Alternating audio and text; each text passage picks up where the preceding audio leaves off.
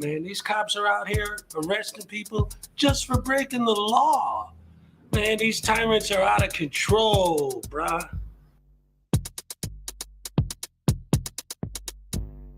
I thought you were a lawyer, now you say you can rap. Well, I've listened to your record, made me go take a nap. The rhymes you're spitting out, they make you sound like a nut. Your latest track, it's got less views now than Gun Cereal's butt. Well, you say you're just a man who wants to smoke at some weed, but you smoke yourself stupid, boy, get the help that you need. You think you could be like Tom McDonald, be an internet star? The problem is your brain's so tiny, it would fit in this jar. It's a frivolous lawsuit. You know you're gonna lose. Frivolous lawsuit. Now watch me play the blues.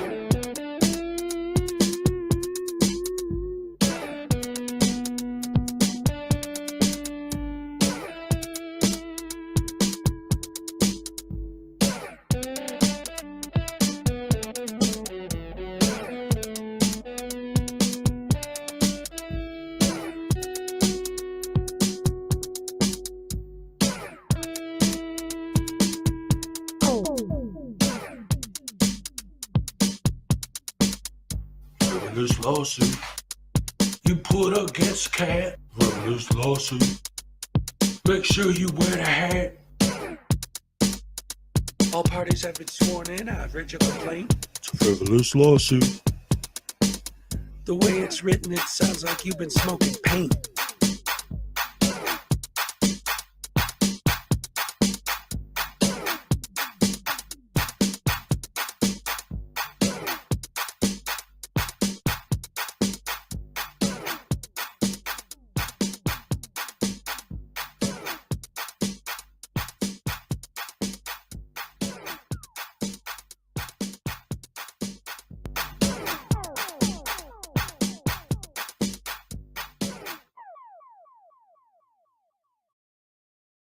That means if we have that title to your shit, we will take it.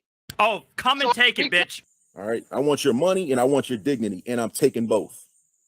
To quote my good friend Artie, come take it, bitch. Come take it, bitch. Come take it, bitch. Come take it, bitch. Come and take it, bitch. She spit in my face. Take it, bitch.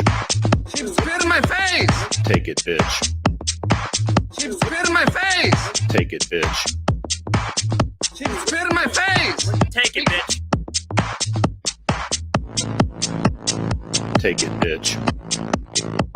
She spit in my face. You're a fucking idiot. She spit in my face. Shot little pick, dude.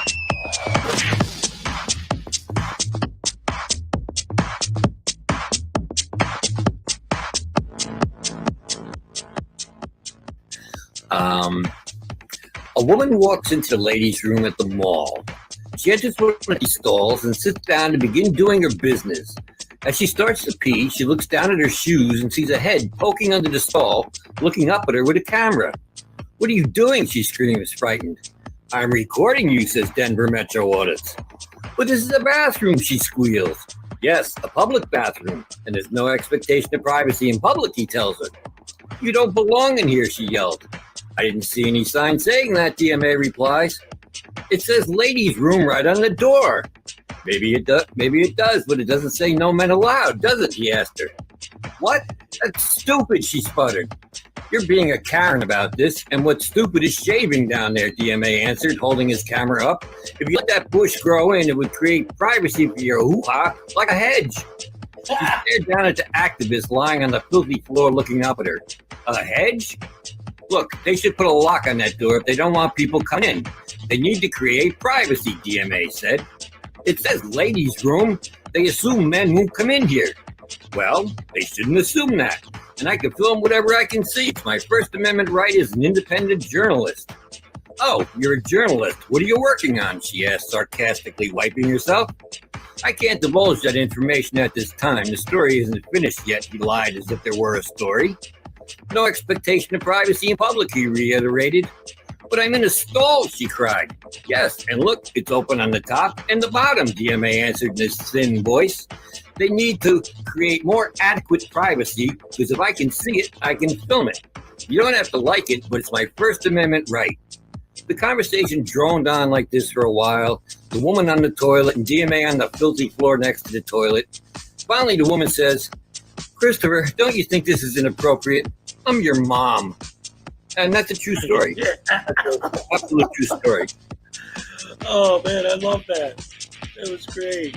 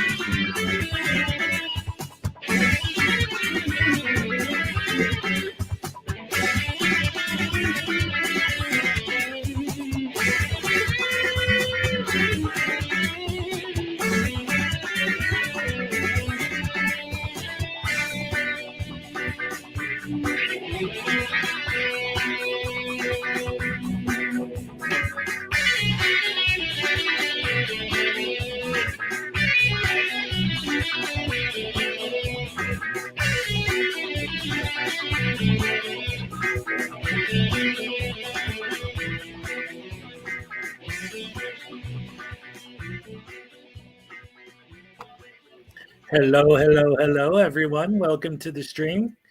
Good to see you all here on a Saturday night. Happy to see so many lovely people in the house. As always, I always have the best people coming in here. Let's see who we got. We got Artsika Union. He's another one that I always mispronounce his name. He's even told me how to pronounce it like 22 times. He's one of my biggest supporters. I love the guy. Thank you. I am back. Another one, Cliff. Always great to see you. Mystery Soft Sit Theater. Of course, James the Mick. Oh, man. All my best people. It's cool because I'm so used to doing my mornings now that I'm seeing all my fans showing up at night. I love it. James the Mick, welcome. Pat Dagler, how you doing? Good to see you. I am back. Hey, Far. What's up, dude? Yeah, we'll get into that stream last night because that was one of the things I wanted to talk about. So that you're here is fantastic. Let's see. I'm back. Mystery Soft Sit Theater. K-Far. Chalkboy 8, welcome. Stephanie St. German, welcome. ATV Thunder. Thunder. All right, let's see. I think that's everybody. Let's see. Gamer 88, K-Fire, Pat Dagler, USA, the United States of America, my favorite place. Mrs. Bird Hunter, hello, welcome to the stream. All right. AU is in here. Yep, he sure is. He just said, come and take it. Yeah, that's a little bit older. All right, so right off the bat, thank you, ATV, for the $5 super chat. I appreciate it very much. I left it on screen not just to highlight the super chat, but I wanted to address that, actually, because right now I am in Florida. And if anyone's been watching the news, they're expecting us to get hit with a pretty heavy-duty potential hurricane-type weather from Tropical Storm Ian as it's getting bigger and stronger on its way here. That's supposed to hit in a couple days. So if my morning streams disappear, it's because we have no power. Hopefully that won't be an issue, but you never know. So we're getting down and dirty with the canned goods and all that stuff, getting ready. We got the generator going just in case. Serena Carr, what's up? They can't even predict snowstorms in the north. Well, I mean, I am hoping that Ian McGuire, I really am hoping that it's not, a big major disaster or anything. But, you got to do what you got to do. Buckle down and get ready. And if it hits, it hits. And if it doesn't, I'll be here. Vert der Ferk.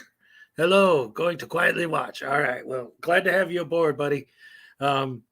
Anyway, so I wanted to address that because, like I said, if it does hit and you guys don't see me for a minute, I'm sure, I'll still have my emails and my Twitters and all that, on my phone because of the batteries. But if there's no power, I won't be able to charge anything. So we'll see what we can do. Thank you. I appreciate that, Chuck Boy. Again, everything should be fine, but it's better to be ready and it doesn't happen than to not be ready if it does, right?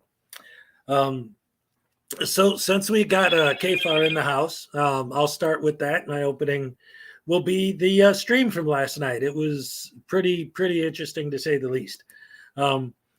Broken system, audit the hurricane. Yes, that's a great idea. If the weather starts picking up, but wait a minute, hold on a second. Wait, before we could go any further, I gotta do something. Hold on. Where is it? I'm sorry. I just saw something and it's got to be addressed immediately. Hold on. Wait, I'll be right back. Don't leave.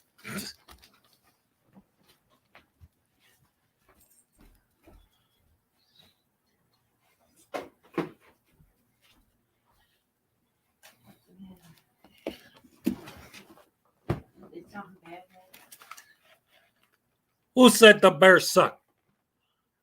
You can't say that to me. I'm the Bears fan. They're playing the Texans tomorrow. It's going to be great. They're going to be over by there at Soldier Field, and the Bears are going to beat them. It's going to be great. So I love you guys, but that's my Bears. That's right, James, to make the Bears always. Tell them I'm 72 and it ain't never going to change. I'm a Bear fan. Oh, my goodness. I love it. Where's the fridge? In the kitchen. The real Fridge, actually, William Perry, he seems like a cool guy. Like, I've never met him, but I've seen a lot of He scored the last touchdown in our a lot of Super Bowl. a lot of situations where, you know, he's been at like meet and greets and stuff, and he seems like a really cool dude. So I took the Bears in my pool. See, you got to. That was my biggest problem as a Bears fan was you got me a drink.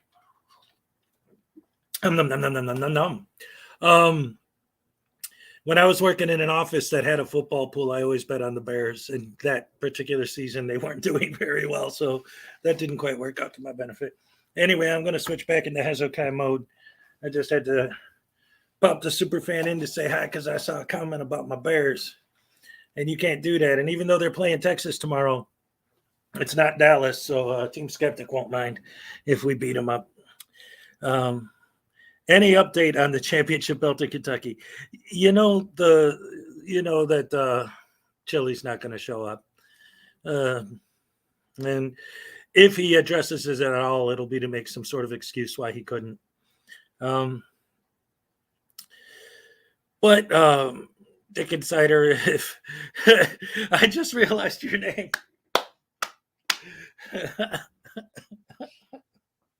Oh my God, that's beautiful. Too bad Uncle Artie's Bar and Grill of Stupidity isn't here because he would love that.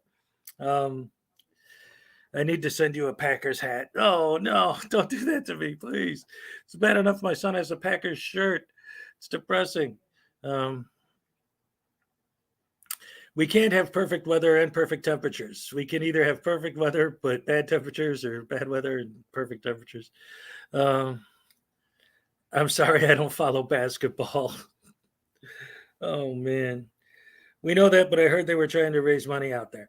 Oh, yeah. Basically, what's going on, I mean, it's a little more complicated than that. But basically, when they had the fight and everything all lined up, it was going to be for charity and this and that. And then when Chile backed out, they still don't want to not do anything. So they're trying to put something together. You know, Irish Demon went out there and they're actually working on trying to make it a thing. So it's, you know, hopefully it'll work out. You know, it seems like it's going to be good.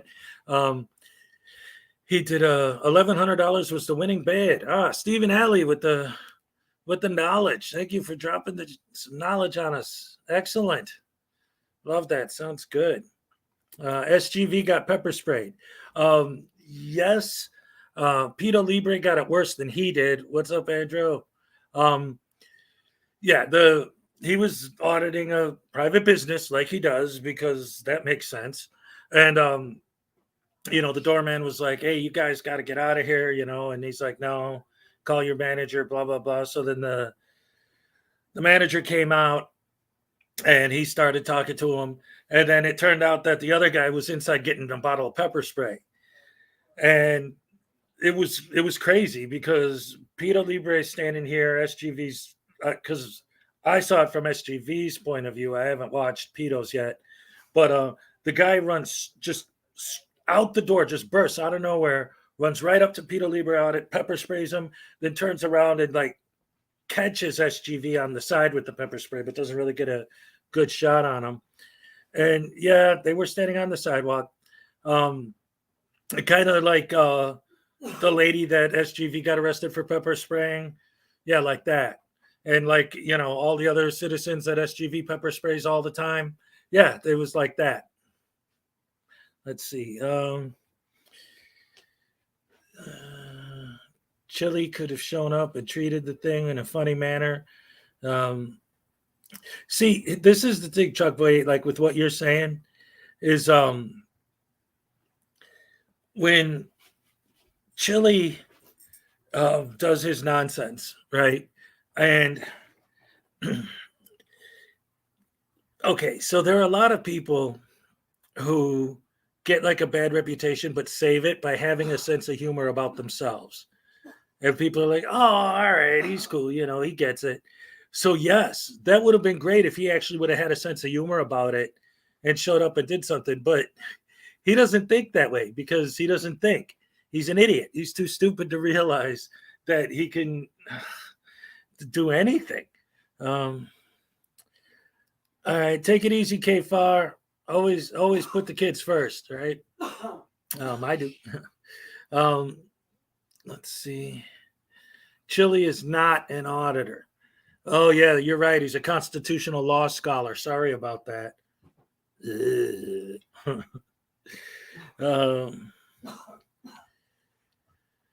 Frauditors like Silence Boy should realize that they could be sued for having people falsely arrested. Yeah, absolutely. But once again, David's here. So let me ask you, can you give me, like, I understand the big argument and the big fight is because it's legal. Like, that's the answer. But that's not really an answer. In other words, the question is, why audit private businesses at all? Well, because you can. Okay. But for what purpose? If the purpose of auditing is to flex your rights by potentially finding dirty cops, by potentially finding corrupt city employees, what does auditing a private business have to do with any of that on any level? It doesn't. The only reason you would do that is to look suspicious, to look weird, so that they will call the cops, so you'll have an excuse to audit the way the police react when they show up. In other words, they're doing it on purpose. It's so blatantly obvious that it's intentional, and they always deny it. Well, no, I'm just minding my own business filming. Yeah, sure, that's what you're doing. You're not trying to convince people to call the cops. Why wear a platypus hat? Are you kidding? Who's cooler than Barry the Platypus? Are you out of your mind? The question should be, excuse me. The question should be, why don't you wear a platypus hat, dag nabbit?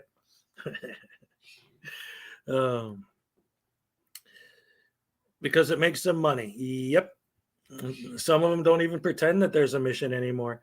That's true. That is true. Thank you. Curse you, Perry the Platypus. Yeah, man.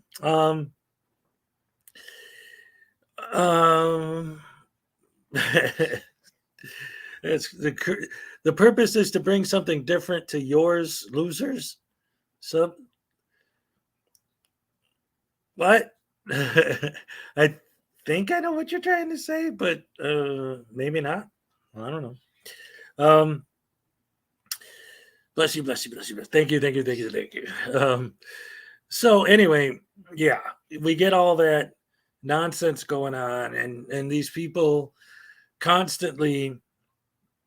Oh wait, let's see. Everyone who hates them either hates the police, hates the government, or is very, very gullible. Yes. Yo, MTV Raps. What's up, Keith? It's legal to record an apartment building. It's the photography law. It's illegal to record an apartment building. It's the photography law. Okay, cool. That's good to know. So if they audit an apartment building, then we'll know. David told us that they can't do that. So I guess we could, buy an apartment building so that we can sue them for filming one. Forget private businesses. SGV and PETA were auditing an apartment building, people's private home sidewalk. You should not be able to harass people at home. Stranger, what's up?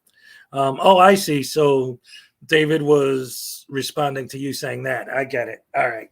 See, sometimes it's hard to keep up in the chat, right? Because I'm trying to do my thing and then sort of respond to what's in there at the same time and bouncing back and forth. But since when do SGV and Peter Lieber audits and Silence Boy and Casey Camera Boy and NC Tyrant Hunter and frickin' media, who apparently got arrested recently? That's no surprise. I saw that coming a mile away. All of these guys, now it's a joke used to make money. Well, yeah, exactly. See, here's the thing. So the idea, and I always say this, and I've always stuck to this. When I say frauditor, I mean it. Like, an auditor is not my problem. The idea of someone doing what they claim to be doing is not something I have a problem with, right? Because at one time I was, who was it? I think it was Audit Them. I was talking to him on one of his panels, and he was talking about how through their, like, all of his FOIA requests going over and over and over, blah, blah, blah, blah, blah. And then he said, and this is the thing, this is important. He said that they found a woman who was like working at it behind a desk in a city hall that was siphoning money and committing fraud and got busted for it. But here's the thing. First of all, he didn't say that it was because of something he found that they were able to catch this person. He said that they were able to catch this person doing something wrong. Like, it's just swinging through to tell Kfar that his hat game is real weak. Heck, because my hat's on fire, right? Thank you. I appreciate that. In winter, maybe I'll wear the big one like I have in the picture up there. Everything's backwards on here, right there. But that's my classic hat. But it's it's really, really, really, really warm. Nah. I know that let's see, when it comes to people that I would call bootlickers, I would say all of who is it? Not DMA, not all of them. Oh no, not that. All right, David, I'll get to that in a minute. I would say all of Bay Area Transparency's fans actually lick his boots, because when I made a video on him, my comment section got completely taken over by trolls, and all of them just licking his boots and bowing down before him and just begging him, like worshiping him like he's some sort of a god. Like, if there's any bootlickers, it's their fans. Just because someone doesn't like something that someone else is doing hey, what's up, commentator auditor? The America that I like, the America that I grew up in, the America that I love, does have freedom of speech and freedom of the press, which is what allows me to do what I'm doing. So if you're telling me I shouldn't be doing what I'm doing just because you disagree with me, okay, that's your opinion and this is mine. So there you go. Welcome to America, buddy. You don't like it? Go to the Soviet Union or something. Well, you'd have to go back in time to get there. Go to Russia. Go to North Korea. Blah, blah, blah, blah, blah. Anyway, have you ever met a girl? Like, I'll tell you what, back in the 90s, I knew this dominatrix chick who wore these black leather thigh highs. Licking boots ain't always that bad. Let's see. I just break the law and mess with people for no reason. BAT is the number one auditor. He walks into the teeth of resistance. Yeah, he's an idiot, just like the rest of them. He's a frauditor. Let's see.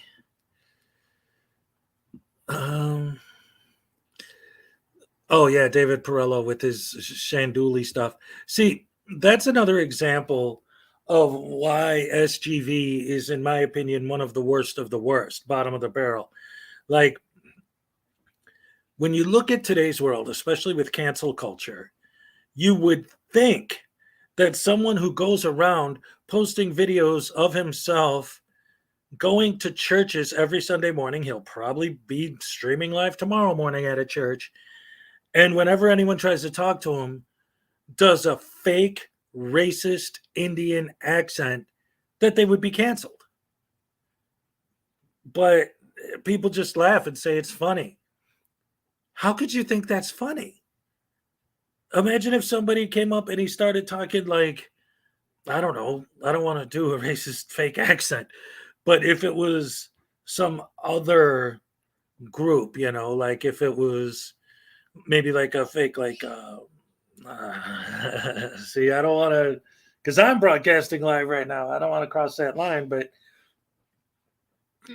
I'm sure you guys know what I'm talking about. Auditing America is in Guam and pestering the police about the Constitution. Are you serious? Has he posted something like that? Let me look at that. Because that sounds absolutely amazing. I didn't know about that. Oh my goodness gracious me.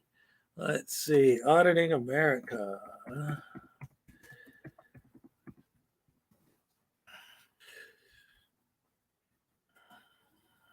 ID refusal goes insane in Guam. All right. I didn't know anything about that. So let's watch that together, shall we? And then we could react on it together and see.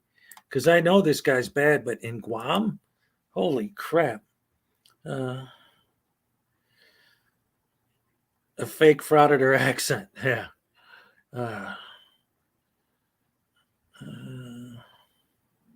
Oh, yeah. No, SGV is the pinnacle of my argument that a lot of these guys, not all of them, but a lot of these guys are essentially butthurt that they got busted for something and are trying to get revenge basically on the police. They always talk about, well, you just stopped me because you're trying to get revenge. Blah, blah, blah. No, you're trying to get revenge on the cops because you got caught once and you found a legal way to harass people and bully people and do that as long as you're holding a camera.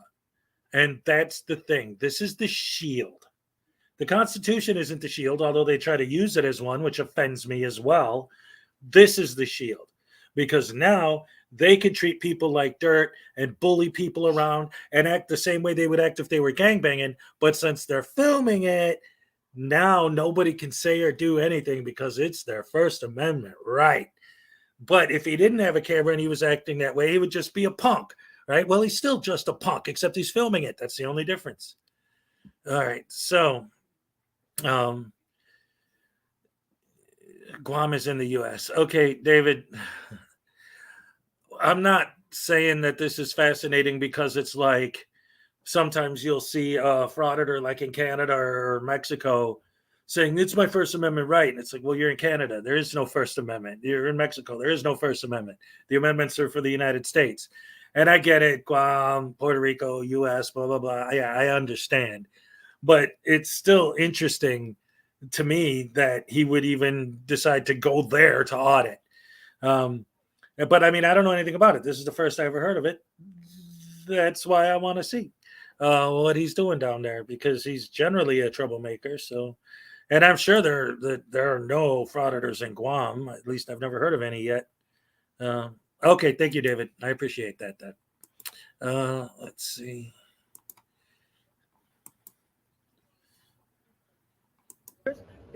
That we do not talk to.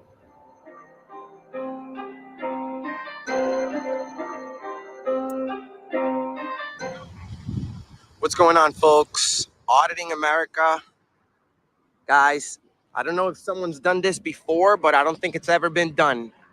So here I am auditing the Guam Police Department. This is a United States territory. So these people have to protect the United States Constitution. The Guam Police Department take an oath to protect the First Amendment, the entire Constitution. So we're here in Guam, and I'm scared as shit. So let's see if they respect our First Amendment. All right. Well, at least he admits he's scared.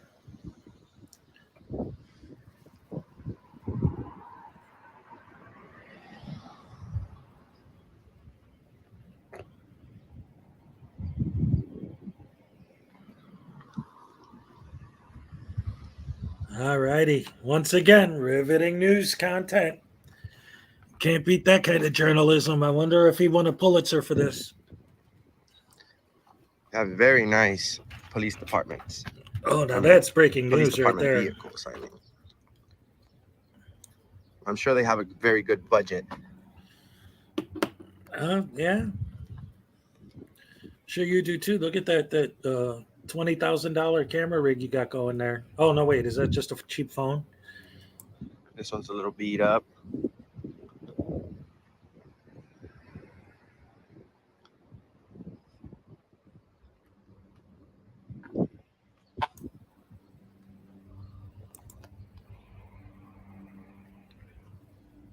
For what purpose? Now we're in the back of the police department. Oh, wow. Let's see what we got here.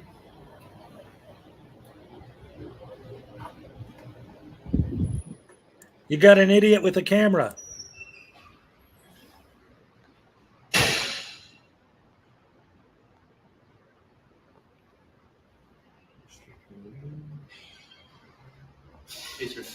How's it going? Can I have your name and badge number, please?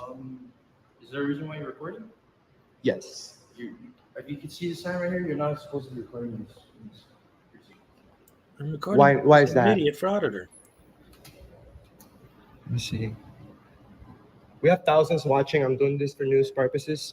I mean, this is a public place. You guys are supposed to protect the Constitution, correct?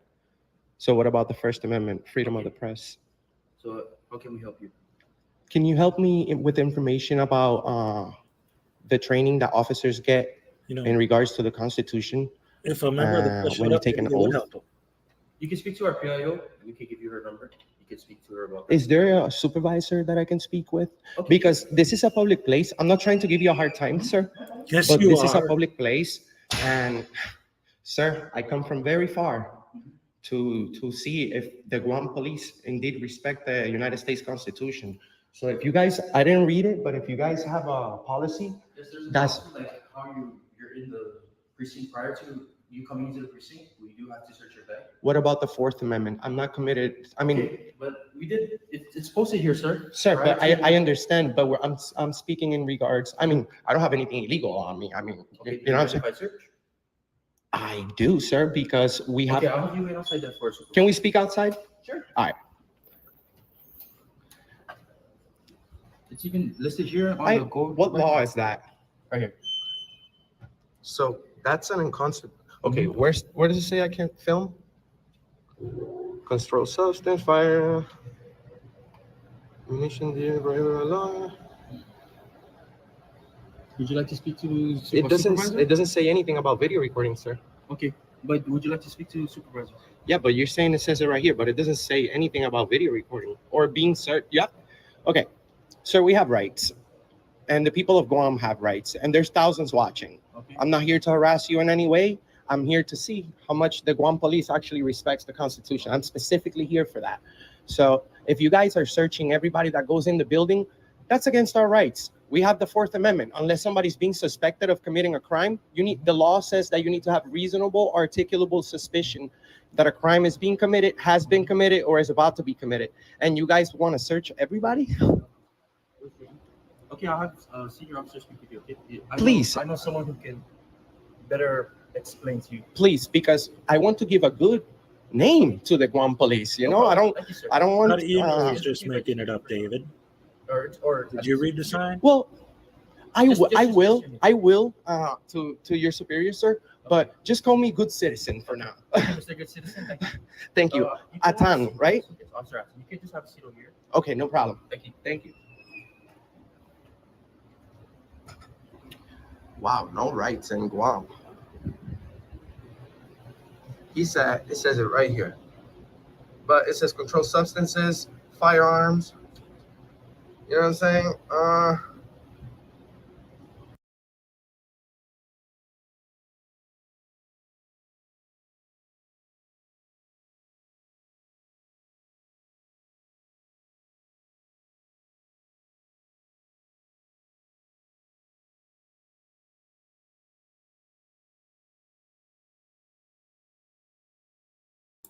Do you see?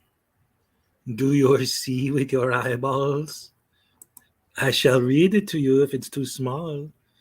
Any telecommunication or digital equipment prohibited by statute, rule, or policy that provides communication either in written or verbal messages or through transmission of electronic data via the internet. Excluded from this definition are communication capabilities that have been approved by the facility head. So you ask permission. Would never do that. Oh, and look, here's the ordinance number 9 GCA 58-60. Order by the chief of police. Ooh, the cop did not make it up. It is right there.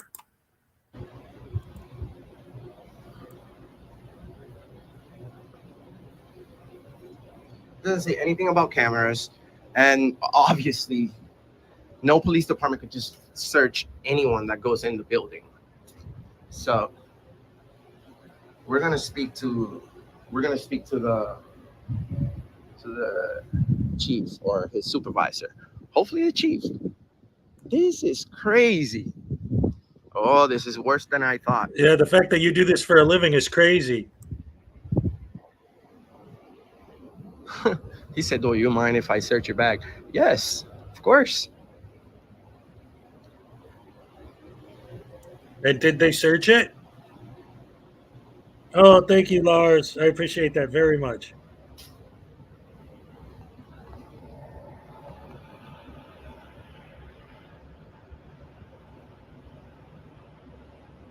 On my head.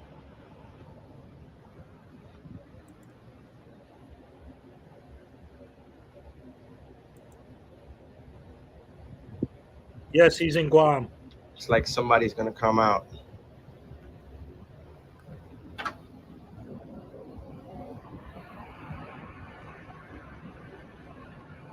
Riveting. Journalism at its finest. Not even going to ask about the broken window. That might be actually working on some kind of a story. Wow, I feel sorry for the people of Guam. These people want to search an ID, search ID. Wow.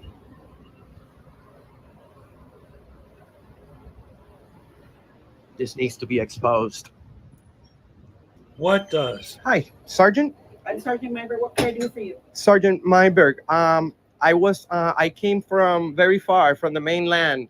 I am a news journalist, and I have thousands of people are watching right now. I'm not trying to a news be rude journalist in any way, but this is a police department, and this is the United States. This is the police station. Yes, it is. Correct. So, any police department in the mainland is welcome. People are welcome to go in there without having to waive their Fourth Amendment. Well, we have law here. But you can't. That's not. Okay. It doesn't say anything about the camera, and it doesn't say anything about me waiving my Fourth Amendment right to my privacy, ma'am. We can conduct business with you guys, and you don't have to know who we are. You're here to ask questions. And wait. Hold on. Wait a minute. I'm not going to let that slide. And it doesn't say anything about me waiving my Fourth Amendment right to my privacy, ma'am. We can conduct business. Anything about me waiving my Fourth Amendment right to my privacy, ma'am. Isn't he in public? Isn't there no privacy in public? Isn't he in public?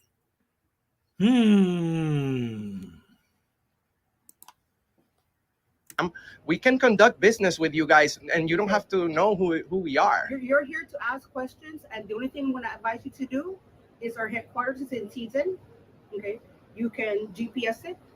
I understand. What you do is we have a public information officer. That is the person you speak to.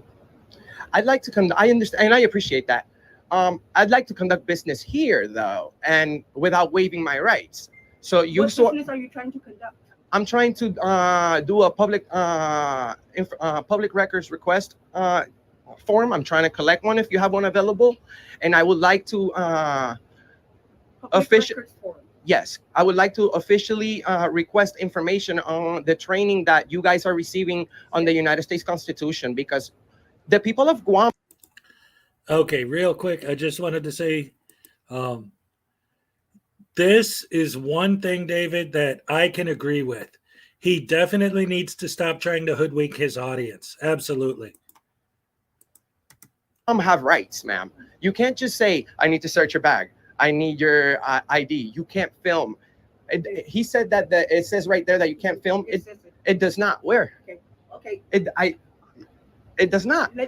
You want information as far as how our training is conducted and whatnot. I already had given you that information. I know, but you swore to protect the Constitution. That's what I'm saying. So you, as a person, ma'am, as a police officer, you swear when you become a police officer. You really sound like you're distraught here, bothered. But if you want, I am, because I am. If you want information, like I already explained to you, our headquarters is in Teton. You speak to our public information officer. He will provide all the information you are requesting. So so just to get this straight, you guys are searching everybody that comes in here, and you want to know everybody's ID, and you can't film, correct? Yeah. Officially, you're officially saying that openly on camera. Sir? Is this the same rule for every village? Every precinct. Every village? Every precinct. We only have 4 precincts on the island. We have one down south, one in central, here, Tamuning, and one in Dededo North. Okay, so please, I'm gonna be trying to speak to your chief. What's the name of your chief? Chief Ignacio. Ignacio. Yes. Okay, Chief Ignacio. And he is at the headquarters. Awesome, because so that's where you go. Because you know the ask people. Questions. Because this is tyrannical behavior, ma'am. Yeah. We have a public information officer. We have our own policies. All right. I had to stop it there real quick because he just said that what she's doing is tyrannical. So let me ask you something. Take a good look at her. Now, he just called her a tyrant. He said the way she's behaving is tyrannical. So what is she doing that's tyrannical? Is she handcuffing him to a post and beating him with a stick? Is she tasing him and kicking him while he's on the ground? Where's the tyranny? Is she grabbing him, pulling his camera out of his hand, smashing it on the ground, grabbing his bag, tearing it open, and digging through it? Like, what is she doing that's tyrannical? Telling him the answers to the questions he's asking? Is that tyranny? Letting him know where he needs to go to get permission to film in their office? Is that tyranny when he does that? Yeah, they throw the word tyrant around so much that it basically doesn't even have any meaning anymore. Yeah, right? Like, oh. Some procedures that we do not talk to news officials. Correct, but this is a thing, ma'am, that we're speaking about. Daily citizens walking in here and exercising their rights, and you guys are getting everybody to waive them. For what reason do you want to search people? You know, weapons. But what the Second Amendment? But ma'am, you unless someone's committing a crime or being suspected, we have freedoms. This is not North Korea. Of course. This is the United States. Guam is the United States, ma'am. Of course. So, and I had given you the directions, okay, to who you need to seek to ask to have your questions answered. Okay. Okay. I will be trying to speak to. Do you guys only have one chief for the whole? Yes, for the whole island. Yes. Okay. The Chief of Police is Chief Stephen Ignacio. Well, we're gonna have to. Stephen Ignacio is gonna be receiving a lot of phone calls, ma'am. Okay, that's fine. Because you see, the people, like I said, the people of Guam deserve to enjoy their rights as American citizens. And I'm sure they are. No, they're not, because once you come into police department, you want to search an ID. And our rights are to keep our stuff in private and to document and have business with the government. Expectation of privacy anonymously, ma'am. And that's who you need to conduct your business with, sir. But you swore to protect it. That's what I'm saying. Me, I am protecting my island and the people. And I'm not saying you're not. Okay, but if you want questions, you want your questions answered, right? This is where I had direct. Real quick, I wanted to address this because Christopher just said, doesn't he get searched at a federal courthouse? Yes. And he says the same thing he's saying to her. He has footage of him doing that and getting searched and claiming that it's a Fourth Amendment violation to search him and this and that. he's been to all kinds of courthouses, all kinds of places, and whenever there's any sort of a metal detector or anything like that, he claims that them even having it in the building is a violation of his Fourth Amendment right. These people, and he's one of them, love to act like there's no such thing as crime in the world. They like to act like there's no such thing as mass shootings in the world. These things don't exist. You just walk in with a gun and shoot everybody, and they're supposed to let you because you have the right to carry a gun. So places that are specifically places that, David, then you're not very familiar with Auditing America because he says it is. Yeah, he definitely says that it is. So he doesn't know what the hell he's talking about, as always. So thank you for agreeing with me. To you to go. I understand, but ma'am, you are a very nice person. I'm not saying that you're not, and I'm sure you've done a lot of great things for the city of Guam and of the island of Guam. I'm sorry, and you know, ma'am, the main important thing here is to protect the citizens of Guam. And we do. But what about the First and the Second and the Third? Ma'am, do you know what the Third Amendment is? Sir, I will be leaving. I will be leaving right now. But do you know what the Third Amendment is? I am not to answer any of your questions, okay? But you guys are public servants. If you want questions answered about how this department runs, about how we protect the public, about our own training, I already direct you where to go. Okay, I'm no live. problem, ma'am. Auditing But America's just please, not. when you go back, go inside and check out, brush up on the Constitution, ma'am. We have rights. And I'm sure no one's doing these videos here because by your body language and the way that you guys are reacting to a regular citizen walking up to the police department, you guys want to search. This is not North Korea. We're not in any of those. We're not in Cuba. You know, we're in the United States. So you guys, this is, my daughter knows this, ma'am. My daughter knows. Do you know what the Third Amendment is? Sir, I'm not answering any more of your questions. You've Just so I can be indoctrinated your daughter. Where That's to go. great. Okay. We have policies and procedures that we don't talk to the media. Okay. Everything And is. Why wouldn't you talk to the media I about said it? we have policies and procedures that we do not speak to the media. Why?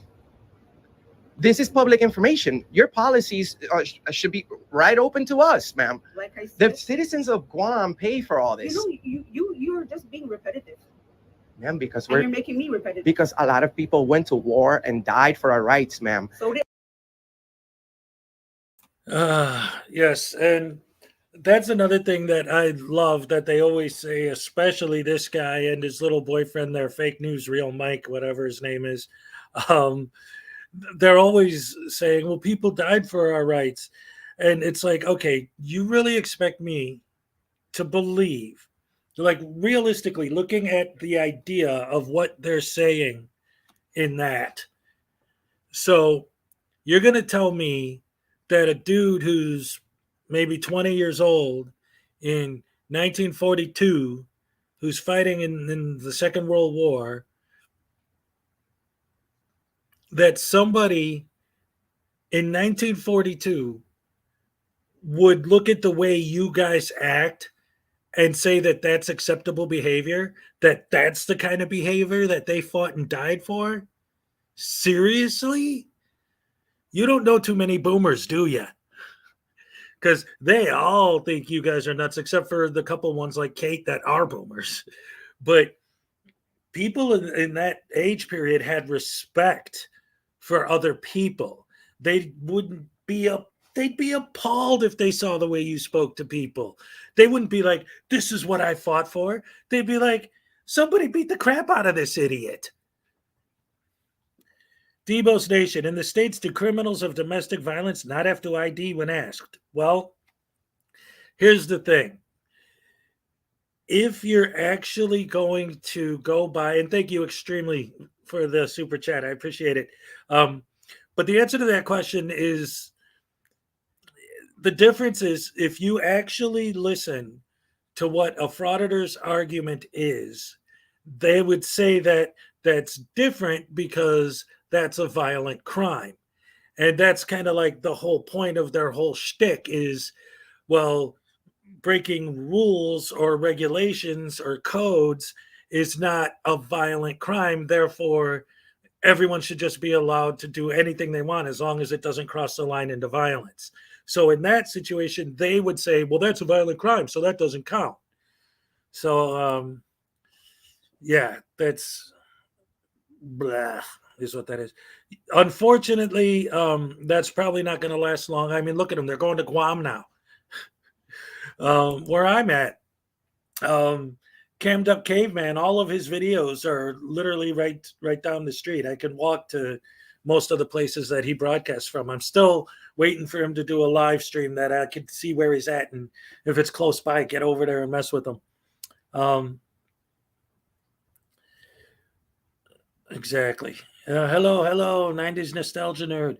Looks like we got a lot of people joining us. 40 below. Hello. Good to see ya. Codesy 442. Hello. 40 below. Chuck Boy, Lars, Catbo. Hello. Let's see. I like to try and say hello to everyone. Zerzy, Zyquin, good to see ya. Out there, associates. Yes. Chuck Boy 8, Stephanie St. German. Anyway, let's get back to watching more idiot being stupid. My family. So imagine that you need to even more, ma'am, because if your family go to war and die for our rights, you need to do the same thing. But you're getting people to waive them. But you seem like a nice lady. I'm gonna let you go. Just please brush up on the Constitution. Let your officers know that we have rights and well, yeah, it's just not nice to the people. I'm not here to give you a hard time. I will never break the law because I'm at work. Well, I'm glad you're not going to break the law. Oh yeah, I'm a nice guy. I wouldn't want to have to intervene. Oh, if I broke the law, yeah, of course. That anywhere. I'm all about you guys upholding the Constitution and protecting and serving and obeying the law. Okay. No problem, ma'am. It sounds a bit repetitive. So. Yeah, but it has to be because you see, your family died for this. Yeah. And imagine if everybody stopped. Every police officer here has family that's in the military. So imagine if your family went to war for nothing because you have the daughter or the niece, Mayenberg, doing the opposite. You can't do that, Mayenberg. You're a nice person. You're a nice lady. I can tell.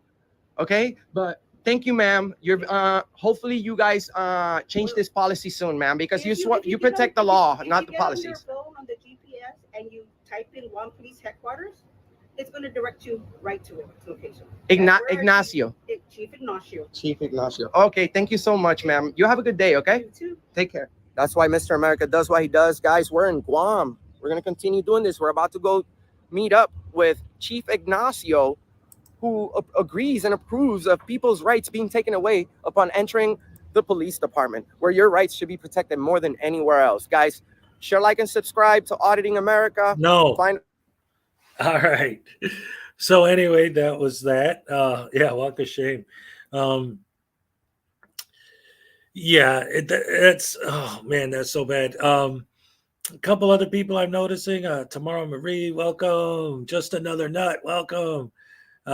Nico Blast, yes, welcome. Love to see all you people here tonight. I didn't know what to expect. Out there, associates, hello. I don't really do nights too much, so I didn't know. Domestic Terror, what's up? LJ Sings, oh yeah. Yeah, David grasping at straws. Nope. Okay. See, this is a perfect example of the type of thing that I talk about. Take it easy, Lars. Good to see you. All right. Have a good evening. So here's the thing. This is a perfect example that I have on screen right now from David of what all of these frauditors love to do so much is false equivalencies. They love painting pictures of false equivalencies. Like, well, what if they banned platypus hats? Well, that I probably would take issue with. Like, you can't do that.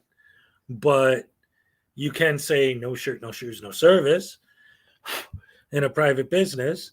And the fact of the matter is, that's not the same thing. That's not the same thing. Police arrest people. If frauditors prove anything after you get arrested, you become butthurt and, hey, Grandma Wolf, what's up? And want to go back and do something to the cops because you're mad at them, right? So that is a thing. Courthouses, same thing. Judges can sentence you to prison.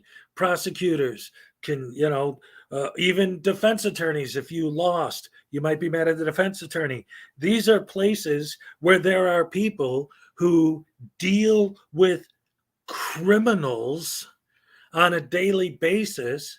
And sometimes some of those criminals may show up and try to get you because you caught them, because you busted them, because you locked them up. Maybe they want to shoot the prosecuting attorney that sent them to prison. Maybe they want to shoot the defense attorney that didn't get them off. Maybe they want to shoot the judge that sentenced them. Maybe they want to shoot the cop that arrested them. These are people who specifically deal with real criminals every day. So there is a reason, believe it or not, there actually is a logical reason to be concerned with everyone who walks in the door. That doesn't mean that they're violating their rights. If they were violating your rights, they would have got your ID. They didn't. It's an ID refusal gone wrong. That's the title of the video. You didn't give up your ID, and they didn't forcefully take it from you. You filmed the whole thing. They didn't stop you from filming. They didn't snatch your camera. They didn't break your camera. They didn't delete the footage. You were talking the whole time. They didn't punch you in the mouth to shut you up. They didn't beat you down. You were talking the whole time. You wouldn't shut your yap for 2 seconds.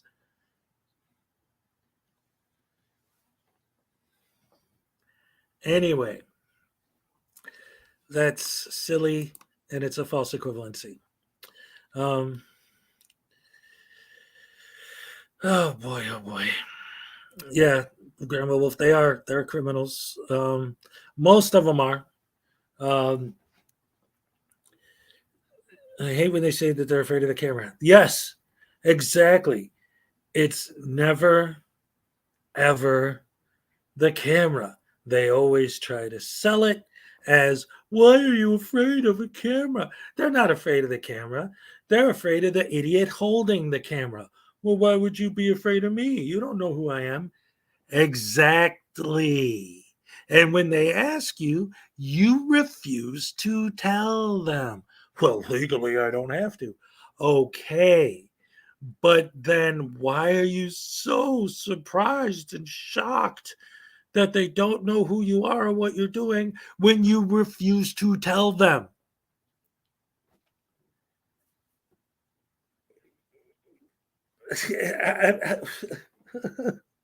Like, how do these guys not put this together in their head? Unless they do and they know better, which means they do it on purpose, which is even worse. They don't know who anybody is. Right. That's why they ask. That's why they ask. They don't ask because they're trying to violate your rights. They ask because they don't know. So once again, you're agreeing. Let's see. He should have done some research about Guam. Yeah. Oh boy. I'm scared of what they do when they rewatch it. Yes, Grandma Wolf. Exactly. That comes back to the whole argument about, well, you guys have security cameras, so what's the difference? You're being filmed anyway. The security cameras are recording so that if there is a crime, they'll be able to go back and retrieve the footage and see what happened, right? But you recording on your phone, especially if you're recording women and you're a man, could seem a little creepy. What are you going to do with that footage when you get home, buddy? And even if it's not like a perversion thing, it could be like with the post office deal. Why don't they like it when you record in a post office? Because with modern technology, especially if you got a good phone or a good camera, when you get home, you could zoom in on all the stuff that you weren't filming, but that your camera happened to catch anyway, and get all the people's personal private information. You can say, but that's not what they're doing. But when they won't tell you what they're doing, how could you possibly know that? I hope the TSA invites him back for a rubber glove chat. I love that. Let's see. Yeah.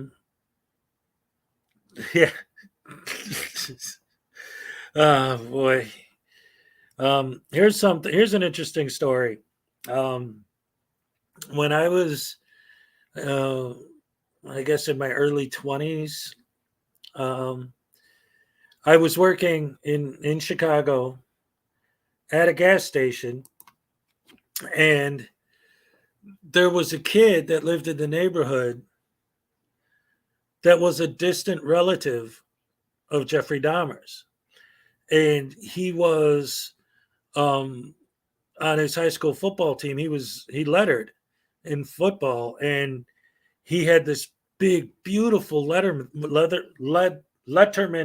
jacket, the old school wool one with the leather sleeves that were really slick looking, and he had the year on there, which was probably 94 or something. And on the back, in great big letters, it said his last name. It said Dahmer.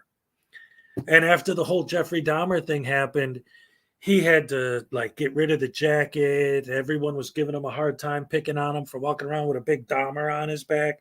I felt so sorry for the kid because everybody was picking on him and giving him a hard time about that jacket after that. Yes, Louis, I appreciate that. You know what? And this is an interesting thing to me, is that when I first started down this whole road, I didn't even know any of this stuff existed at all.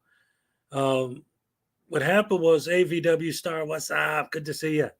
I was on YouTube, digging deep down all these different icebergs of videos, just randomly watching whatever, just I was bored. There was nothing on. And I found a video. I don't remember which video it was, what the title was or whatever, but it was of a guy getting pulled over. And the title said something about tyrannical cops pull me over, blah, blah, blah. And when I was watching it, I didn't know anything about any of this stuff. And I saw this guy filming the cop and giving him the runaround and this and that, doing what these guys do, basically, okay? But at the time, I didn't know anything about it. I was buying into his false narrative. I bought into it, and I was like, yeah, you give that cop what for? Don't let him talk to you like that. That's messed up, So then I wanted to see, I was curious, I wondered if the guy had posted any updates on the situation, after he got pulled over. Obviously, he went to court. Did he film that? Did he talk about it? Did he post an update? So I went to his channel and immediately realized that there was something wrong, because there were so many videos of him having problems with the cops. Just seeing all these videos, I was thinking, well, wait a minute. Who gets that many interactions with the cops if they're not out there looking for trouble? That didn't make sense to me. What I didn't know at the time, and when I say this, those of you who don't know what I'm about to say, you're going to know exactly what I'm talking about. The channel was called Auditing the USA. And the guy who got pulled over was one Mr. Glenn Serio. And that's how I discovered this whole movement, was by watching him. And I almost took it personal in a way, because I bought the narrative. The very first time I ever saw one of those videos, I was like I said, I'm watching it, rooting for the guy. Yeah, don't you take no guff from those cops. You show those tyrants what's up. Like, I was with him. But then once I realized that this wasn't a good guy exposing bad cops. This was a bad guy baiting good cops and trying to make them look bad to sell videos. And I started seeing other links to other auditors and sovereign citizens and this and that. And then it didn't take long for me to realize that I didn't want to watch. Wait a minute. Hold on a second. Wait a minute. I have to find out where this came from and what this is a response to. Because I got to go now. I understand that taking a picture of a house, a woman, government building, is not legal. What is that? Explain that. Because I always tell my mods not to ban you just because you disagree. But I don't know what that was in response to. And I'm not trying to get people in here that are you talking about the way that Glenn treated them?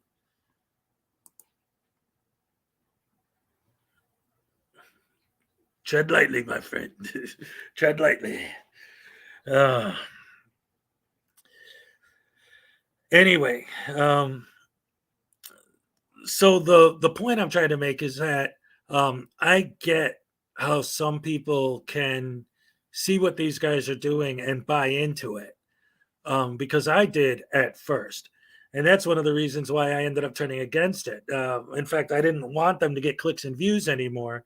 And that's why I started searching out people like Schrodinger's Cat and Regical and Team Skeptic and Van Ballion and all these guys, because I wanted to see what these people were doing, but I didn't want to give them the credit and the clicks and the views. And then I started finding out that these people were actually really funny and were making really entertaining videos talking about these idiots. And so that's how I really got started on this whole journey that led me to where I am today. Anyway, let's see. What else we got going on in the chat here? Let's see. Sometimes she needs a little push. She's always out there.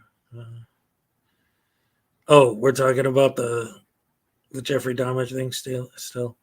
What that last comment by David really bothers me. And he said, I got to go. So did he just put that in right before he left? I don't know. I am in Ottawa, Canada. Yes. All right. So anyway, I didn't watch the new Frauditor troll video yet. It's called DMA Gets Feelings Hurt and Cries and Has a Tantrum. So since I hadn't seen it yet, I thought maybe we'll watch that together.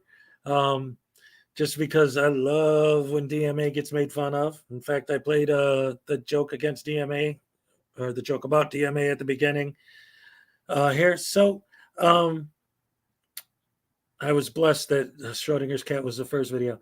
Yeah, absolutely. And for anyone who doesn't know, Schrodinger is the reason why my channel has the little bit of success it does, because he shouted me out and shared one of my videos on his channel. And he said, this guy has like 300 subscribers. When I wake up tomorrow, he better have over 1,000. And sure enough, the next morning I woke up and I had over 1,000. And it was amazing. And I've been just slowly building up ever since. So I love that guy. In fact, for those of you who don't know, and this is not to, whatever, but I got to mention it because just in case anyone doesn't know, and I'm saying this because of Schrodinger and the impact he had on me, I wrote a book called The Frauditor's Handbook. There's a link to it in the description below if you want to check it out. And when you open the cover, the first thing you see is "In loving memory of Schrodinger's cat. Rest in peace, big cat." So, and this is a funny book. It's written from the perspective of, like, this is the handbook that frauditors should keep with them at all times to teach them what to do but it's sarcastic, it's comedy, it's satire, and people seem to enjoy it. You were one of the first 300. I appreciate that very much. Thank you. So let's check out this new Frauditor troll video and see what he thinks about DMA and what he had to say. Like I said, I haven't watched this one yet because, oh, look at this. Sorry about that. Got to do this. All right, Debos. Well, thank you again very much for the $2 Canadian. You have to go because you're working on a video. Hey, great, man. Thank you for coming out. Thank you for the super chats. We appreciate it. Thank you very much. Hey, Vixter T, what's up? So anyway, yeah, I'm going to go ahead and share Troll's new video. I didn't watch it yet, so I thought we'd watch it together. Hopefully have a good laugh at the expense of Denver Metro audits, because it's always fun to have a good laugh about Denver Metro audits. So let's go ahead and check this out and see what we got going on here. Where is it? There we go.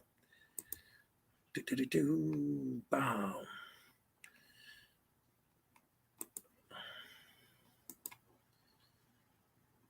My video from me and use it to make money in the effort and then call it free speech. It's not your free speech.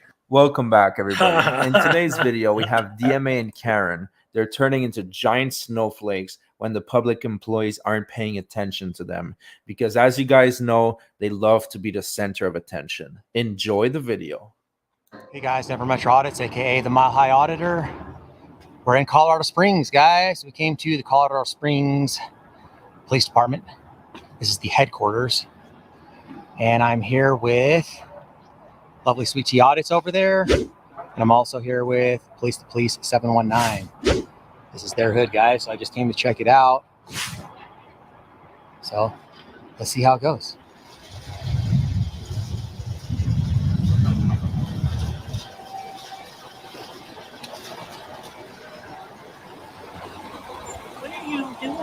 Thank you very much, ATV Thunder. What am I doing? Yeah. Oh, we're just getting some pictures. 4. 4? Yeah. What are you doing? We're leaving, but we don't want to be on your camera. What? You don't want to be on my camera? No. Yeah. Well, you know how many cameras you're on when you're in public per day? Usually, the average person's on like 15. Doesn't matter. What's it? Can you tell me what it's for? No, I can't, because I mean, I'm an independent citizen journalist, so I'm just doing a story, but I can't tell you what the story is. Oh, okay.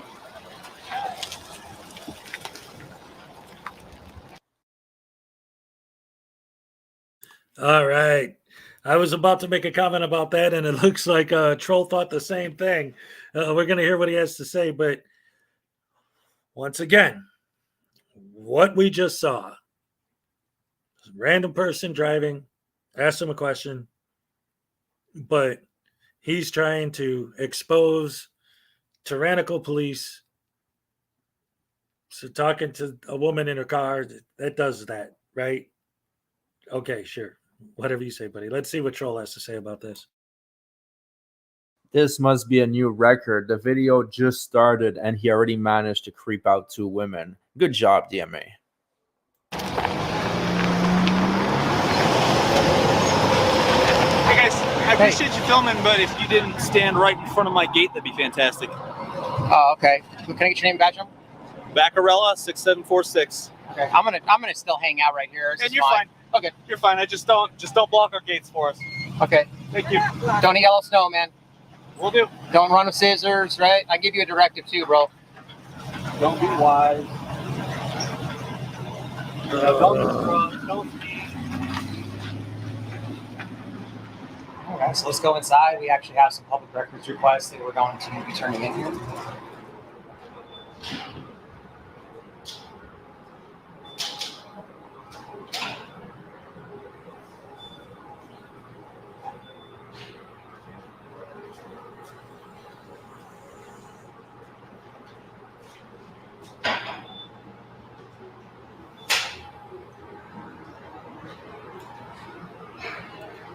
Once again, riveting, newsworthy content, Pulitzer Prize-winning journalism from the one and only DMA.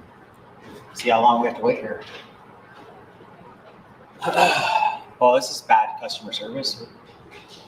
That's not true. If you really want to see what was their customer service, you could have those spy cams where they don't know you're recording, and then you'll get the true reaction of how the public is treated. You are not the average citizen, because obviously they can tell when there's 4 idiots walking in with Steven Spielberg cameras that these are not regular citizens. So I guess this is, what is this? Is this customer service or what? Hi there, you work here? Yeah. Okay, because we've been up here for like a while. No one's coming up here to help us. Is there supposed to be someone like at the desk or? I have no idea. Let me check for you. Okay, thank you. Hi there. You work here? No. You don't work here? You just came from the back with the name badge? We've been out here for like 10 minutes, ma'am.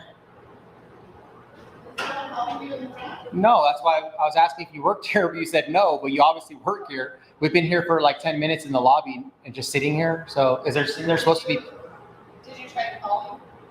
No, we don't. What do we do? Is we supposed to call? Is that the procedure? I'm not sure. Okay, wait a minute. Hold on a second. So let me ask you something. Their goal, they always talk about how they want to be able to just film and be left alone. But when they're left alone, how come nobody's serving me? But if somebody asked them, what do you need? They'd say, nothing. I'm just here taking pictures. Always moving the goalposts. You can't win with idiots because they're dumb and they'll always be idiots. Yeah.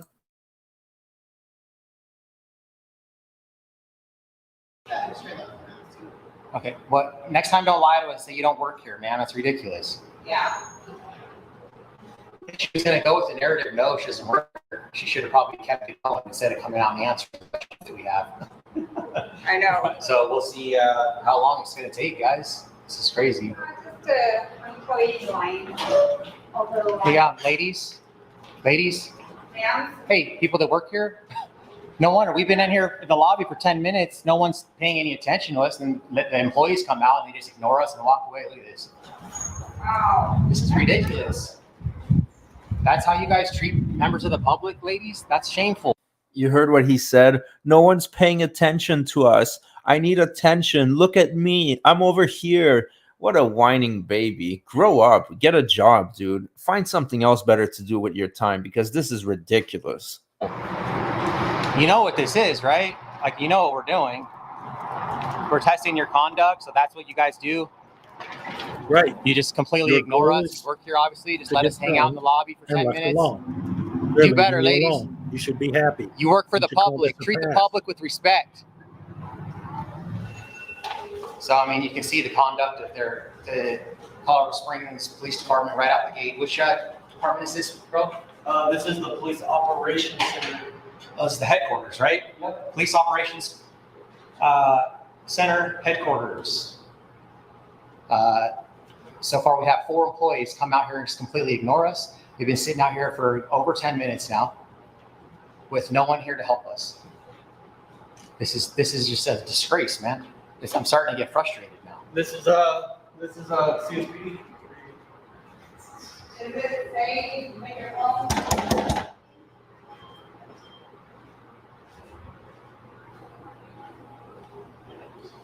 What were we supposed to call? That lady said call on the phone, and then I said, well, how do we call? And then she just said, oh, someone will be out to help you. Is that I'm sorry, man. Yeah, like I said, there's usually someone sitting in the front desk. Right on, guys. Thank you. Can you see him in there? Oh, here we go. Hey there. So someone did show up. Now let's see what kind of pointless nonsense they're going to have as a request today. Wow, what happened? I was busy. I had stuff I had to do. You're busy? Okay. What can I help That's you guys fine. Maybe the other 4 ladies that walked out of here, they could have said something to us like, hey, the clerk or whatever your position is, she's busy. Instead, we asked them, hey, what's going on? Can we get some help? And they just completely ignored us and walked away. Okay. So we actually came here just to turn in our public records request, but now we need to do another public records request for every employee that I talked to that was rude. I need to get their names and salaries. Okay. So I need. I'm not going to give you that. What do you mean? I'm not allowed to give that, and I don't have that information. No. I'm not asking you to give me the information. I'm asking you to give me the public records request form. I'm going to fill it out. I'm doing. Police record? Do you have a police one? No, ma'am. Or So what the Colorado CCJRA and CORA laws, right? It's the Colorado Criminal Justice Records Act and CORA allows me as a member of the public to get any information. Like I can get your salary and your name, right? That's public information. So I just want to.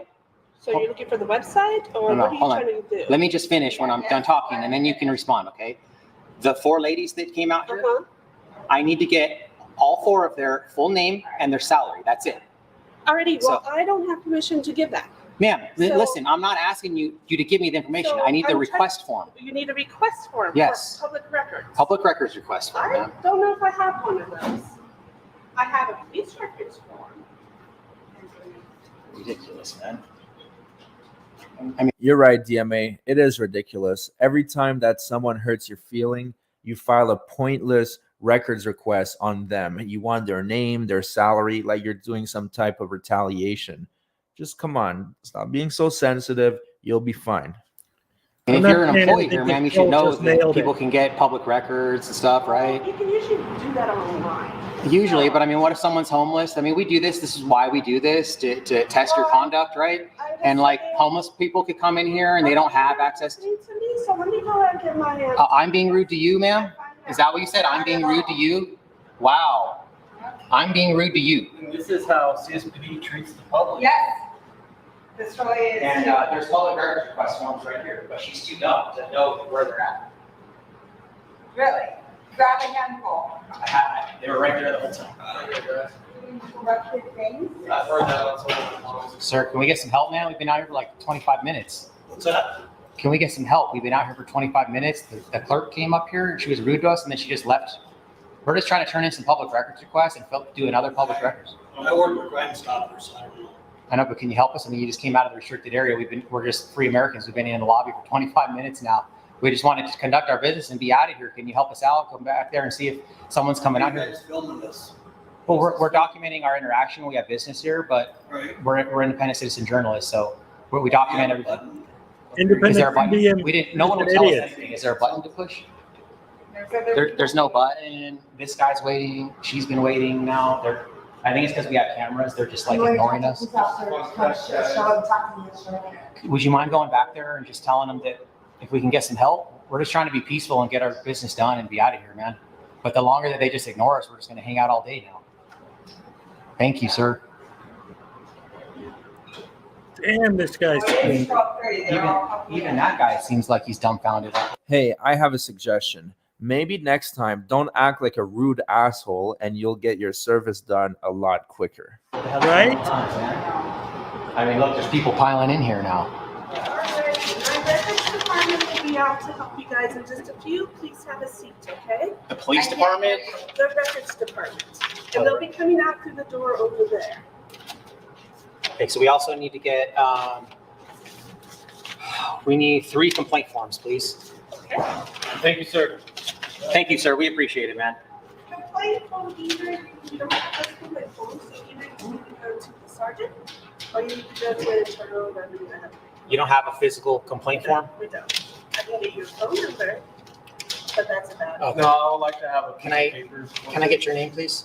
My name is Catherine. Catherine? Yes. Last name? You don't need to know that. Well, I do. If I have, I mean, you don't have to give it to me. I can just add it on the public records request.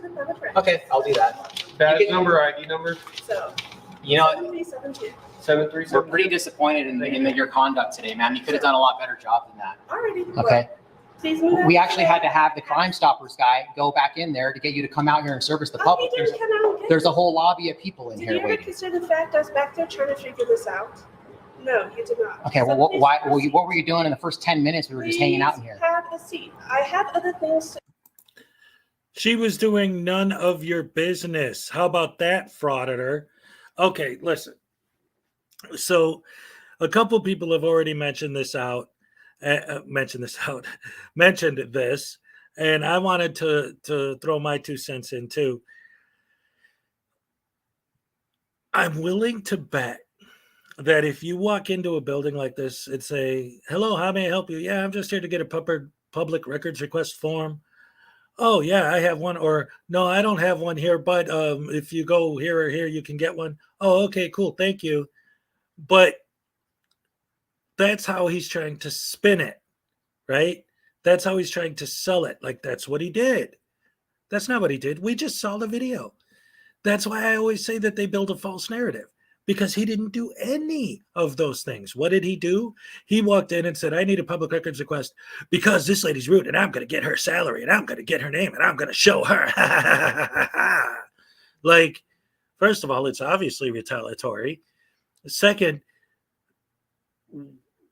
what does any of that have to do with you just saying, I need a public records request? I give you the request, you fill it out. No, you can't do that, because that's not going to elicit a negative reaction that you're intentionally trying to elicit. But of course, you'll try to sell your fans on the idea that you didn't do it on purpose and you're just a good guy. And I'm journalist. I'm a journalist. I have journalistic integrity because I'm an asshole. Oh, stupid. To do besides sit at the front desk. Okay. So please have a seat. The records department will be out in a few. I have other people I need to help. That's fine. We'll get out of the way then. But Right here. You had a question about records. yeah, right here, man. So You can take one of those cards. Just fill out. yeah, so we got them. So I just need to. We're gonna turn these in, but we need to get copies of these. Sure, I can make a copy. And then I just need to add something because she's refusing to give. Can you give me her last name, Catherine? Because you guys are public employees, so I have a lawful right to know who I'm speaking with. And since she was rude to me, now I need to get her last name. So you can either tell me or I could just add it on the public record. Either way, I'll get it. But all right, you need copies? So are you going to give me her name or? So you keep threatening that you can obtain it by doing your bullshit record request. So why the hell would he help you? Okay, how about your name? Can I get your name? I can't. I can't even. Just tell me, man. I told you, Antonio. Antonio, what's your last name? Gonzalez. Gonzalez. Thank you, sir. We appreciate that. Okay, so why don't can you come back in like 2 minutes? We just got to add, or I could just wait. Hold on, I'll just throw it on here real quick. On this one, we need also Catherine's last name and salary. What's her position so I know? She is, I think, technically called CSR. CSR? Community Service Okay, CSR. Oh, add what Price's salary is. Oh, you want to add that? Yeah. No, you said salary, right? Yeah, what he makes a year. Price, salary. Okay, so if we can just get copies, 1, 2, 3, 1, 2, we got 4 of these. And then also, she was saying you don't actually have complaint forms. Complaint form. For officer. Well, I wanted to file a complaint on her and the 4 other ladies that were rude to us and just ignored me. All right, So. Internal affairs. Internal affairs? Okay, that's what everyone keeps saying. Can you give me a card or something from them? I can try to get your number. That would be great. There's a schedule of fees for each record that you request. It's $7.50 standard fee. Depending on what you're asking for, it may be more depending on research and things of that nature. But we pay that when we pick the records up, right? No. But you pay up front? Pay up front? Yes. What we will do is then we'll process, we'll provide a receipt. If you want the receipt sent to you showing that we received your request, we're happy to do that. You could just provide an email address or a physical mailing address, and we can send you a copy of that receipt if you wish. Okay. Well, to save time then, could you start making copies of these? Because we don't have cash. I didn't know we were going to have to pay it right here. Cash, check, or money order. So we're going to run back to the vehicle, grab some cash, and then we'll meet you back up here and do the exchange. Thanks. Okay. Antonio, right? Yes. Thank you, Antonio. Sure. Okay. I'll make copies of these, and Okay. then I'll have the copies for you. Thank you, sir. So you see, you acted respectful with this gentleman and you got your business done. If you would have been the same way with the other lady, it would have went a lot differently. So I'm So you want to complain to the police because people have expired tax? So you think that people should have to pay to use their own property on roads that they pay for? I'm sorry, say again. So you think that people should have to pay for permission to use their own property on roads that they already pay for? No, I think they should pay their share for the road maintenance. Okay. Well, I mean, did you know that there's actually a lot of easier ways to pay for roads besides taxation or vehicle registration? Yeah, but that's how we do it now. I know. But like just because somebody else is not paying, then you want to use force and coercion on them to make them pay? They need to pay their share. Okay. So because I believe that taxation is theft. So you think because they're avoiding theft, then you want to force them to pay? If the law is the law, you need to enforce it. So just because law is a law, then people should just blindly obey it? Like hiding Jews in during the times was illegal, right? You're off in left field. I mean, it's a little bit different, but it's still the same thing, right? Just because something's a law doesn't mean it's moral, right? Totally different. But my point is that law doesn't equal morality, right? That's what I'm saying. As you guys saw, the older gentleman realized that he was talking to an idiot and he disengaged. And that's what you have to do because you're not going to get anywhere talking to DMA. So I think we're done here, guys. So. Is that it? Yeah, I just need to get this lady a card. Do better. So we're done then, right? We out here?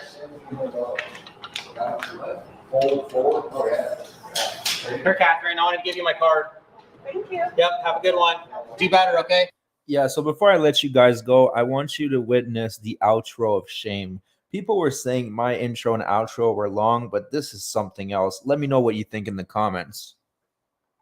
And only 28% of you guys are subscribed, so if you've been here for a while and you like my content, consider hitting the subscribe button. It helps us out a lot. And until next time, guys, love and light. Hustle hard, hustle every single day. I'll be making moves till I'm buried in my grave. To the system, I don't wanna be a slave. I've been doing shit my way, or the highway. And in the driveway is a nice range. Cause I grind through the climb, I invite pain. You never hear me, bitch, nah. Sorry, troll. I have to turn that off because that's going to make me barf. Anyway, Leland Squirrels, welcome. Good to see you again. Yamaha Biker, hello, welcome. Yes, he is. Well, see, that's the thing, VW Star. I don't know if he really is that stupid or if he just, is playing the game. My theory at this point is that although there are a number of frauditors, there actually are idiots for real. Most of them, I think at this point, know exactly what they're doing and do it very much on purpose, which just makes it even worse. Anyway, no, I think he is that dumb. Well, I love the fact that his big thing is auditing libraries. Like he's doing that all the time now. And why? What's the purpose? What government conspiracy? What horrible, evil tyranny? What terrible, corrupt government officials are you targeting to, expose by auditing libraries? I know this wasn't a library, but just in general, like, what's the point? And even this situation, like I said while we were watching the video, in the beginning, he walks in there, everyone ignores him, and he complains about being ignored. But if when he walked in the door, somebody walked up to him, what would he do? He'd complain about, we're just here filming, you should leave us alone. You can't win. No matter what you do, it's going to be wrong. And he's going to request his useless, pointless paperwork. He's going to get all these lists of all these people's names and salaries and do what with it? They're just wasting paper and time. And then talking to that old man, that was the best. Grandma Wolf, the lady he hangs out with is sweet tea audits. She's, I don't know what her problem is. She's an idiot. Princess Pitters, she had to be put. Oh, I'm sorry, Chris. Princess Pitters. Oh, that makes me sad. I'm sorry. My girl's right here. She's sleeping next to me. Look at this. I'll see if I can get her on here. Show you guys my little girl. There she is, just taking a nap. She's 13, so she's up there. Sorry to hear that, buddy. All right. Good night, Cat Woo. And yes, I will definitely be there. Well, for anyone who wasn't here earlier, I just wanted to make sure I point out to my morning fans that where I'm at is right in the path of this big, horrible storm that's supposedly going to hit here in a couple days.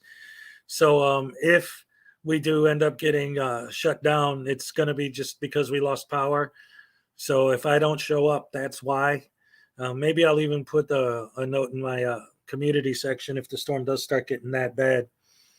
Let's see. I've come to the conclusion that all of these frauditors are very angry individuals who are taking it out on everyone and anyone they come across. Absolutely. Most of them are putting on an act, modern snake oil salesmen and con artists. Absolutely. In fact, if you actually take the time to break down the way that they talk, right, what you will see is if you study con man techniques, if you study how con men speak in circles, false equivalencies, deflecting by answering questions with other questions, illogical logic, speaking fast enough and asking questions at a rate in which your mind is still trying to formulate the answer to the last thing they asked, and they're asking something else, which throws you off, and then you might misspeak, and then they jump all over something that you said if you happen to say something wrong. That's all standard grifter con man technique. Snake oil salesman speech patterns. That's exactly what they're doing. And some of them are absolute experts at it. Not much gray for 13. Yeah, she's doing really good for her age. She does have a little bit of trouble walking. Her back legs don't like to cooperate with her all the time, so sometimes we got to help her around a little bit, but she's a good girl. Yeah, I love her. I thought you were saying me. I got a little bit of gray in my beard. I thought you were saying I didn't have a lot of gray for someone who's 49, but that's I'm working on it. Let's see, psychopaths, narcissists. Oh yeah.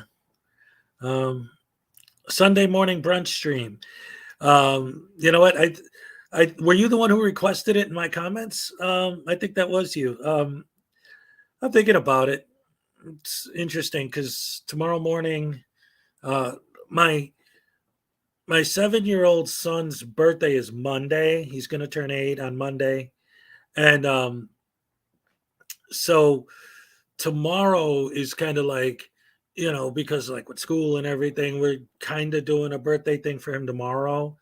He always does his church thing in the morning, and so I'm not sure if I'm going to have time to do a stream tomorrow, but that definitely would be cool. I mean, I would enjoy that. I love doing this. I love you guys and talking to you guys, and I don't know. This is just like I've said this before, since I've started doing this regularly, is like it really is to me what social media should be.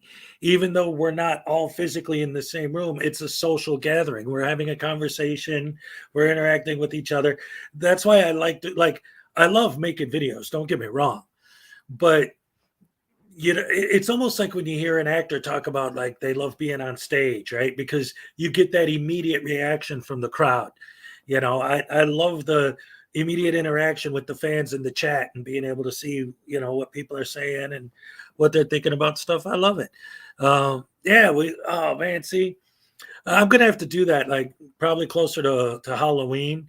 I was thinking of, I don't know if it'll be on Halloween, but I was thinking of doing kind of like a Halloween party stream, just maybe having a couple drinks, watching some public domain scary movie stuff, like, just for fun. Let's see. You need a break. You have a life. Yeah, no, I know.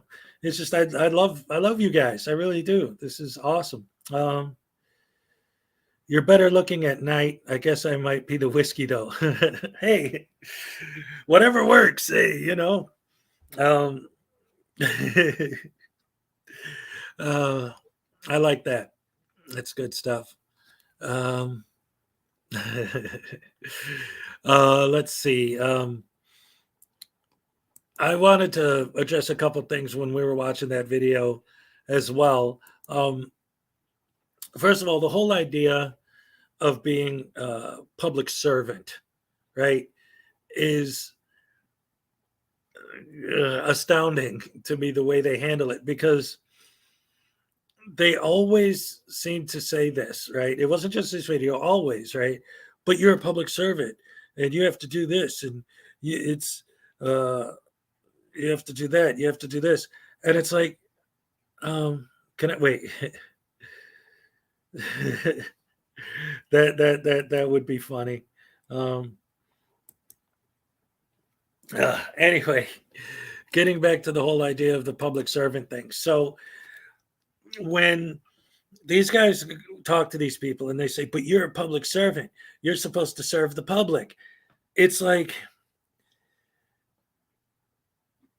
they'll be talking about things that have nothing to do with their job.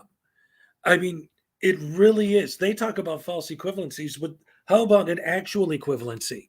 What they're saying is equivalent to going into McDonald's and the guy behind the counter and walking up to him and saying, yeah, could you rotate the tires on my car? Well, what do you mean? Well, you're customer service. I'm a customer, so come service me.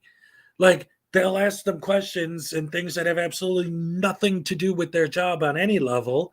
And then say, you're a public servant. You're supposed to do what I say when I say it. Like, they don't want servants. They want slaves. Servants, slaves. You're supposed to bend over and let them do whatever they want because they're holding a camera. This right here, this is what gives them all the power that they have. This is it. Think about that. Like, McDonald's are tyrants. I'll tell you what. I don't know about McDonald's, but he was complaining about waiting 10 minutes for someone to serve him. I've waited way longer than that for a taco at Taco Bell. All right, so don't even tell me that. Yeah, they act like public servant means servant, slave. You do what I tell you because I told you to do it. And if you don't bend over backwards and lick my boots, then you're a bootlicker. And you're a tyrant. How dare you not let me just slap you around and do whatever I want because I'm holding one of these. So I can do whatever I want. But if you go like this to me, you're just nothing but a campback Karen. That's all you are, and that's all you ever be. And I'm going to FOIA request your phone and get everything off of it. How dare you have the audacity to point your camera at me? Although all I do is point my camera at people. Don't get me started on Arby's. I had a beef and cheddar today. Oh, it was so good. I love those. Oh, Arby's.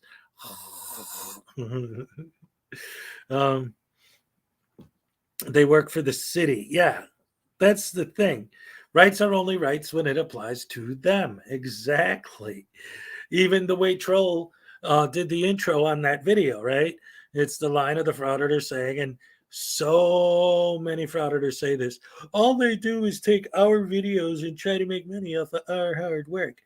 Well, first of all, let me explain something to you guys, because obviously from watching your videos, you could tell you guys have no idea how difficult editing is, because they don't edit anything, right? They just upload their crap with maybe an intro and outro, but that's it. Editing takes work. Making videos takes work. we work very hard to make your videos watchable, to make them palatable to an actual decent human being with some logic and some intellect, right? So that doesn't really work, that argument. And like I always say, and I always will say this, and I've actually one time had someone say something. I'll tell you that in a minute. What I always say is, yes, they are hypocrites. What I always say is, if the reason why it's okay for you to film someone, especially a private citizen, not a city worker or a cop or anything, just a regular person, when they specifically ask you not to film them and then post it on YouTube, if it's okay for you to do that because it's legal, that's what makes it okay. Me taking your video and re-editing it, adding my commentary and repost it is legal. So if it's okay for you to do that because it's legal, then why is it not okay for me to do this when it's legal? Like, their arguments never hold up under any kind of scrutiny whatsoever. You put their arguments under a microscope and you just see everything fall apart. And I actually interviewed Rogue Nation on here. I think it was last week, or not. No, because it would have been Friday, because yesterday was Friday. So last Friday, on my live stream in the morning, I had Rogue Nation up there, and I think it was. I don't remember the specific day. Anyway, I was talking to him, and I said that to him, and he said, "Well, so when you guys repost a video, and it has someone saying that they don't want to be filmed, and you think it's bad that they posted it, isn't it bad that you're posting it because they asked not to be filmed?" And it's like, that goes back to what I was saying earlier about the talking in circles, the false narrative building, and the running the old snake oil salesman techniques of answering questions with questions and deflecting. Like, instead of addressing the issue of them doing that, they are turning it around and saying, well, yeah, but you're doing this. And that's one of the biggest things that they love to do all the time. Hey, why would you audit a private business anyway? Well, didn't you read in the news that 2 weeks ago a cop got arrested in Detroit? All right, what I asked you is, why would you audit a private business?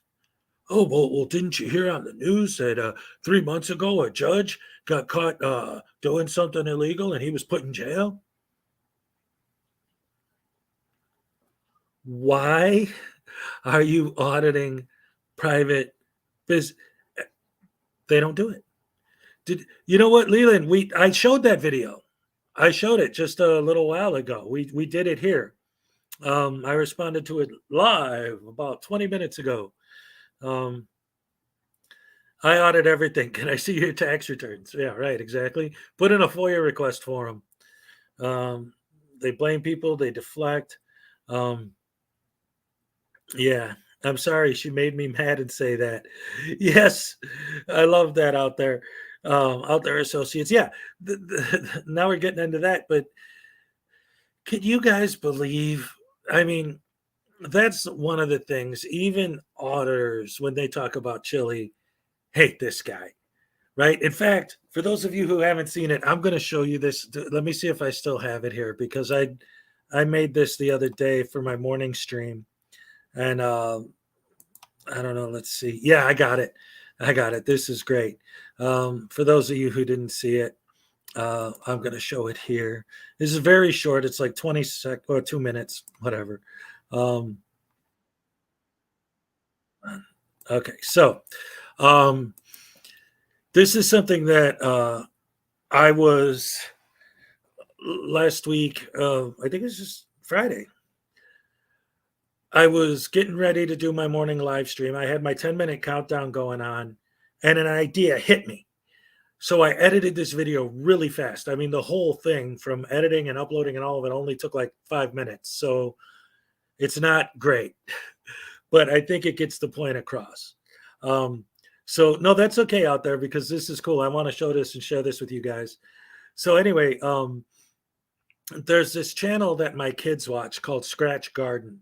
It's an educational show for kids, and they're watching this thing, and I hear this song, and I think, wait a minute, this is perfect for chili. This is perfect. So I edited this thing real quick. Like I said, the editing isn't great because it took me just like 5 minutes to do it. But I think you guys who haven't seen this yet are going to like it. So I'm going to go ahead and share this with you guys and see what you think. Here we go.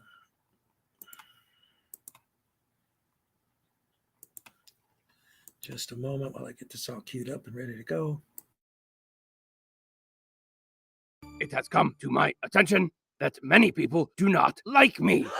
I know this may be hard to believe, but this is true.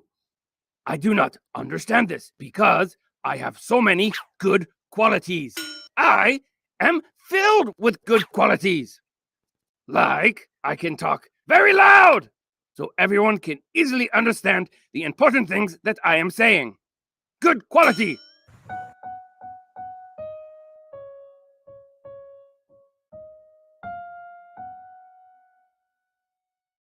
Nobody likes me, everybody hates me. I guess I'll go eat worms. Great big juicy ones, little wee slimy ones. Oh, how they wiggle and squirm. I bite off the heads and suck out the juices, throw all the skins away. Nobody knows how I survive on just 3 worms a day. Nobody likes me, everybody hates me. I guess I'll go eat worms. Great big juicy ones, little wee slimy ones. Oh, how they wiggle and squirm. The long slim slimy ones slip down easy. The short fat fuzzy ones don't. The short fat fuzzy ones stick to your teeth and climb back out of your throat. Nobody likes me, everybody hates me. I guess I'll go eat worms. Great big juicy ones, little wee slimy ones. Oh, how they wiggle and squirm.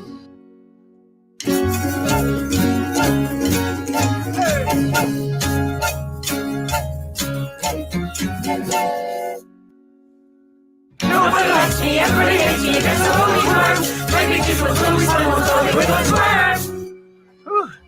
One more.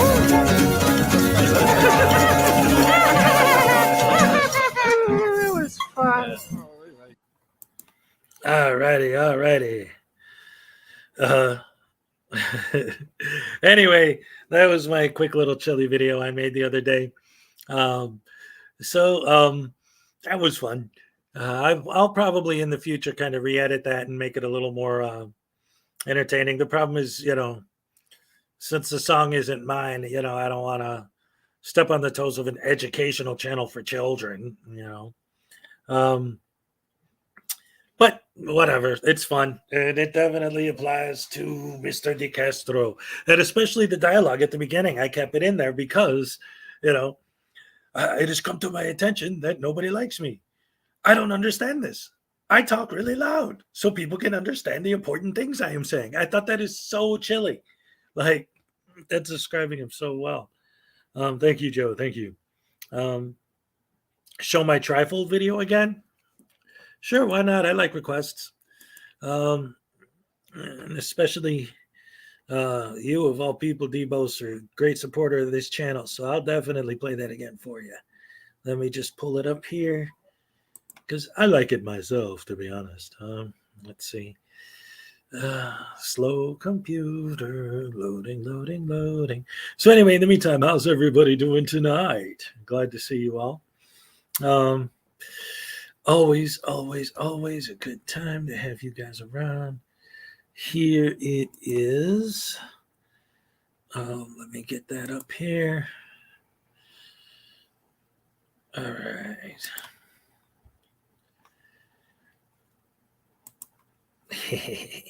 This is going to be great. Yeah, I like this a lot.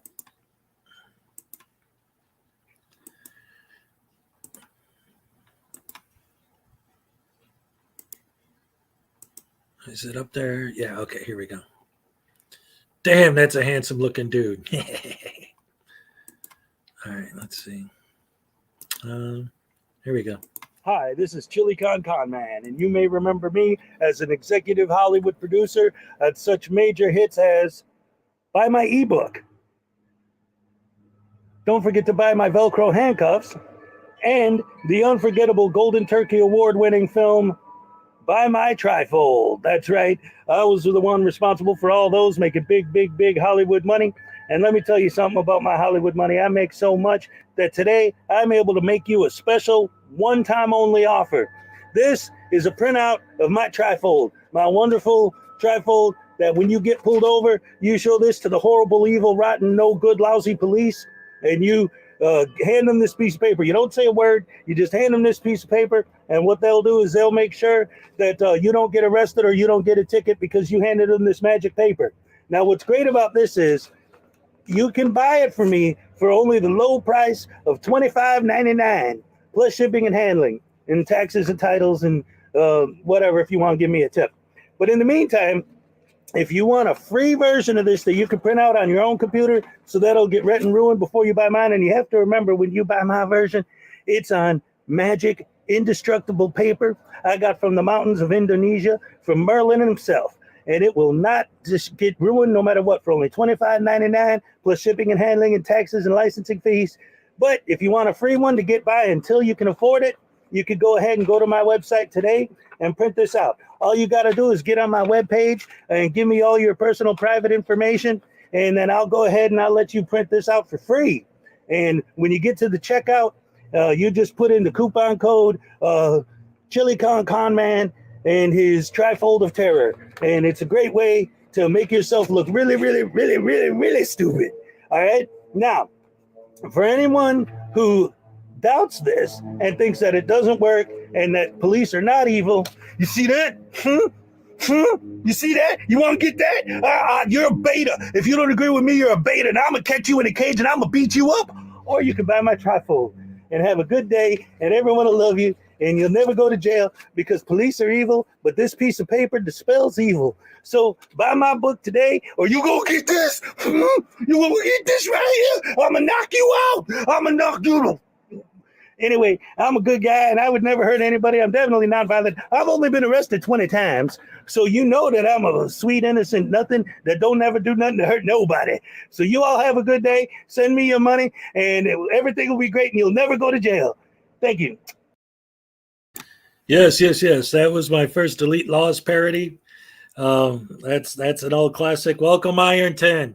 I saw you last night in the what am I talking about? You were on a live stream, right, with Irish Demon there, over by there in Ironton. That was some good stuff. Glad to have you here tonight. Yes. What's going on out there? Give us an update.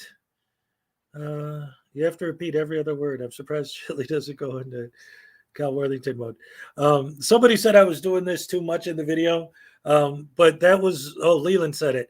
But that was very much intentional because I noticed at that time when you watch Chili videos, he was doing that a lot. So I was, making fun of him by doing it way too much on purpose. Let's see. You just got home from there? Nice. What's going on? Did anybody stream anything from that tonight, or so it's an exorcist trifold? That's right, it dispels police instead of demons. Let's see. I mean, Belt got 110. Nice. 11. Okay, 1100. Nice. Very nice. Next time, more pinky action, right? Beautiful. Demon streamed? Okay. I didn't even realize that. I'm sorry. Cholito is a golden god. I love Chris, and what's hilarious about Chris is that he trolls, but like very much intentionally. It's sarcasm, right? It's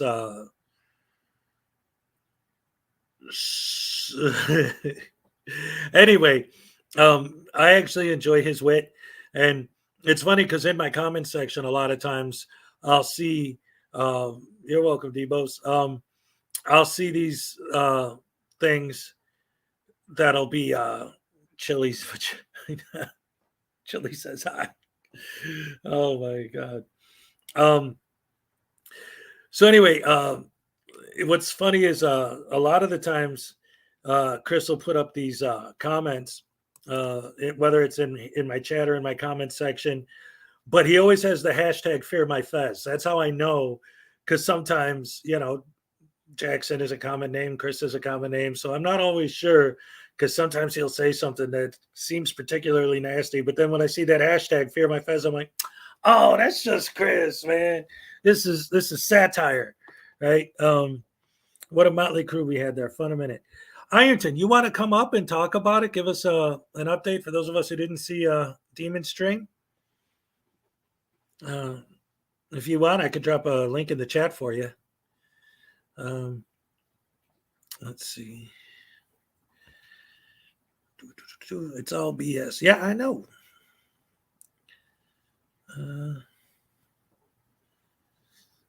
Is he as cute as a potato in person? Oh, Irish Demon, right. Hey, Dave Malik, good to see you, buddy. All right, Tomorrow Marie, Chili's vagina. Did they auction? Yeah, they did. Okay, you know what? I'm gonna drop a link for Ironton. He's gonna come up here and we're gonna talk about it because everyone's got questions about how it went tonight. So let me go ahead and drop a link in the chat. Again, this is for Ironton. So let's get this out here. Boom. This will be fun. This is turning into a good stream. It turns out that my impromptu thing is working out. And by the way, just in case anyone didn't notice, tomorrow's Sunday. We'll see what happens in Chicago over there. All right, here we go. Wait a minute. This is Chris. That's not Ironton.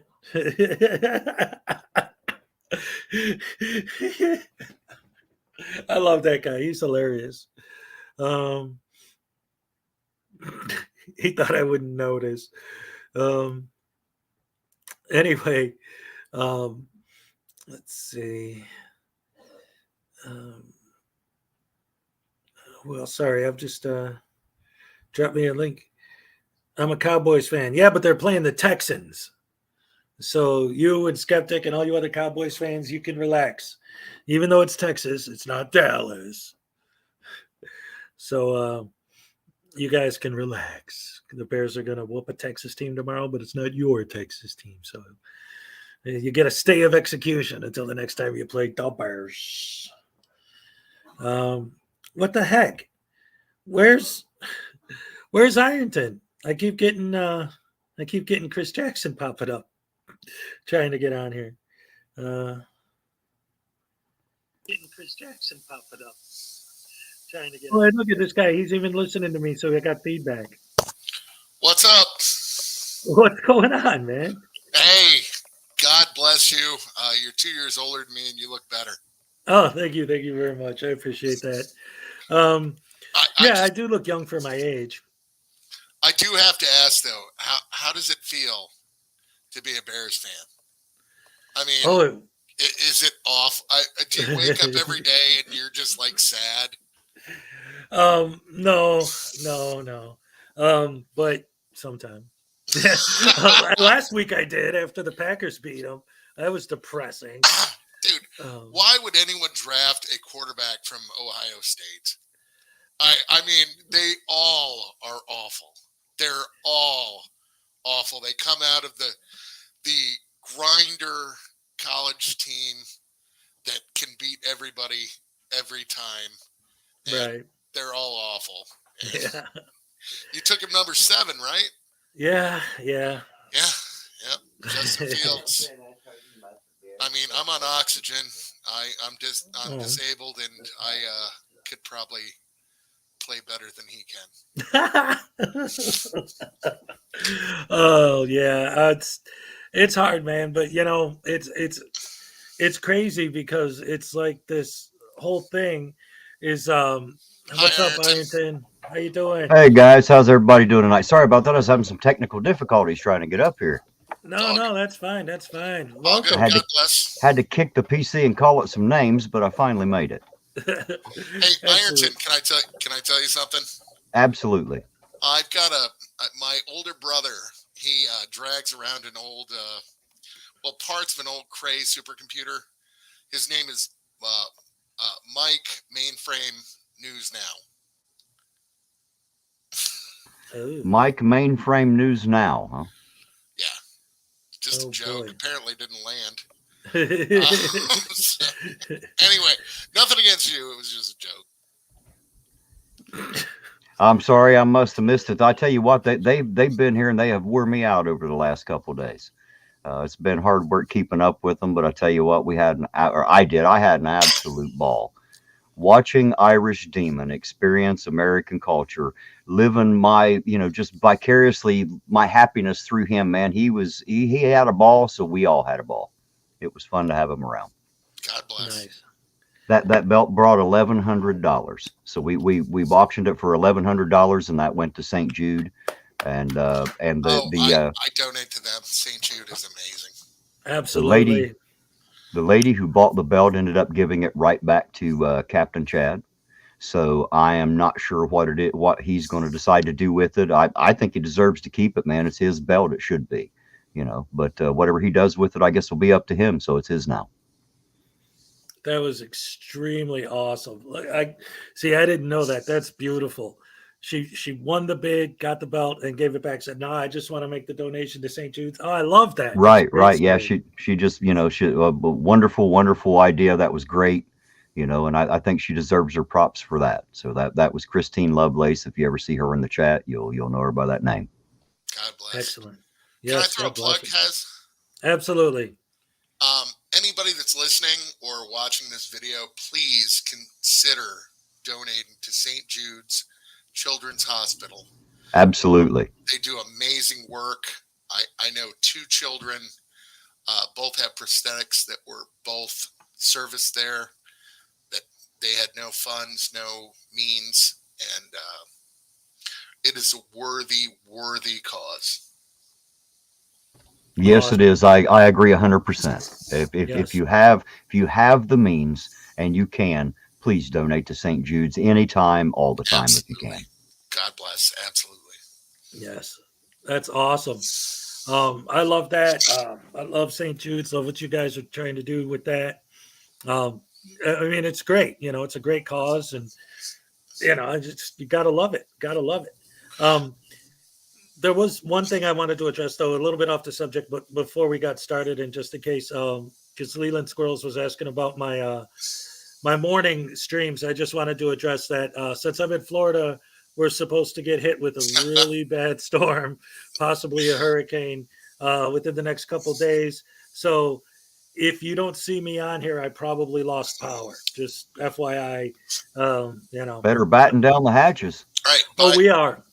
Definitely getting ready. Buy a generator. Yeah, we got one. We're getting that all set up. We got everything ready to go. Like 10, 12 grand. Yeah, they're not cheap. You can do that on your YouTube money. Yeah, YouTube pays so much. Yeah, I'm no silence boy. That's funny. I work for free on YouTube. Well, that's good. You know what though? Everyone starts doing it for free, right? You can't build up to that point. Oh, I'm never gonna start a channel. I have to admit, I was the lucky one. It was probably 48 hours before I was able to go live and had a monetized channel. Nice. Chili actually got me about 1,500, 2,000 subscriptions, to begin with from his subscribers. That was because of DPN jumped in and did a video Even Brian from High Impact Flicks had covered it. So, it was out there a little bit and everybody came to see what it was. And the funny thing is over the next few months, getting up over 4,000, that was due to the auditor hating community. Somehow, I became the talked about part on this side of that whole mess. And, and here I am today. So, I have everybody from everywhere on my channel, from both sides of the aisle. Because you're a unicorn. I'm something like that anyway. Yeah. Can't believe it's real. And it's Chilito. After his mom put him back in his room at the age of 47, he's my age. He's Chilito. Let Chilito go back to his room. Well, I tell you what, my opinion needs bent over a knee and have his little butt busted. That's what he needs. Oh, yeah. I would literally. Never mind. I won't say that on the internet, but. Well, I don't hate him, actually. I dislike him about as strong as I could possibly dislike someone. I don't hate him, and I don't advocate violence. However, if I could get him bent over a knee, I would take a belt to him. I don't hate anybody, and I don't advocate violence either, but I would knock the living. Well, here's the thing. Like when you talk about violence regarding, that's okay. When you talk about violence specifically regarding him, when he was challenging people to a fight and they said, okay, let's go. Like, that's different. In that case, I wanted to see him get his ass kicked. Right. That's the reason we all bought tickets and we're there. That's what we were hoping for. And let's be honest. I mean, Chili's in good shape, but that dude, the guy that he wanted to fight in Ironton, Chad. Oh, I'm telling you what, Chili is just an inch or so taller than me. And next to Captain Chad, I could literally climb up his back and he'd be wiping around his ears like he's trying to buzz off mosquitoes. He wouldn't even know I was there. Oh, absolutely. I would sneeze quietly next to that dude. I mean, I would try and make myself as little as possible, walk by that Captain Chad and not be noticed. I mean, that man's biceps are as big around as my head. Yeah. And I used to bench. I mean, I benched 600 pounds at one point. That guy is not someone to be played with. Yeah, absolutely. You could tell. Yeah, and I get it why Chili dropped out of that, because he was going to be. It was like, have you guys ever seen that movie? With the MMA fighters. I can't think of the name. I don't know. I mean, I've seen MMA fighters in movies. See, you have to remember when Chili first saw the captain was in his car. So he was literally just talking crap through the passenger window to him, about how he's just a beta boy and all that. And I think what happened is when he actually seen what he really looked like out of uniform, and he seen the size of this man, truly, that's what scared him to death. That right there is what did it. He wasn't scared. He had his van stolen and. Well, that and he now he blew out his knee and he's got high blood pressure. So I mean, we do have to give him a little bit of a break. He's turning into a senior citizen. Right. I mean, and again, the blood pressure thing, the 170 over 120. I mean, I've got high blood pressure and I go to the hospital all the time. That's ridiculous. He'd be. Well, that's called fear of having to step in the ring with Captain Chad. That'll raise your blood pressure right there. I guarantee it. That absolutely it would to me, but he'd be taken into the hospital if he had those numbers. They wouldn't say, "Hey, go home, make a YouTube video." It's crazy too for me, especially because I mean, I am definitely out of shape. Okay, I'm not going to make any bones about it. You can see me. Well, no, wait a minute. Round is a shape. Don't forget, round is a shape. That's exactly right. But my point is, I'm older, more out of shape, and healthier than the super necessary human. Like, how does that work? You know, you do have to give Chili some credit that he deserves, but he's not smart. Well, now hold on, let me finish. You know, tonight and last night we have a group together. There's cops, there's frauditor haters, and an auditor right up in the middle of them. He brought together tens of thousands of people across this state, country, and the entire world, brought us all together just simply because of him. So although we don't really want to give him any credit, it is all due to him that we all know each other now. So, you know, he didn't mean for it to happen that way, but man, he brought a lot of people together. And look, they gave Kate almost 20 grand in 45 minutes just because they hate the man so bad. Yep. Yeah, and God bless you, Ironton. I mean, seriously, you Thank you. actually put a different face on auditing, and Well, I'll admit I do have an ugly mug. It's definitely a different face. But we all do. Look at Hez. I think he's a good-looking guy. We don't kink shame here.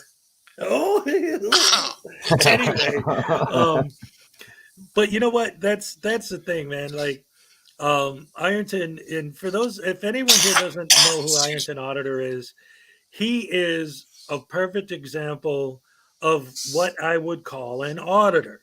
Like I always say, when I say frauditor, I'm saying that to a specific group of people. Like I'm not calling anyone who's an auditor a frauditor, right? He's a real auditor. He's legit.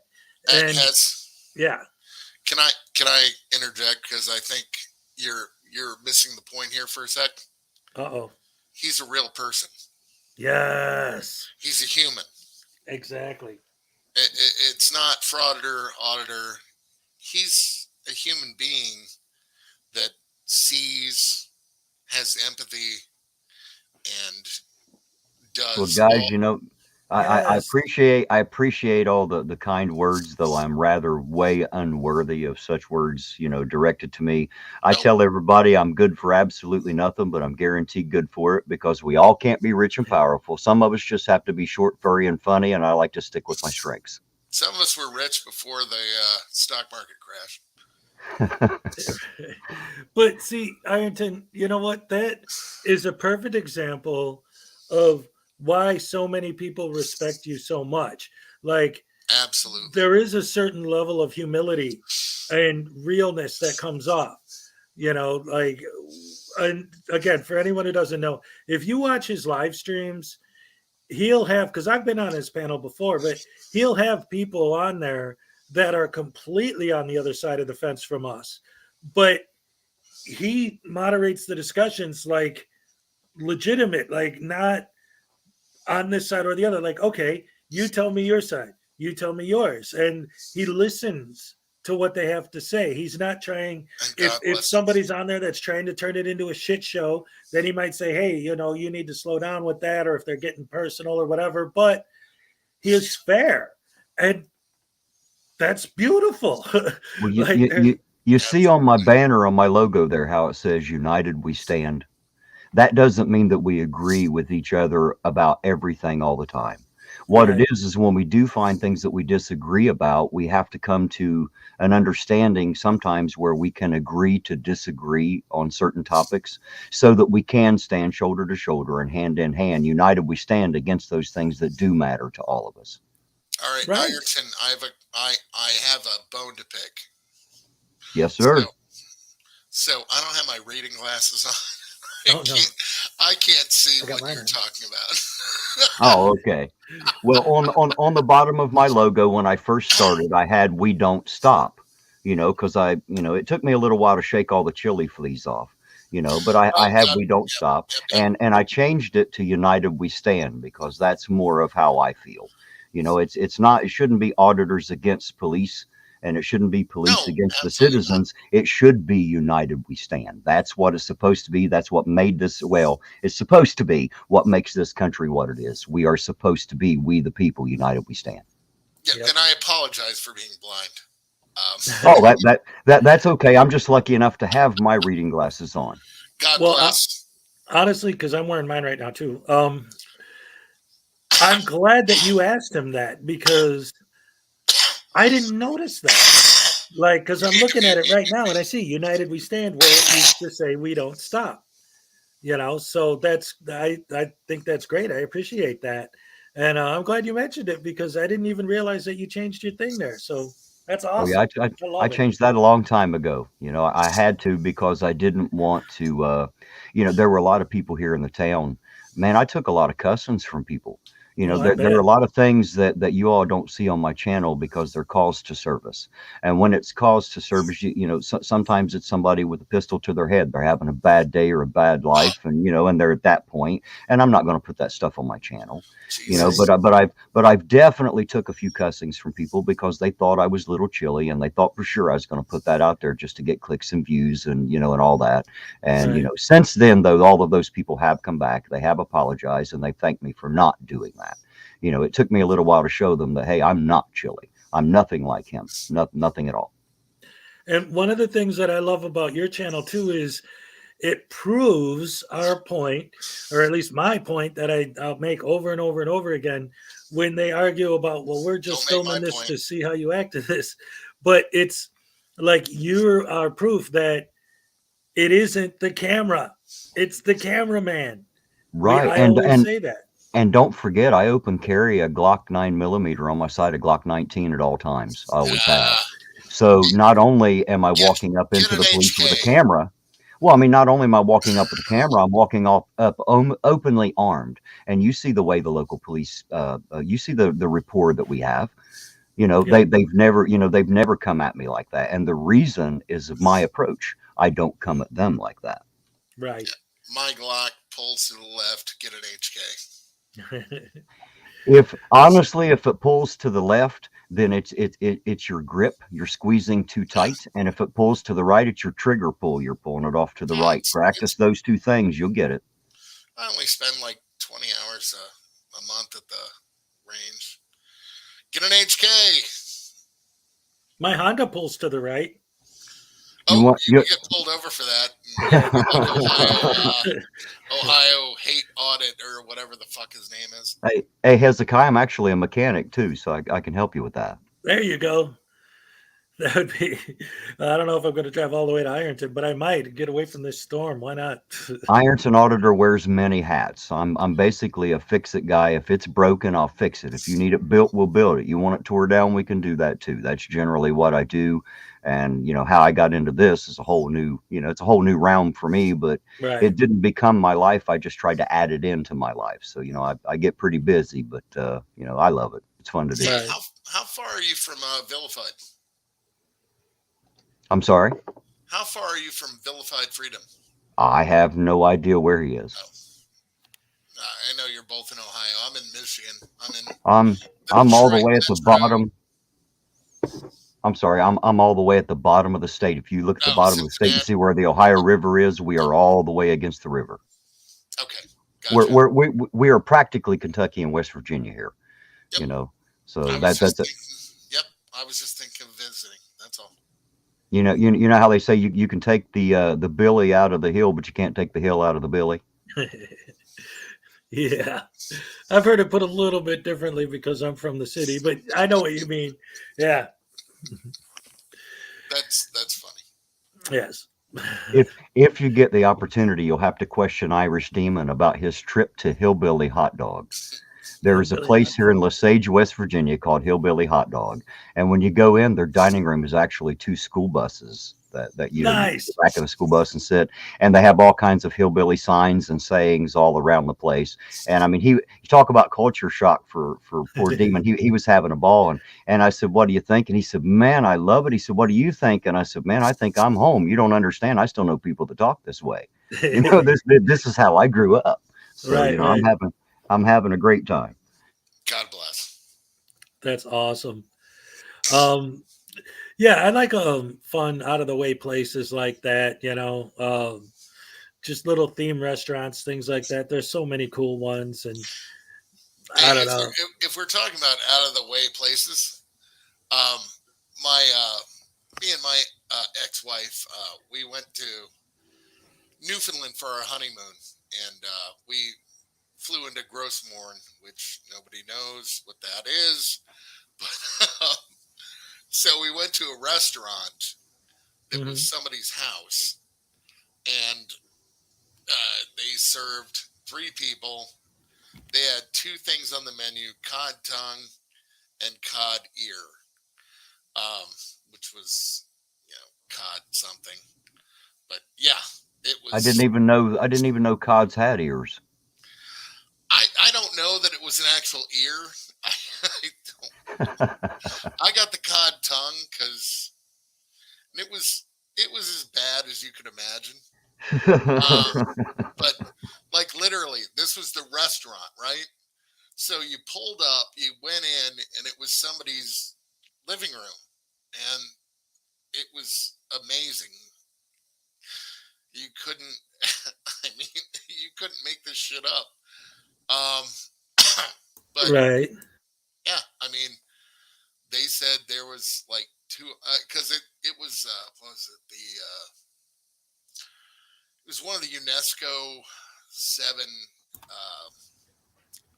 places on the planet. The UNESCO, it's where the Earth's mantle came up through the Earth. I don't know. Well, I know what you're talking about. Like that's how mountains are formed, basically. But no. Different, but this part of the planet, right? So they had the Earth's mantle came up through the Earth and is exposed, and they have like certain plants that can live on it, right? And it was crazy, but nobody goes there, really. It's like a UNESCO place, but I'm rambling. Go ahead. No, that's all right. I'm fascinated in other places, other cultures, travel things. It was amazing. We went in July, and there was still snow. Wow. It was crazy cool. Have you guys ever heard of the Mothman? I have. Yeah. Oh my God, yes, I know. We went. David Kane, Sovereign Soul, Unchained Mind. He and I, he came as well, and he and I went to Point Pleasant, West Virginia today. So he shot a video while I was there. I'm not sure if he uploaded it to his channel yet or not, but we have a Tinfoil Hat Tuesday on his channel every Tuesday, and we just talk about conspiracy theories and stuff. And that came up a week or so ago, and we had the opportunity. It's only about an hour from here. So we went, and I, for the first time, I got to go to the Mothman Museum today. So that was a very interesting trip. I could imagine. Wow. That must have been fascinating. Now, I enjoyed it. That's amazing. Do you think, and this is just my personal, because I do know about the Mothman, could he really be the New Jersey Devil, and they just kind of like move? Well, I'm pretty sure he doesn't look anything at all like the statue they have in the town of the Mothman. He looks more like a superhero in the statue, even like with tights and things. But nobody knows what he actually looks like. Well, I've seen the video where the bridge fell. Right. And all that was called the Silver Bridge. Right, but I'm just saying. We don't know what he looks like, right? I have not met him. Mr. Man himself, because I don't know him well enough to call him Moth by his first name yet. But I have not met him. That's funny. I like that. I try my best. All you need is a big light. Right? Yeah. Let's always go to the light. No, and then Mothman's a real thing. In West Virginia and Southern Ohio and Northwestern Virginia, that's a real thing. Every time there's a tragedy, I don't know if he causes it, but he's there. He's more like a harbinger. Every time he shows up, it's right before a major tragedy. So we always know something's about to happen when there's a sighting. Wow. it's scary. I mean, really, because I grew up in Northern Virginia, right outside of Washington D.C., and yeah, I mean, we learned that, and yeah, it's effed up. Not to There are some people that claim that he has like telepathically put premonitions into their mind, future, the flashes of future events. Ironton didn't like 90 people die in that bridge. There were quite a few. I'm not exactly sure of the exact number. I read through so many statistics and so much in that museum today, I can barely remember it all. It's going to take me a day or two to process all the information. It was bad. Yes, it was really bad. It was a big bridge. It just collapsed. I think they said the bolts, the main bolts that held it on, like they just sheared off for some reason, and the whole thing just collapsed. Yeah, which doesn't make sense because we have a million bridges and none of them.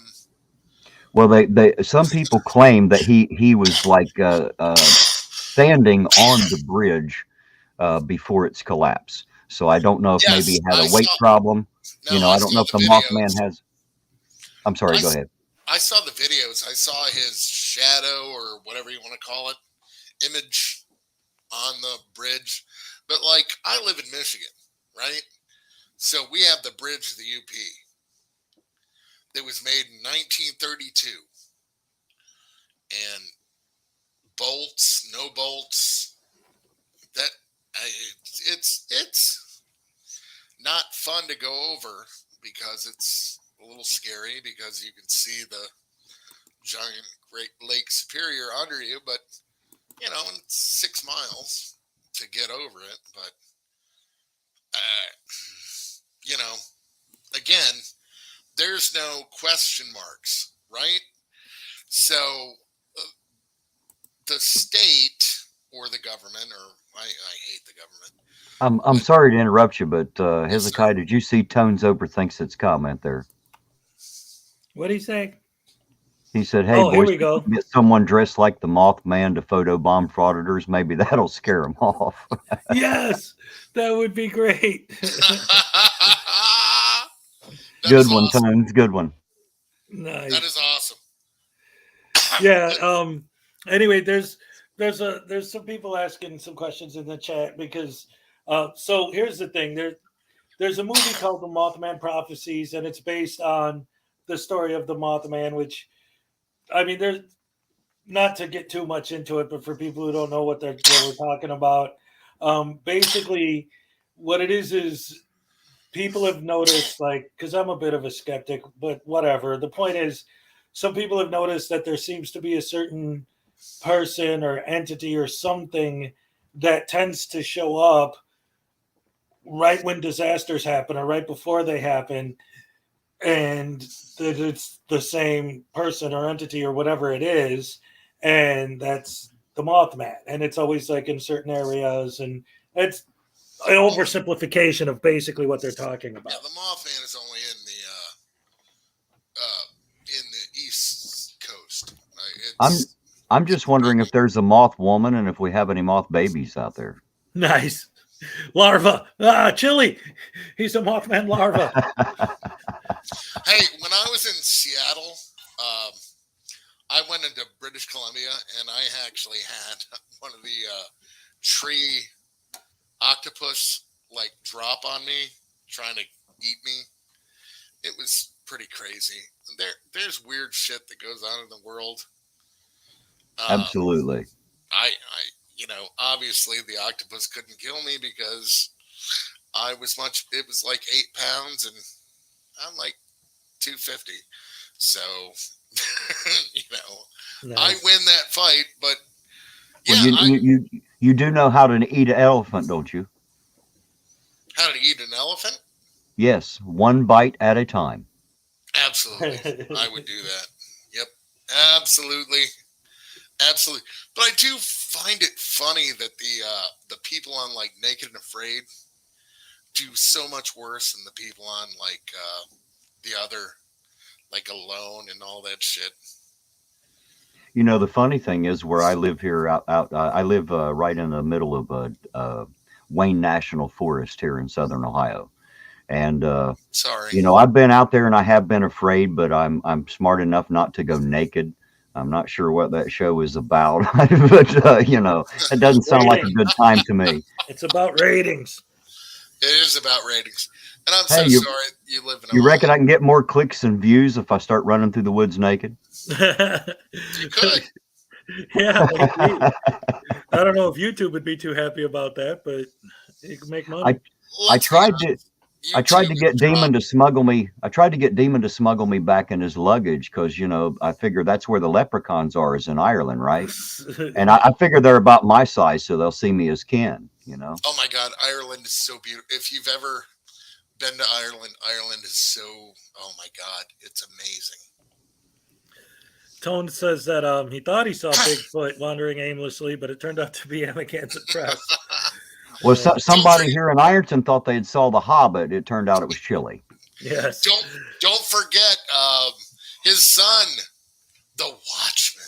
Watching the Watchman. I would fucking clean that kid's clock. Oh yeah. Fuck him. I'm sorry. You know what though? That's all his old man's fault. He taught him how to do this. This is the family business. And he fucking spiced that lady for no reason. A 60-plus-year-old woman sprayed her for nothing.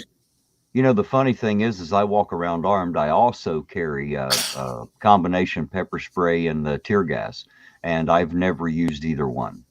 Yes.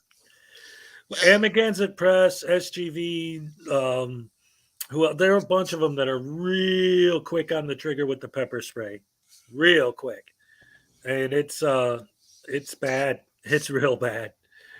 And man, you know, it's a defensive thing. I mean, unless you're in a position where you know it is imminent bodily harm or death, you don't use stuff like that. Yeah, and it's one of the things that always gets me with that, and this is what I always say, like if I ever wanted to run into one of these guys in public, you know, see one in the wild, I would want to get up real close, and when they say, hey, you're in my personal space, I'll say, is that a felony or a misdemeanor, and what law is that, you know? But maybe you should just run up and pepper spray one of them. Maybe you should try that. That's what happened to Peter Libre audits yesterday. Did you see that? No, you mean somebody run up and sprayed them? Yeah, SGV and Peter Libre were out auditing a business, and one of the dudes that worked there, like a doorman or something, was telling them, hey, you guys shouldn't be doing that, blah, blah, blah. And they were giving them the same old crap. They always, oh, screw you, blah, blah, blah. And so he walks in, another guy walks out. The other guy's talking to SGV, and then the first guy just runs out of the building, runs right up to Peter Libre and pepper sprays him, and then turns around and kind of half gets SGV. See, now I'm going to have to go watch that. Yeah, it's pretty wild. Let me see who covered that. Was it Troll? Somebody just covered it. Troll. Yeah. So if you look at Troll's channel, it's up there. You know, I just now realized. Oh, it was an apartment building. Tones is saying that's right. I forgot that. Yep. Yeah, and it wasn't the doorman. It was a resident. They were auditing an apartment building. Yep. Yeah. Well, good. Do all those damn residents now know that we have the right to film them in public? Do they know now? Yeah, I'm sure they learned. They got their education. They learned that frauditors are idiots. Hey, Ironton. Yes, sir.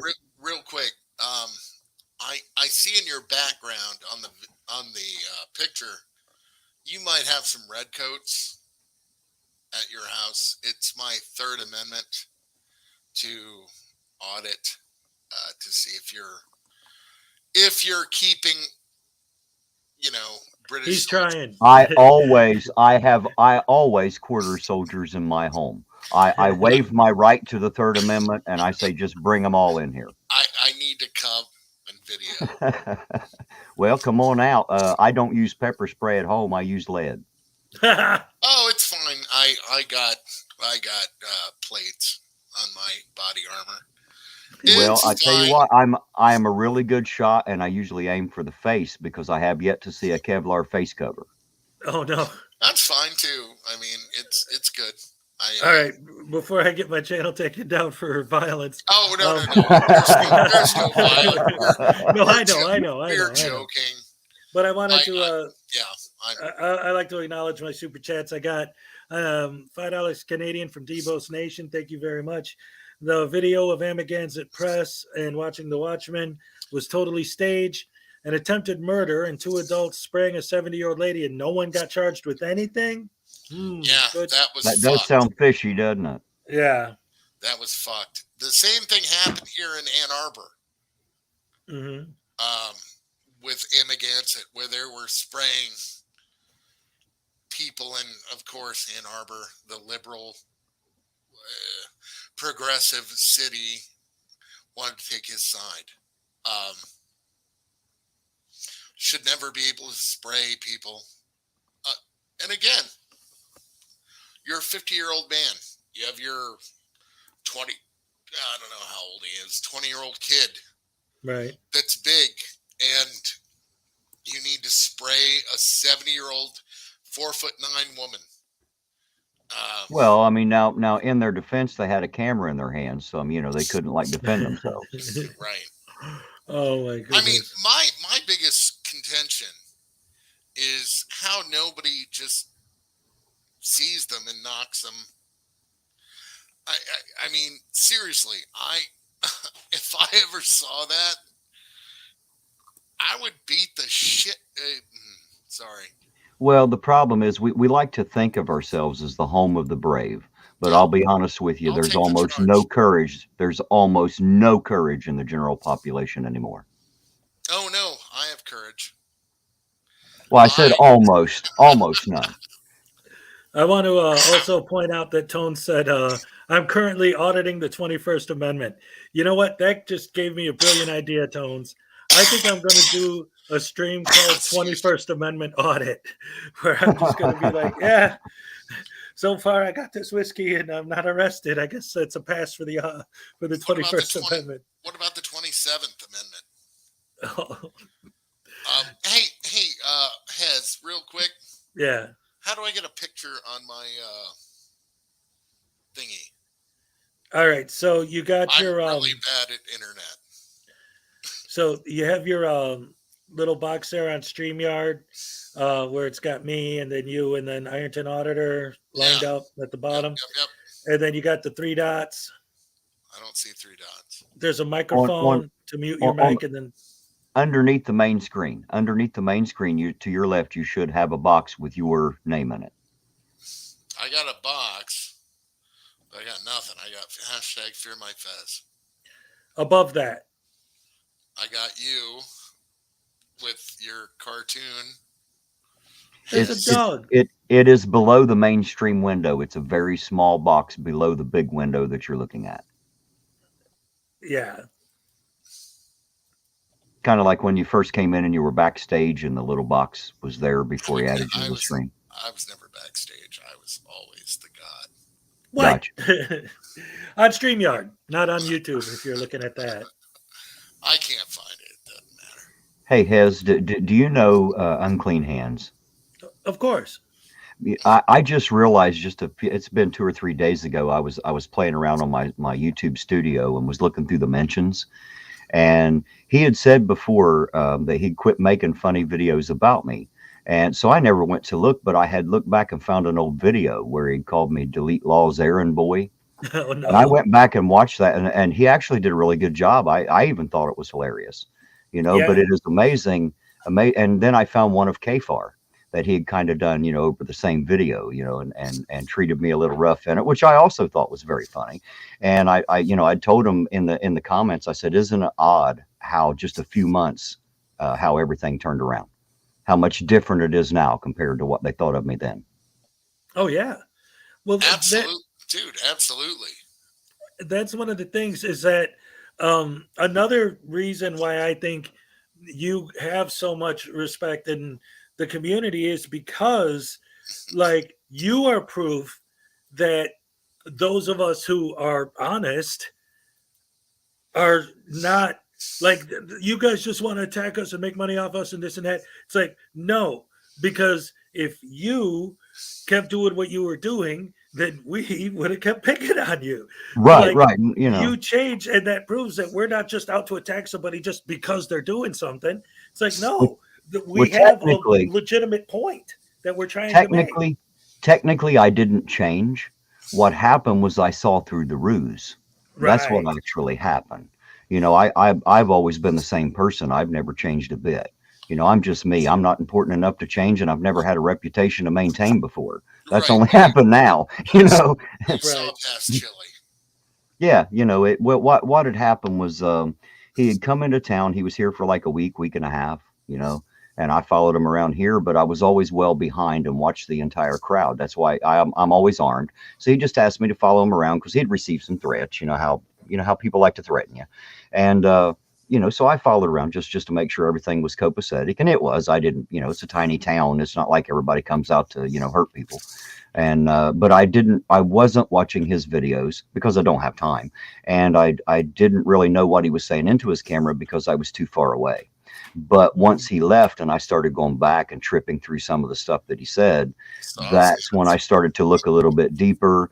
And I found people like Tina Slay Richardson, you know, who led me to other people, you know, and so anyway, now there's this entire community of people that I found, and I appreciate you all. Thank you, by the way.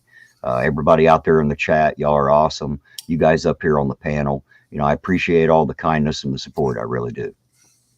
Oh, Yeah, I got a buddy of mine that lives in Vegas that sold him meth, and he's a gay prostitute. So, all right. Debose Nation said in the chat they never did a video on me. Not Debose Nation, Chilito. No, I'm saying he put in the comments that he's never done a video on me. So I guess we come by one of them on us anyway. I got no problem with you, Ironton. I apologize if you took it that way. Oh no. He was just addressing something from the chat. But there was one thing I wanted to say. I can't see the chat. I can't put my picture up. I can't see the chat. I sorry. Well, that's fine. We understand. You don't have to apologize. It's the internet. You know, what are you going to do? But what I wanted to say is the one video I did do on Ironton was talking about what a good job you're doing. I did see that you like played part of another guy filming into the private room, and he wasn't smart enough to see the private sign right above the doorway, I believe, and then used my video as like a to show the other side. I appreciated that, by the way. I never became the star of anything before, so you know, I'm not used to this, you know, being considered a celebrity. It's completely out of my character. You know? Yeah, I even did. I have a video series. It's 2 videos long. It's I called it the Frauditor Iceberg, parts 1 and 2, and you're like right at the top, tip of the iceberg, like on the good guy end. And as it gets deeper and deeper, by the time you reach the bottom, you're hitting SGV News and, you know, people like that. Yeah. So yeah, I definitely acknowledge what you're doing out there. And again, for anyone who doesn't watch your streams or doesn't know, you know, like I say, I actually really enjoy the way that you handle discussions with people on both ends of the spectrum. And like, there was something you were doing the other day where somebody was on there and you were being really cool, but they kept talking over people. And I mean, I might have given him like 2 or 3 warnings, but I mean, you must have gave the guy like 100 chances to behave, but he just kept doing it before he was out, you know. And I don't even think you booted him. I think he chose to leave. No, I finally booted him. I finally booted him when he started hollering at Sovereign Soul. I finally did boot him. I kicked him out of there. But, you know, I'm not normally like that, you know. But there's only so much. I used to always say you can only stretch a rubber band so far before it breaks. Yeah. Well, like I said, you gave the guy a million chances. And I was trying, man. I really did. I was trying. I would have kicked him way before that. Well, I probably should have. Should have the minute he was kind of talking a little bit down to Tina, acting like he wasn't. You know what I mean? But because, man, I'm really protective of Tina. I don't like it when people get onto her. That really aggravates me. I don't like it when people pick on a woman. You don't pick on somebody, come at me. Leave her alone. Yep. Right. People don't pick on women. I've got skin 6 foot thick. You can't hurt my feelings because I don't have any. My self-esteem can't be hurt because I think I'm a great guy. I love me. And most other people seem to as well. And it's just because I'm just like a real person. I take everybody at face value until I know better. And that was my problem with Chili. I believed him. I wish I hadn't, but I believe some of the things that he said. And I didn't understand some of the other things he was talking about, but I figured we had time to figure it out. We all make mistakes. Yes. Right. But see, being able to admit that you were wrong and then turn a different way and do better, that's what I try to do. I try to make sure if I did do it wrong, that I'll come out and say, hey, I screwed up and I don't want to be a screw up for the rest of my life. So I want to fix this. I don't want to be that. Acceptance is the answer to all my problems today. Yeah. That's it. I mean, it's acceptance, right?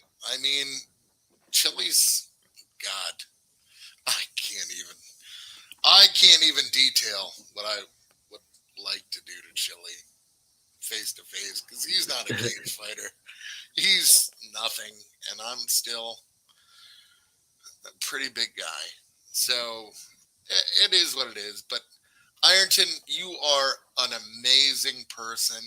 Yes. God bless you. God loves you. Thank you. I don't understand why anyone would want to video police. But that's your choice. I mean, it's you. It's fine. It's as long as understand, I really didn't want to video police, but some of the stories I heard coming out of the town, since nobody else was brave enough to go find out for themselves, I decided to find out. Is this true? Is this not true? Let's go find out. It's as long as it's not abrasive, I don't care. I think you're a wonderful person. I've never in my life had a negative police interaction, so I would never. Lucky you. Yeah. Well, I've only ever had one, and again, it's because of the way I carry and handle myself. Yeah, I was a CEO before I became disabled. We live different lives, right? I do that all the time. We all live our own lives, our own situations. You want to call out that super chat there, Hezekiah? We'll be quiet and give you a minute. Oh, yes. I wanted to acknowledge Miranda. Welcome. Good to see you again. Thank you very much for the $2 super chat. Always love seeing you around. Sorry. And yeah, we're just sitting here having a general chat. We got Ironton Auditor in the house. Up in the hizzy. Ironton Auditor in the hizzy. That's right. He's getting down with the get down. The Playboy is in the house. Yes. Yeah, Ironton's a good guy. He's definitely a good guy. Always support him and what he's been doing. He's doing a good job out there. And we also have another guest. A little Fear my fez. That's right. I love that hashtag. He's a good guy too. So we're just having a little chat, having some fun on a Saturday night. Now, what else we got? Be honest with them, Hezekiah. Tell them my channel is boring as all get out. You're not going to come on and see a bunch of drama. You're not. If you're used to watching auditing channels, my channel is way boring by comparison. I'll be the first person to tell you, and mainly it's because there really is no drama. I don't go out and start any, so there usually isn't any. You know what they say, don't start nothing, won't be nothing. Well, usually there ain't nothing because I didn't start nothing. But that's what makes you a unicorn.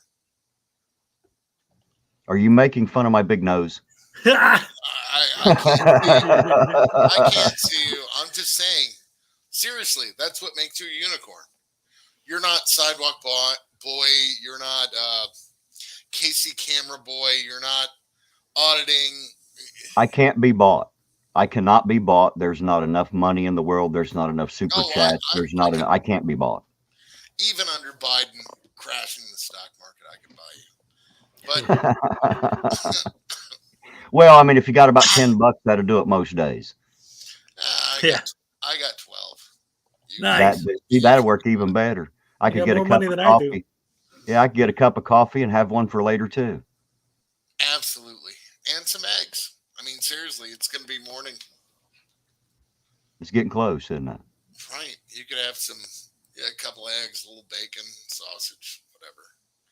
But what my point was is that you are a unicorn. You are not trying to do anything to be rude to the rest of the world. Well, the thing is, if they're tyrants, it will show on the camera. If they are not tyrants, then that will show on the camera. I would prefer. What is a tyrant? What is that? Define tyrant. Well, it depends on who you're asking. If you're asking an auditor, apparently it's anyone who doesn't particularly like what they're doing. You know, a tyrant will be someone who is guilty of tyranny. I wouldn't think that most police officers really are tyrants or guilty of tyranny per se, but you do have to realize that they are kind of trained to skirt your rights.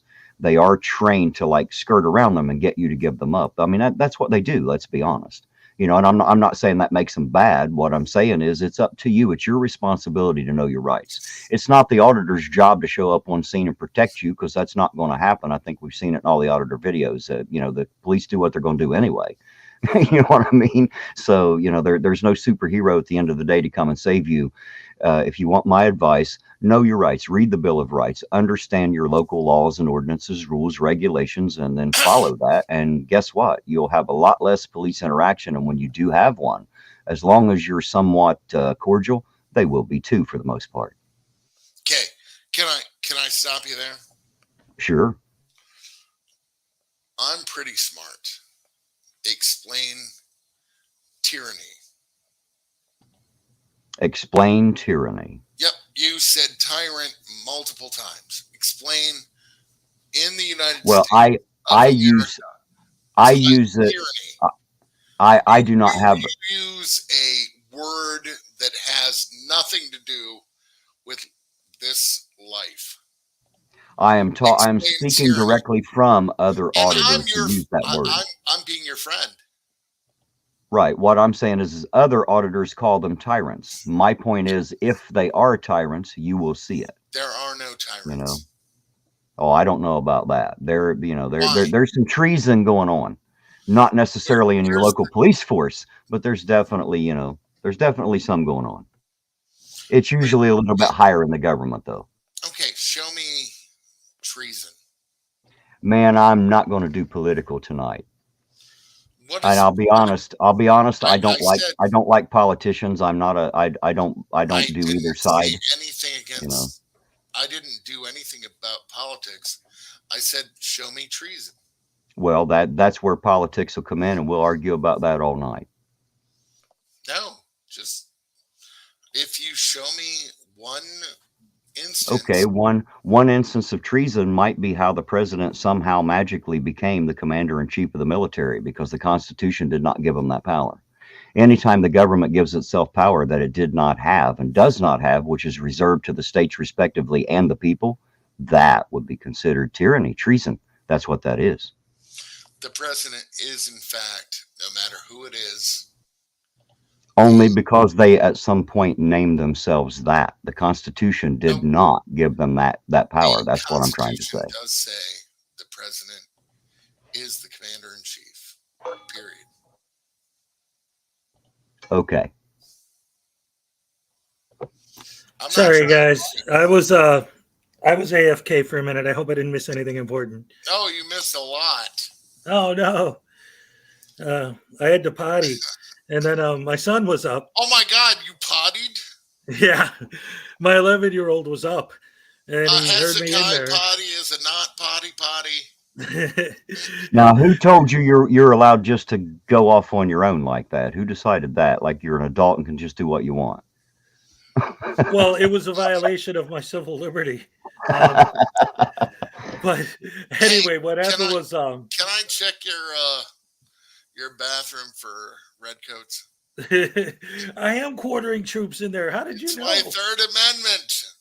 And I love the way that they try and spin that to where, like, if you actually listen logically to what they say when they talk about the Third Amendment, it's like they're saying that they think that the Third Amendment makes it illegal for you to keep troops in your home. No, it's illegal for troops to make you keep them in their Right, home. It's right, illegal right. for them to do that. If I could tell you the totally ignorant, just dumb fucking response I got from Anselmo's partner, the Fake Mike. fake Mike Real News.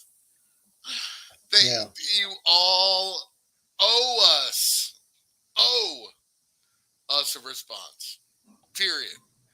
We What? need for the Third Amendment. You're all servants. Everybody's a servant. It's Right. just, God damn. I mean, if I could have reached through and smacked him, I could have. Now, I do want to provide a biblical reference here because the Bible does say greater is he who serves. Yep. God bless.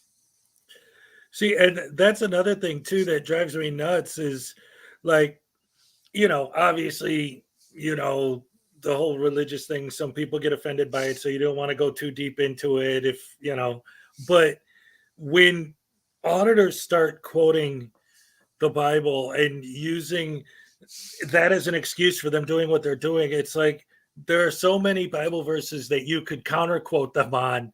It's just like it's not a religious fight. It's a Right, fight right. with, it has nothing to do with that. It's something completely different. Well, the next time you hear them say that, call to their attention that book they're talking about says that their fight is not against flesh and blood, but against principalities and powers and spiritual wickedness in high places. Yep. So tell them that and then tell them to be quiet. There's so many things that I would love. This is, just thinking about different responses to these idiots. I would say real quick, again, with the religious stuff, I mean, I'm here tonight. My dog, I had to put her down yesterday. I'm sorry to hear that. I am a sad person. Let's just put it that way. They truly are man's best friend, are they not? Miss Pitters was my best friend and confidant, and there's the woman that came to put her down fucked it up, and she came back twice, and I can't even make it sound good, right? I'm gonna cry again. Oh no, I'm sorry. She didn't give her enough juice the first time, right? So she gave her juice again, and that didn't work, and it was bad, right? So anyhow, I know that's me, just me. So I forgot what I was talking about. Oh, no, that's all right, man. You're grieving right now. It's, I understand. May I tell you a corny joke to try maybe to get you to smile? Yeah. There was a dog, a monkey, and a cat, and they all three die at the same time, and they get to heaven. And God looks at the monkey and says, "Monkey, what do you believe?" And the monkey said, "Well, geez, I don't know. I'm just a monkey. I guess I believe in eating bananas." He said, "Well, okay, what about you, dog? What do you believe?" And the dog said, I believe in loyalty. I'm man's best friend. It's all I know. I'm loyal, loyal to the death above all others. And he looked at the cat and he said, "What about you, cat? What do you believe?" And the cat said, "I believe you're sitting in my seat, sir." That's a cat for you. Oh, my goodness. All right, I got one. My son, when I was just talking a minute ago, he says, if a pregnant woman goes swimming, does that mean she's a submarine? Hey, did I ever tell you guys about the time that I was dating a girl that lived next to me at the docks, at the water? We drifted apart. That's awesome. On the docks and she drift. All right. So all this conversation made me think of this one. Because we started talking a little bit about the religious thing and then getting into the death thing and all that. So this kind of reminded me of this joke that ties them all together. So this guy's standing on a roof and it's a horrible storm. It starts to flood and he gets water up to his ankles. What's that? Broken system, broken trust. Oh, he's the guy standing on the roof? Yeah, right? He does that sometimes. Yeah, he does to get his video. So anyway. Mute me. All right. Wait, where's my mouse? There we go. So guy's standing on the roof. It's pouring rain really bad. There's a big flood. It gets up to his ankles. And a rowboat comes up. The guys in the rowboat say, hey, jump in, we'll save you. And he says, no, I'm going to stay in here. I'm going to pray and God's going to save me. And they're like, whatever. And they row away. So about an hour later, the water's up to his chest. A speedboat comes over. They're like, come on, get in. You're going to drown. He goes, no, I'm going to stand here. I'm going to pray and God's going to save me. And then finally, a few hours after that, the water's up to his chin. And a rescue copter comes by and lowers him down a ladder and says, come on, climb up the ladder. And he says, no, I'm praying. I have faith. I know God's going to save me. And I'm just going to keep my faith and pray. And then the helicopter flies away. The water goes up over his head. He drowns. He dies. He goes to the pearly gates. He sees God. And he says, God, I had nothing but faith and trusted you. And you, how come you didn't save me? And God says, what are you talking about? I sent you 2 boats and a helicopter. How much more do you need, right? Right. All right, I got a quick one for you. And if you've heard this, you can stop me. But these 3 ladies die and they get to heaven. And when they get to the pearly gates, St. Peter stops them. And he said, of course you can come in. You've already got that right. But I want you to understand we have one rule. Do not step on a duck or you'll be punished for eternity.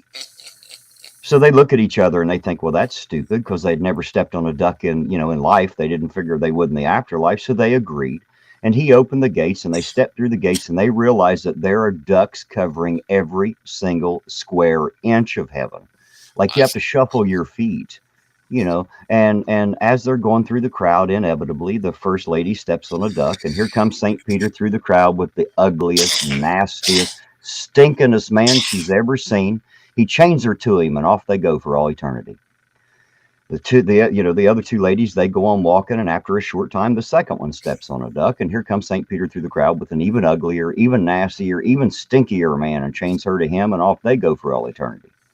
The third lady made a vow right there and said, I'm never going to step on a duck. Geez, the first one was bad. The second was worse. I don't want to see what's in store for me.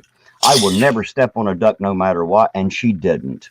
And after about 30 years, here comes St. Peter through the crowd with the most beautiful, most handsome, most wonderful man she has ever met, chains her to him.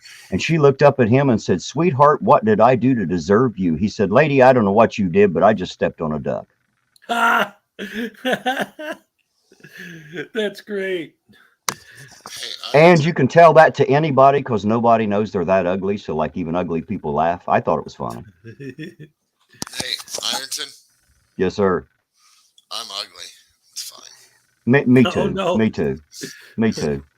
All of us can't be beautiful. You got to have your yin and your yang. You have to have the ugly right with the pretty. You wouldn't know pretty if you didn't have an ugly man standing there. You wouldn't know what a good looking one looked like. I'm good with it because I fish and I catch lots of fish. So I just wanted to. See, I'm the kind of guy. I'm the reason they have the stainless steel mirrors in the truck stops now instead of the glass ones. I look at them and they tend to break. Oh, no. Oh my God! When I was in college, I drove a moving truck, and yeah, the truck stops are bad. I tried to talk Irish Demon into smuggling me home in his luggage. First of all, I'll fit. I don't know if you all know, I'm like a really tiny guy. I'm only 5'4", and I only weigh like 148 pounds. So, you know, no bigger than a popcorn fart, as they So say. you could never fight Chilito. Chili? Oh, Chili's my size. I'd as they say here at home, I would stomp a mud hole in his butt and walk it dry. That's what would happen to him. I'd run up one side and walk back down the other, and he would. If he doesn't, he would know exactly what a buzzsaw is once we got together. I'll tell you that. God bless. But I was trying to get the demon. I was trying to get Demon to take me back home with him because I figured that's where the leprechauns are, right? God. It's like, you know, I've been to you put me in a green suit, I'd fit right in. I wouldn't I wouldn't try to be a leprechaun, but Ireland. Why not? They have pots of gold, man. That's what I was looking for. Ireland's beautiful.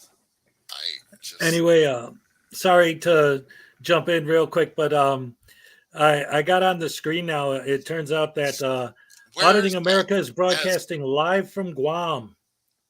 Guam? And, Guam? Yep. Auditing America's in Guam, and he's broadcasting live from Guam. He audited their police station yesterday. So I'm just monitoring this to see if anything interesting happens, because it is live, and so I'm going to keep that playing. Let's see. This is better than Miami. I know, yeah. Something, yeah. I heard there's a bad storm going over there. I'm from Florida. So is this that's. Yeah. I'm not going to say that. That's Auditing America, yeah. The storm is this. I think that's the same one that I'm worried about right now. Hey, Hezekiah, can you see Tones overthinks its comment down there? I'm something just to think curious, about. Can somebody just clock him? I mean, seriously, at this point, somebody just fucking drop a dime on his face. Well, I just want to make a point. You have never heard me tell you how much of an alpha male I am. You know why? Because I don't have to tell you. Yeah. I didn't have to tell Chili either. He knew which one of us was on top. I'm an alpha male. I just, God damn it. I am so sick of this person. I'm trying to keep it G-rated. I mean, I would drop a dime. I can bench 600 pounds. I would light. Oh my God. I'd drop a dime from the top of the Eiffel Tower onto. No, I mean, seriously. You're 49, I'm 47. Fold them up. I go to the gym every morning. I would. I drive past one a lot. Does that count? I said the same thing about a hospital the other day. I drive past it every day. Did I tell you all that my doctor told me that I needed to do a triple bypass? No. Yeah. He told me, I was going to have to bypass Wendy's, Taco Bell, and McDonald's from now on. See, my doctor told me that I should jog more, but I keep jogging into fast food joints. Ironton. Yes, sir. Actually do have to do like cardio where they put the camera in. Right. When they say it's not gonna hurt, that's a lie. Oh, I believe you. They're gonna say it you might feel some discomfort. Minor discomfort. Yeah, that means fuck you. The beautiful part is, as far as I know physically, I'm healthy as a horse. Yeah, I'm not. I've had that camera twice, and the nice thing is they tell you can watch right on the screen. Yeah, but it's not painful. I don't know if I would want to. Yeah, I don't want to. I never have. But yeah, they tell you, oh, it's fine. You won't feel it. Yeah, and then they jam something down your arteries, and it's not good.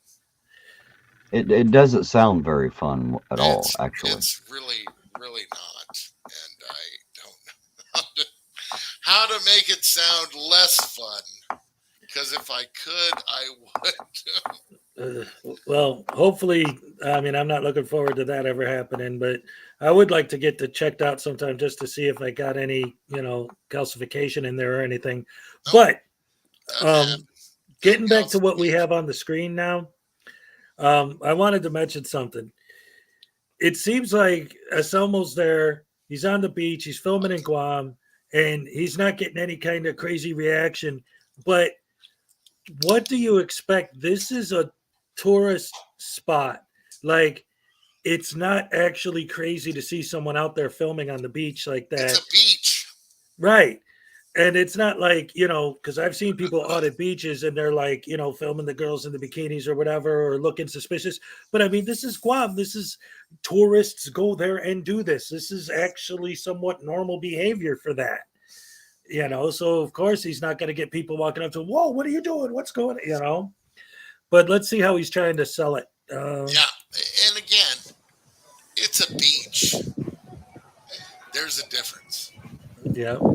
And even look at these people. It's not like they're there in bikinis. Guess what, dick face? I don't know the answer shit, and I do know it. So eat a dick.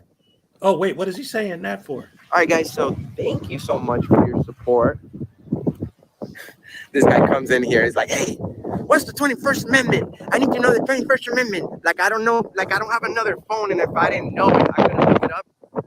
Oh, he's talking about somebody in his chat. What an idiot. You're an idiot. Look it up your damn self. Fuckface. Look it up your damn self. Are you serious?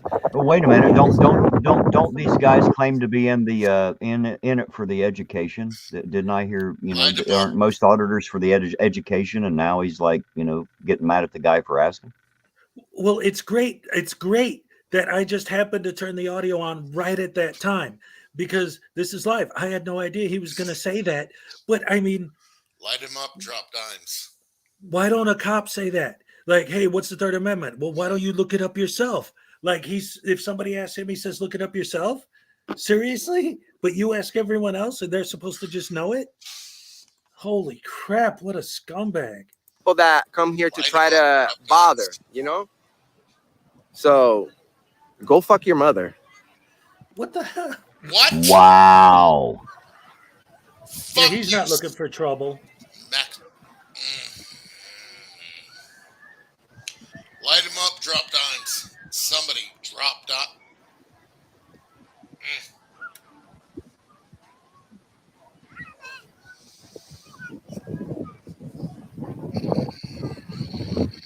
It's funny too, because so far every time I just randomly turn the audio on, he was saying something horrible.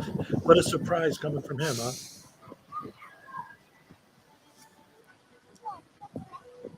I would clip him. Right hook.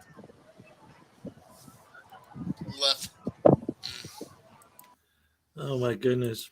Beat the shit out of him. Fuck him. I'm telling you again,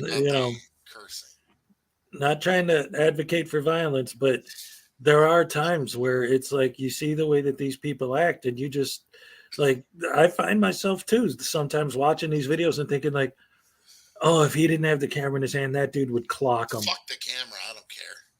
Yeah, I'll take the charge. It's worth it. I'll take the charge. Absolutely. I would absolutely take the charge. God bless. My name is Chris Jackson.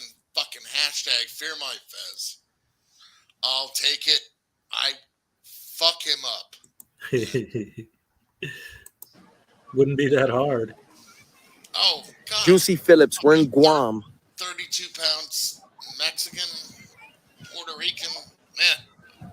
Let's see if I can look at his chat. Here we go. Can you zoom in on that girl right there for the boys in the chat? Oh, great. Great fans he's got.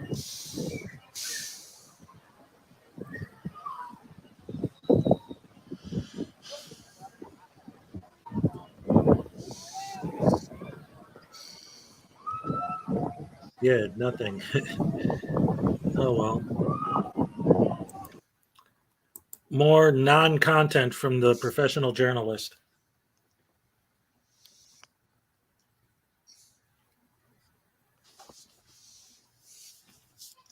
Wait, Tones, that was you? Hey, you guys see that? It was Tones is saying that. Nice. Oh man, that's great.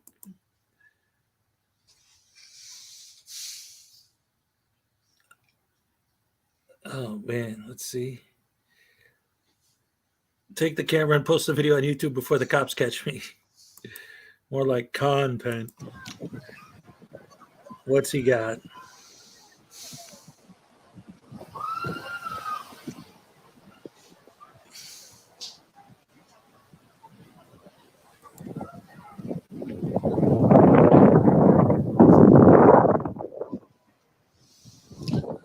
I'm putting a comment on there. Saying if he can look up the amendments himself, so can the cops.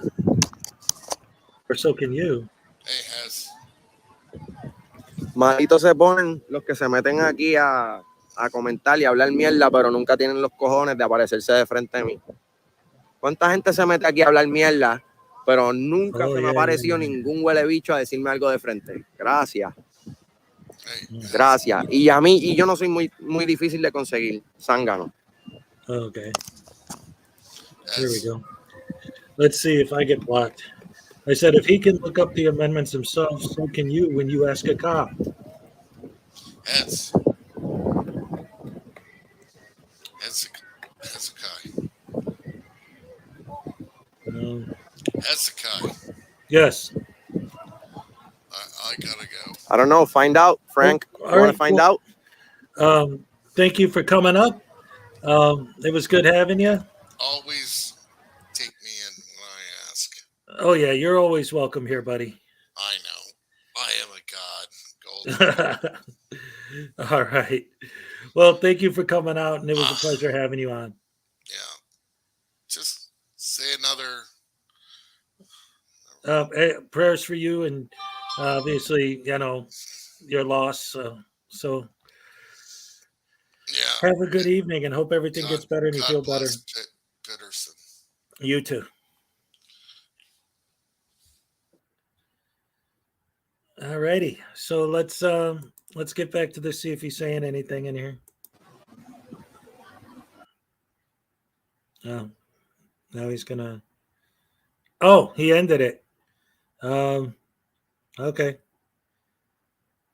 Whatever.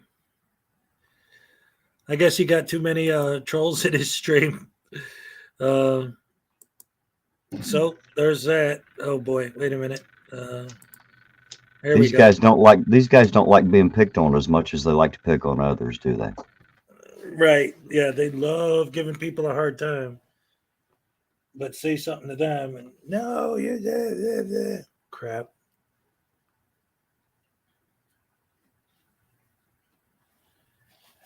Yeah, it's just he rage quit. Tone says he rage quit. I believe it because as soon as I got in there and I saw like, whoa, wait a minute, what?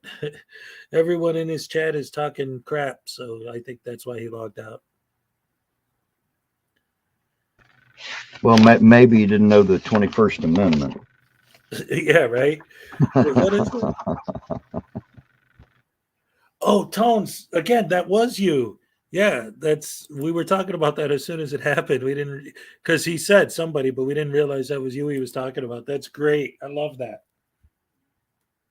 No matter how mad I got at somebody in my chat, I would never say something like that to them.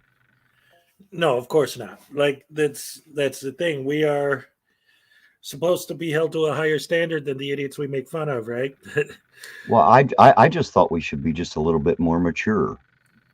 Yes. I mean that sounds like some 13-year-old high school stuff right there, Oh yeah, and he was doing that. I don't know if you saw a video he did a few weeks ago where he was talking to a cop, and he was like, the cop's like, "What's your name?" And he goes, "Ask your mother.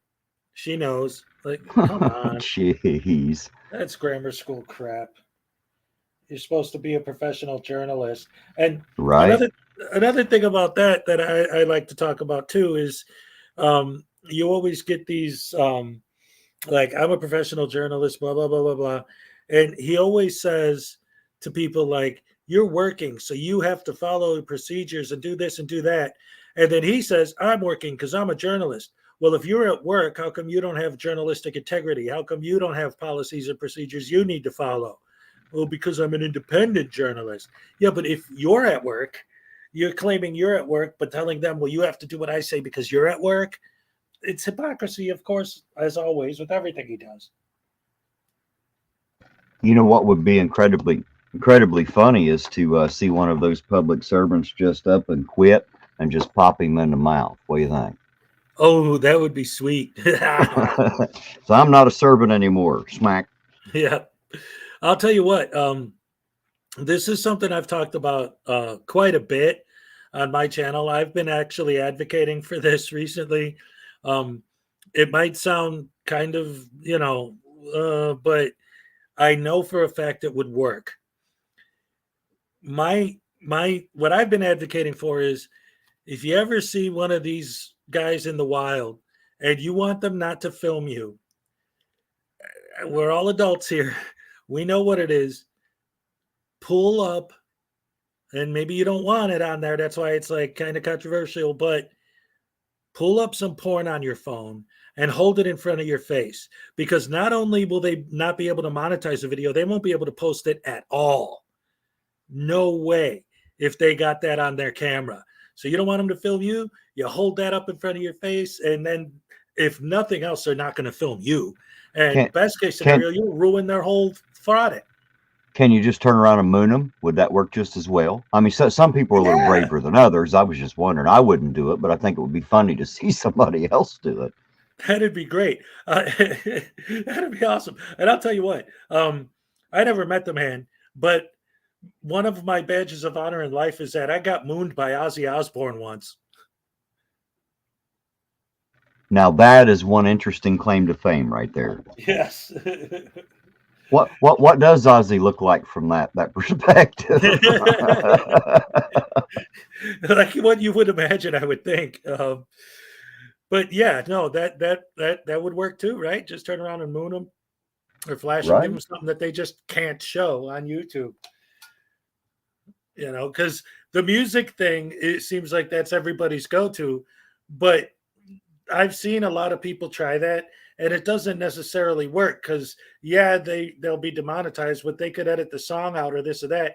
But if it's something involving nudity, they cannot post it at all. They would have to completely cut that bit out or just not do it.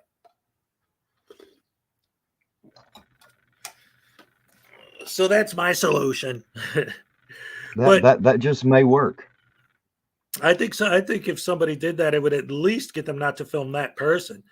And then the other thing that, like, if I ever run into one of these guys, I have a whole plan, because I've covered enough of their videos. I mean, I literally wrote a book about it, right?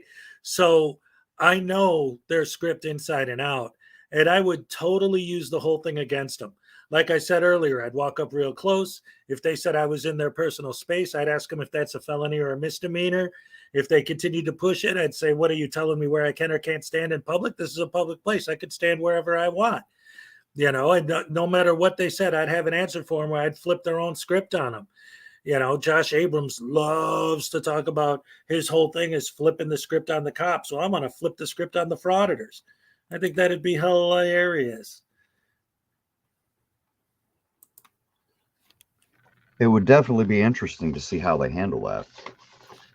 Well, yeah, absolutely. And again, with someone like me, because I know their script so well, I can't think of any argument they could make that I wouldn't be able to counter, with one of their own comments. Well, who are you? Well, I don't have to ID. I don't have to tell you who I am. That's, are you trying to violate my rights? What are you, a tyrant? Why are you filming me? Are you a Karen? Why are you filming me? Are you a Karen? What, are you afraid of a camera, you snowflake? So don't melt now. Don't melt. Yeah, right. Oh my goodness. But yeah, again, Debos, the music does help, but again, it depends on the situation. And the most it would do is get their video demonetized, but it wouldn't stop the video. It wouldn't stop them from filming you. It would just stop their monetization. But what I'm talking about, they couldn't show that clip at all. If there's any kind of nudity or anything involved, they have to cut that whole bit out. So you're done. They're done. That's it. Follow them around and keep holding your phone in their face. Look, I got this on my, I got this, you know. I think that'd be hilarious. And There it'd were a never get couple other posted. people. There were a couple people who threatened to come here and audit to, you know, quote unquote, show me how to do it. Oh. And I was sure hoping that they would, because I would sure like to film them auditing. I think, you know, Yep. I go out there and monetize my videos of their, you know, them doing their job. See what? Oh they do. yeah.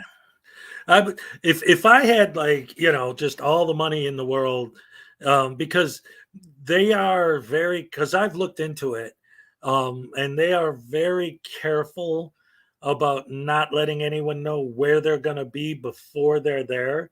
So the only way to go out of my way to make sure I run into them would be to find places where they frequent and just randomly show up until they pop up.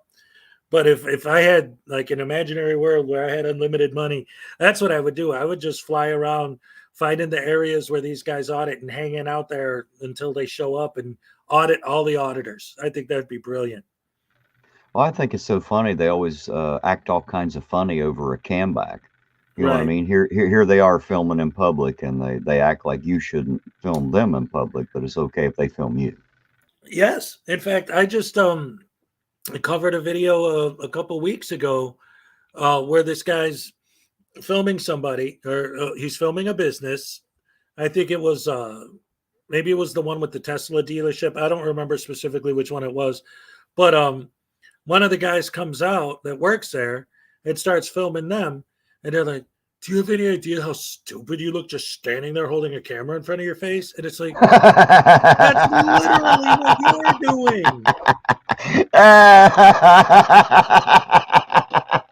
I'm sorry, that was funny. I like Yes. that one. Yeah, I couldn't believe he said that. I'm like, dude, that's literally what you're doing. Oh man, it's crazy the You know, stupidity of some of these guys. the thing is, if you want to film, as they say, your public servants, if you want to film your government doing what it's supposed to do, I have no problems with that, and I don't think most of them do either. I know the police here locally don't. You know what I mean? Because they're just going to do their job anyway. But to like Right. do churches and private businesses, and it's for the reaction, obviously, because they know they're going to get it from the general population. Because most people are going to walk out of their business and go, "Man, what are you doing? You've been standing here for 25 minutes with a camera dead on our front door. Why?" Right. You know, because And I know I would ask. They may not Yeah. they may not have to answer questions, but I would absolutely ask. Well, and that's the thing. And I always use Amagansett Press as an example of that because he does it almost every video. When it gets to that point, he'll always say, "Well, but I was just walking down the street filming. What's the problem?" Planting your camera stand in front of a business and aiming your camera at their door is not just walking around filming. Tripods don't walk. Right. Exactly. NC Tyrant Hunter is infamous for that too. He'll always say, and by the way, hello, Binary Tools. Good to see you. Yeah, but at least he's funny. I mean, I'll give it to him. Sometimes he can be incredibly funny. Right. But again, it's the whole thing. He always Right, says right. that, right? It's, well, I was just walking. What, do you got a problem with someone walking? Standing still filming something for half an hour is not walking. It's standing still. Like, Hey, Hezekiah, did you know that I actually audited our local post office here in town? I did the library. You know how all the auditors do that kind of stuff. Right. And so I went through the library and I went through the post office. And you know how many reactions I got? Zero. You know what the difference was? Is I didn't stand there to get a reaction. I was talking to the camera. They heard me narrating to the camera. I showed poster 7 in the post office. And although everybody kept looking at me like I was a nut, Right. nobody had anything to say, but I wasn't exactly like making sure that they see me getting all of them on my camera. You know what I mean? Right. Because it's not, for me, it's not about the people. I'm supposed to be out there for the people, not out there to film the people, if that makes sense. You know, Oh and yeah. I walked through the post office. I stood in line for, I don't know, a good 10 minutes. I got up to the counter. I bought a stamp. She thanked me. She's a nice lady at the post office. I went through the library. I showed the library, talked a little bit about, showed the trophy case and a little bit about, my history with the library, being a high school student and studying there and all that. I just didn't stop at the counter and keep all those ladies standing there in my lens. You know what I mean? Right. And so Yeah. they didn't have anything to say. I mean, they looked at me like I was a nut and probably thought, I Right. wonder what this crazy fool is doing, Yeah. but they didn't have anything to say to me at all. And I actually did about a year ago, maybe a year and a half now, I did a post office audit myself just to prove a point. And it's exactly like you said. I didn't do any of the things that we always see these idiots doing, and everything was fine. Nobody bothered me. In fact, hey, trans girl, I haven't seen you in a minute. How you doing? Welcome. Good to see you here. But anyway, yeah. Did you see Tone's comment? He said, I've been researching for weeks trying to find out how all of the government's legislative power to repeal the Bill of Rights is run through the post office, and I got nothing. Yes, that's awesome. But yeah, in fact, eventually when someone did talk to me, I ended up, get this. Someone who works in the post office asked me what I was doing. I told them, and they did this amazing thing that if you talk nice to people can happen. They gave me permission. Right. Oh my goodness. Like, oh, that's the end of the world that you had to ask. But it wasn't that I had to ask. When they said, what's up? I told them and they're like, oh yeah, go ahead, film. That's cool. I don't remember which one of them it was, but I saw it's been a few years back now, but I saw one of them walk up to the whole flip the script thing. The cop was at the gas station, getting gas and whatnot. And Right. he walked up and he said, man, you mind if I search your car? And the cop looked at him and he said, well, I tell you what, he said, I'm not going to let you search my car, but I will open up everything that's in it. And if you want to film it, I'll show everything to you.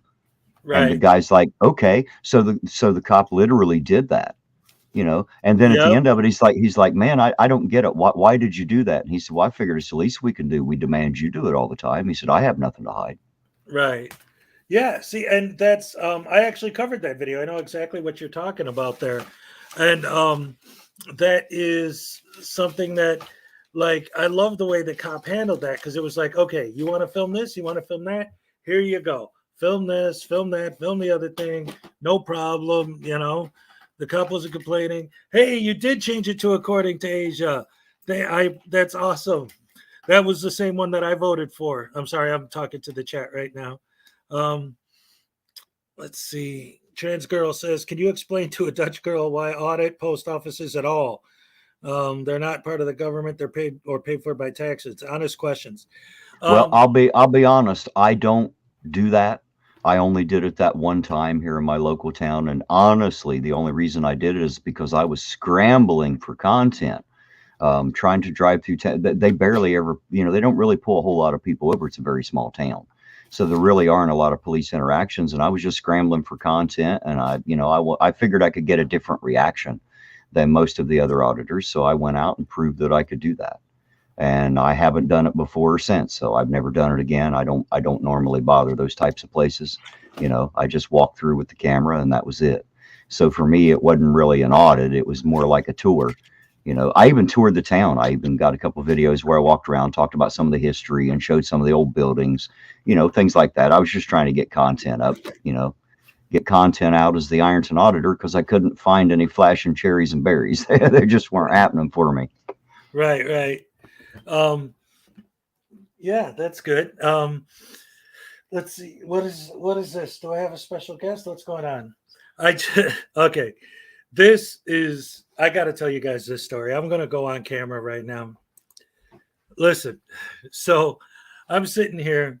It's 2:00 in the morning and we're talking and I felt something behind me. Like, what the hell's going on? And I was thinking it was my dog, you know. I turn around and there's an 11-year-old brat hiding behind my couch. Oh, dude, go to bed. Hold on. Go ahead, Ironton. Tell us a story while I find out what's going on with this kid. But yeah, as far as auditing, you know, like post offices and private businesses and churches and all that stuff, there's no point in that. You know, those people, they have the same rights that we do. They're not, you know, they're not public servants. They're just businesses. And while I agree it might be completely legal to stand on the sidewalk and film a private business, I just don't see the point of it. I don't think that that's like going to save America and ensure our First Amendment right. I don't think that's going to have much to do with it, you know, personally anyway. So how is everybody out there in the chat tonight, by the way? I see quite a few names out there. I see a few that I've seen before. I see some that I haven't seen before. So I hope everybody's doing a great day, having a great night or great morning, I guess. You know, instead of being late night, I guess we're early morning now. Oh, thank you, Dubose Nation. I hear that a lot. I have a great voice. I just wish I had the pretty face to go with it. I used to work a lot of fast food when I was younger, and I would hear you'd hear these young girls, they'd come around and they'd hear my voice over the speaker and they would all giggle, and you could hear them saying, "Ooh, he sounds cute." And they would pull around the window and just see me standing there and I'm not so cute. And they would be like, "Where's the guy that took her order?" When they heard me say, "I am the guy who took your order." You know, they just look straight and like just have that bumfuzzled look on their face because my voice sounds a whole lot bigger than I am for sure. Trans girl asks if you can film anything if you are standing on if you're standing on a public sidewalk. Yes, technically it is legal to film absolutely anything. There's nothing that, you know, they are right when they say that their eyes can't be trespassed. You know, your camera, you know, you can turn around a circle and film anything that you can see legally, technically. However, I would beg anyone who wants to exercise their rights to have a little bit of maturity and responsibility. If you're going to exercise your rights, please do it responsibly.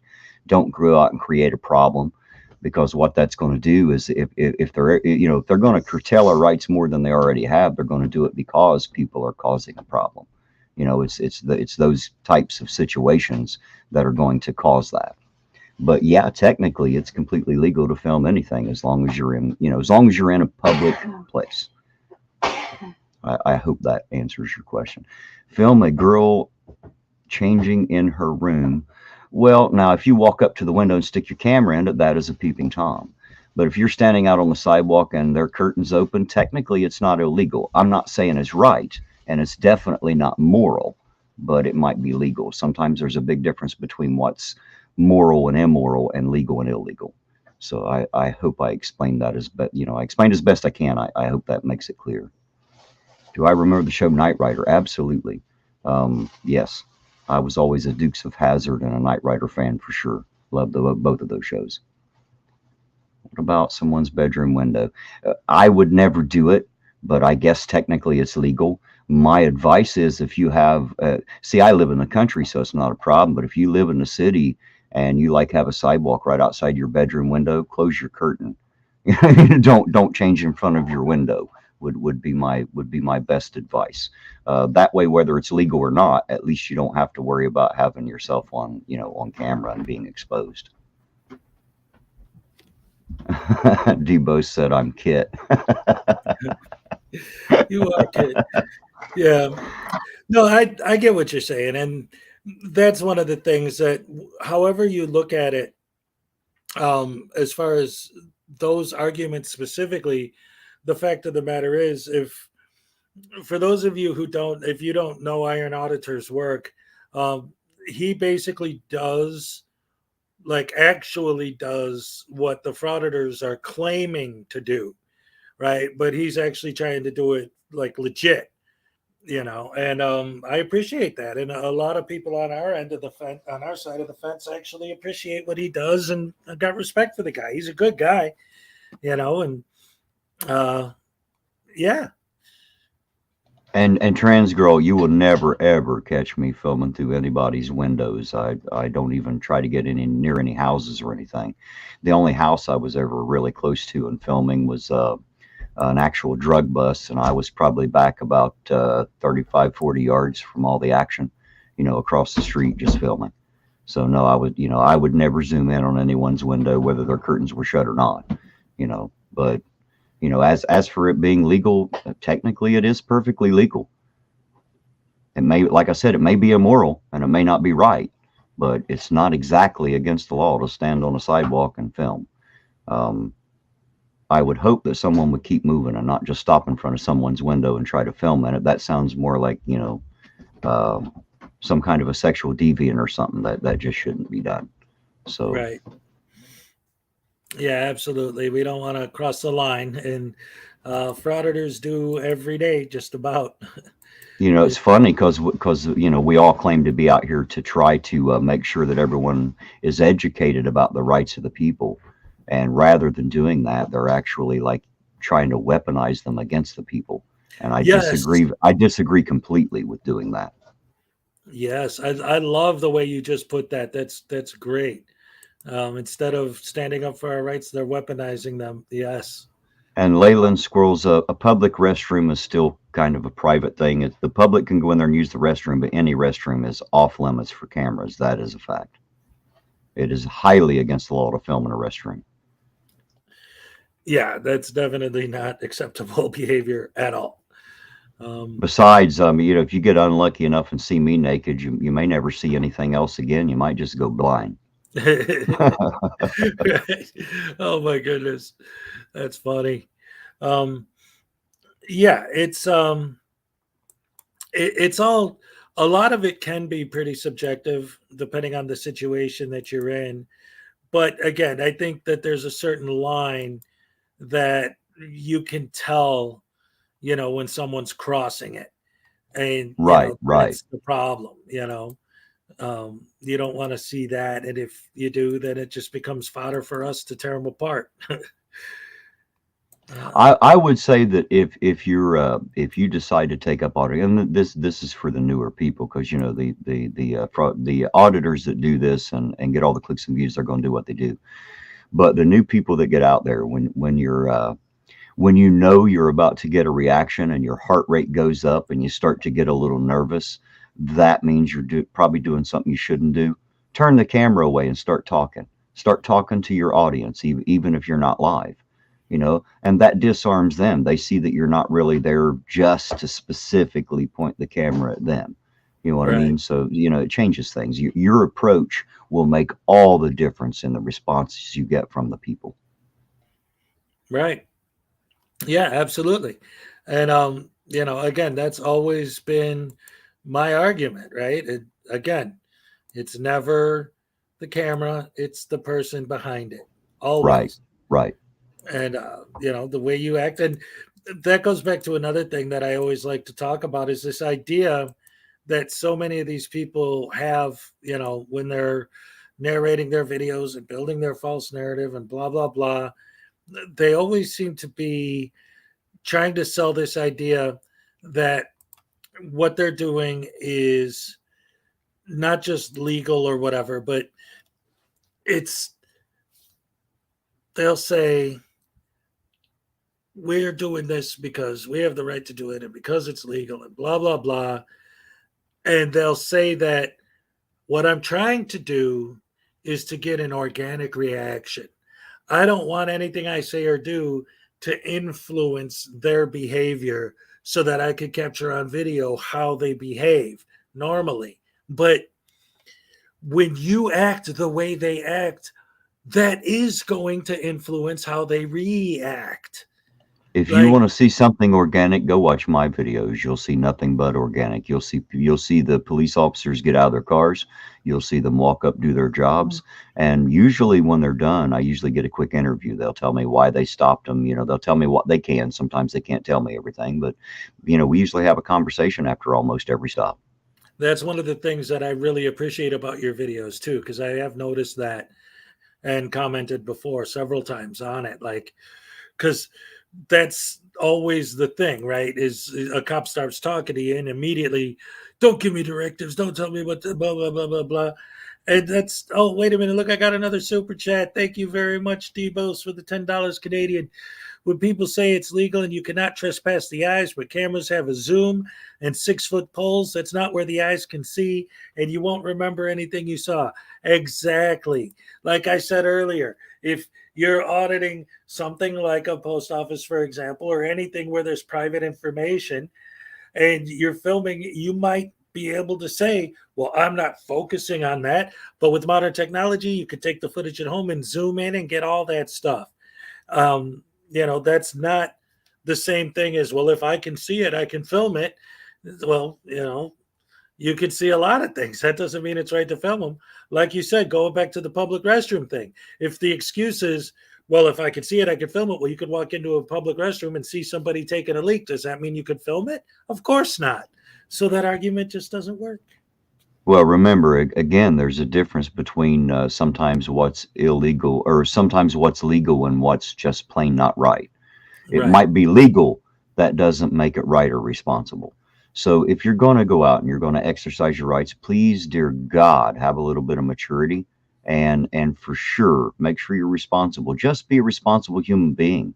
That's all you have to do. And you'd be amazed at how the respect people will show you.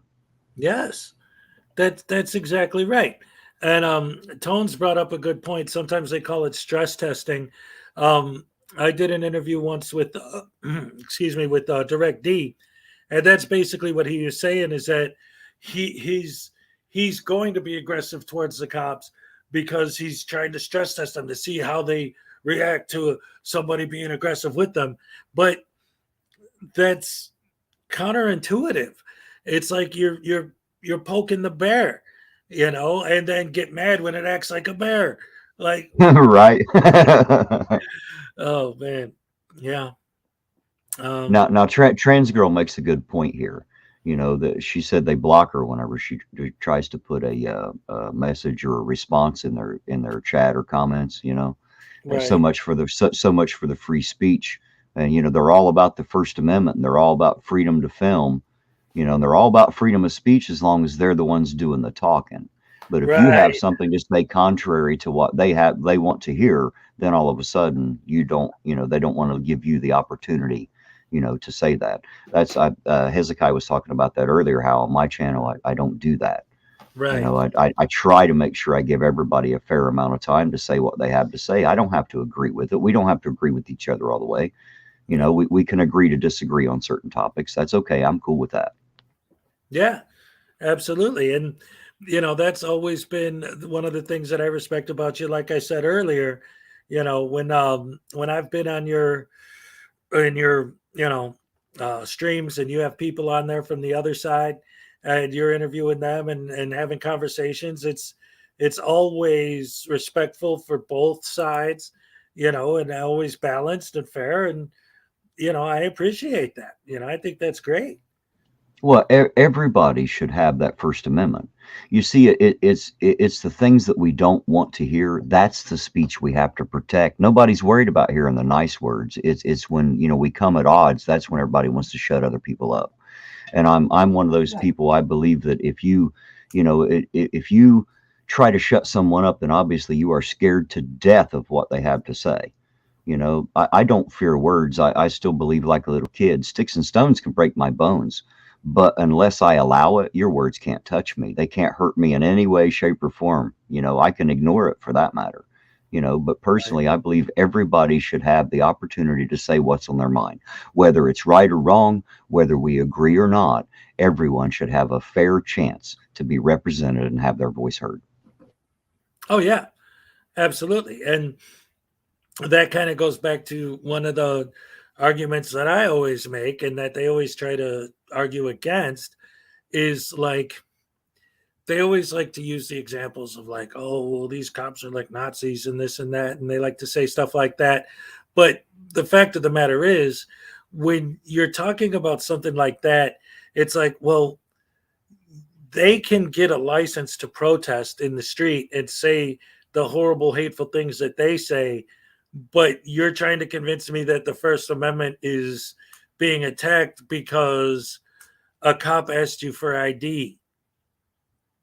Like, well, the funniest thing about this whole ID thing, and I do understand that you do have a Fourth Amendment. I'm not trying to say that you don't have the right to, to be secure in your persons, papers, houses, and effects. I agree 100%. However, you have to understand that what you have on there, name and address. You know what? That's public damned information. It's not private. So all those people that think that you can't have my private information, your name and address is not private, goober. It is public information. They used to print it in every phone book ever made. Yep. Yeah, exactly. And another thing too that drives me nuts with the whole ID thing and that I don't answer questions and this and that is that, to me, again, they sell it as like, well, I have the right not to ID, so I'm not going to.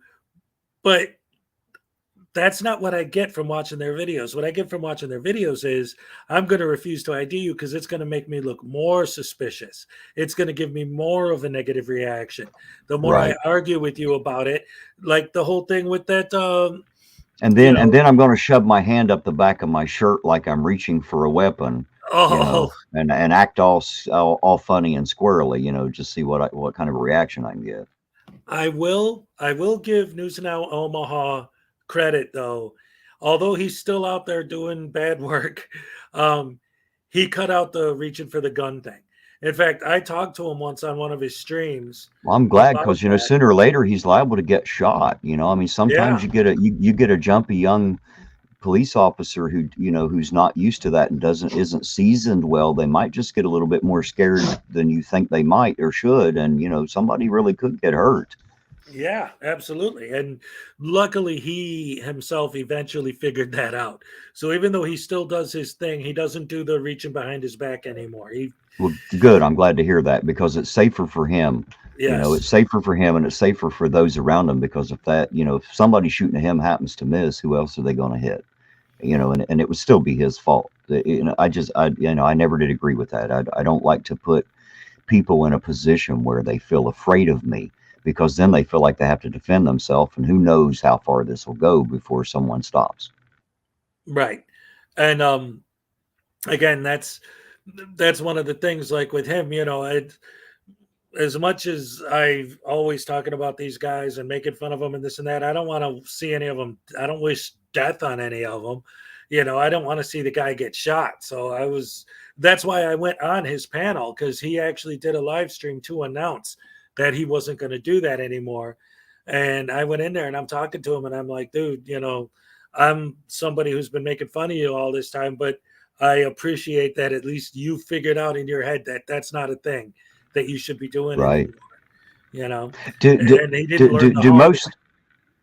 Do most people realize that, like, you can go to the courthouse, to the records department, and you can pull deeds? Like if I want to pull your property deed, if you live in the United States and I want to go to the local county courthouse where you live, I can pull your property deed. I can look at your deed. I can see all that really is public information, your address, all of it. Right. I mean, there is private information. Unfortunately, most of the information most people think is private really isn't. It's in more places than they can shake a stick at. They just don't know that, evidently. Most people don't know but they really don't know how the extent of public records. They really don't know the extent of it. Well, DD-214s from the military. You can pull anybody's, not just yours. It's a matter of public record. Name, address, military history, all that kind of stuff. All that stuff that some people think is really private really isn't. It's a matter of public record, and anybody can go to the courthouse and get it. Absolutely. Birth certificates, death certificates, marriage certificates, divorce. You'd be amazed at what you can find out about somebody if you know where to go and what departments to go to. Right. And that's another issue that is extremely annoying about a lot of these guys. Like, they say that they're trying to educate people about, like what you just said, for example, by doing all these FOIA requests, right?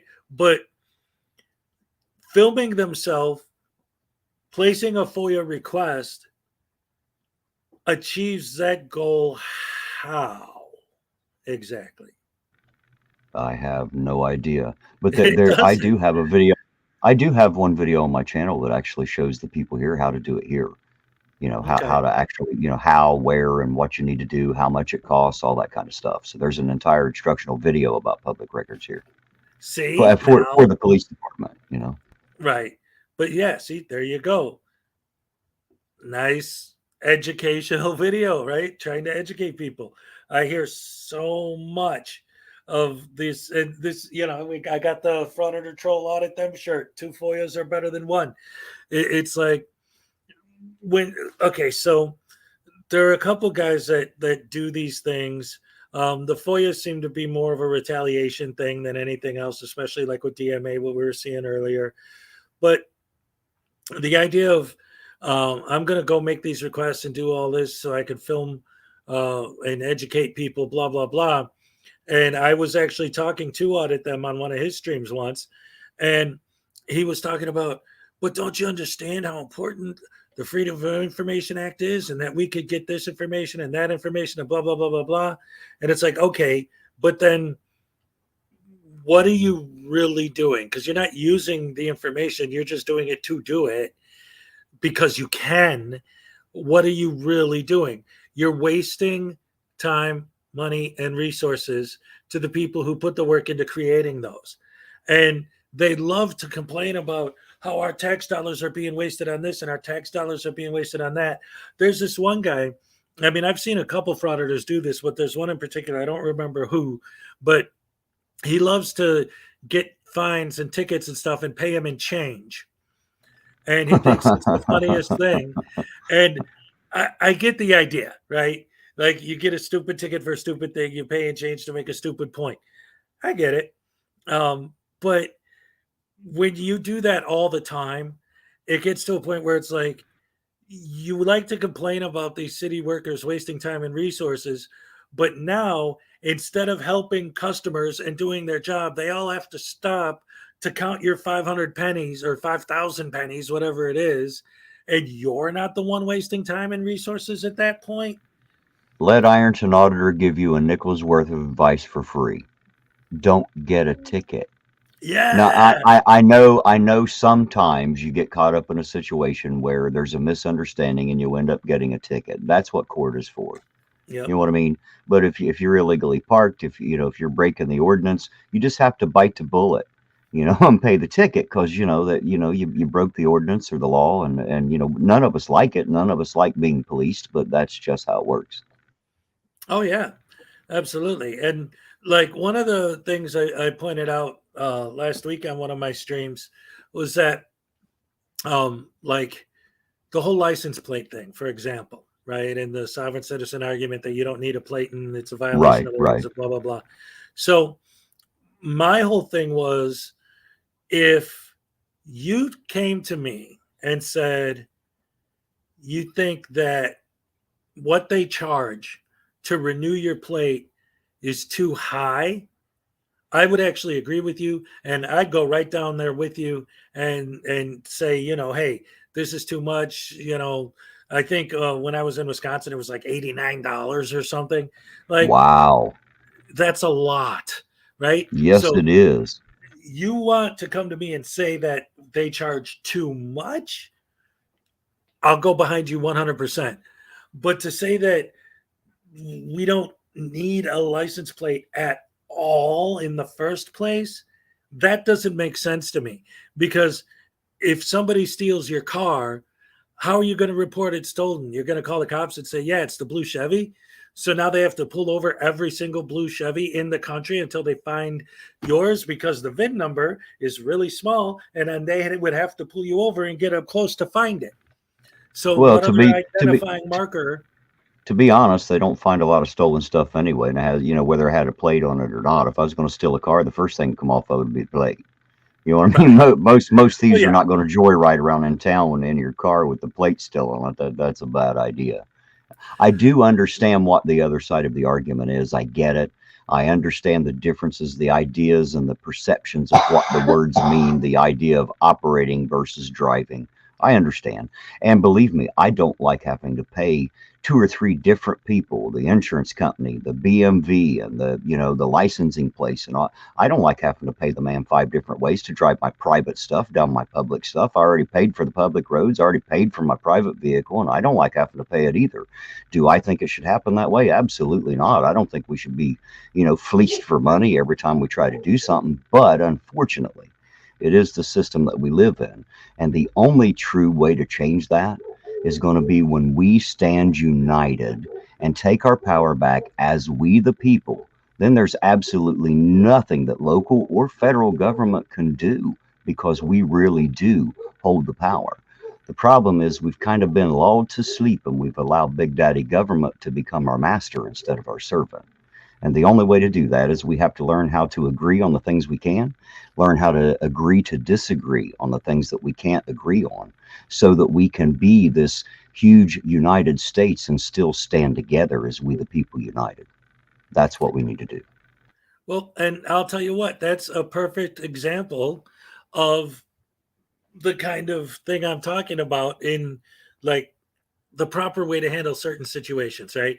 Like, you know, whatever the idea or the argument about traveling versus driving or license plates and insurance and all that, whatever it is, the proper way to go about changing that, if you really do want to change it, is not arguing with a cop on the street corner when he pulls you over.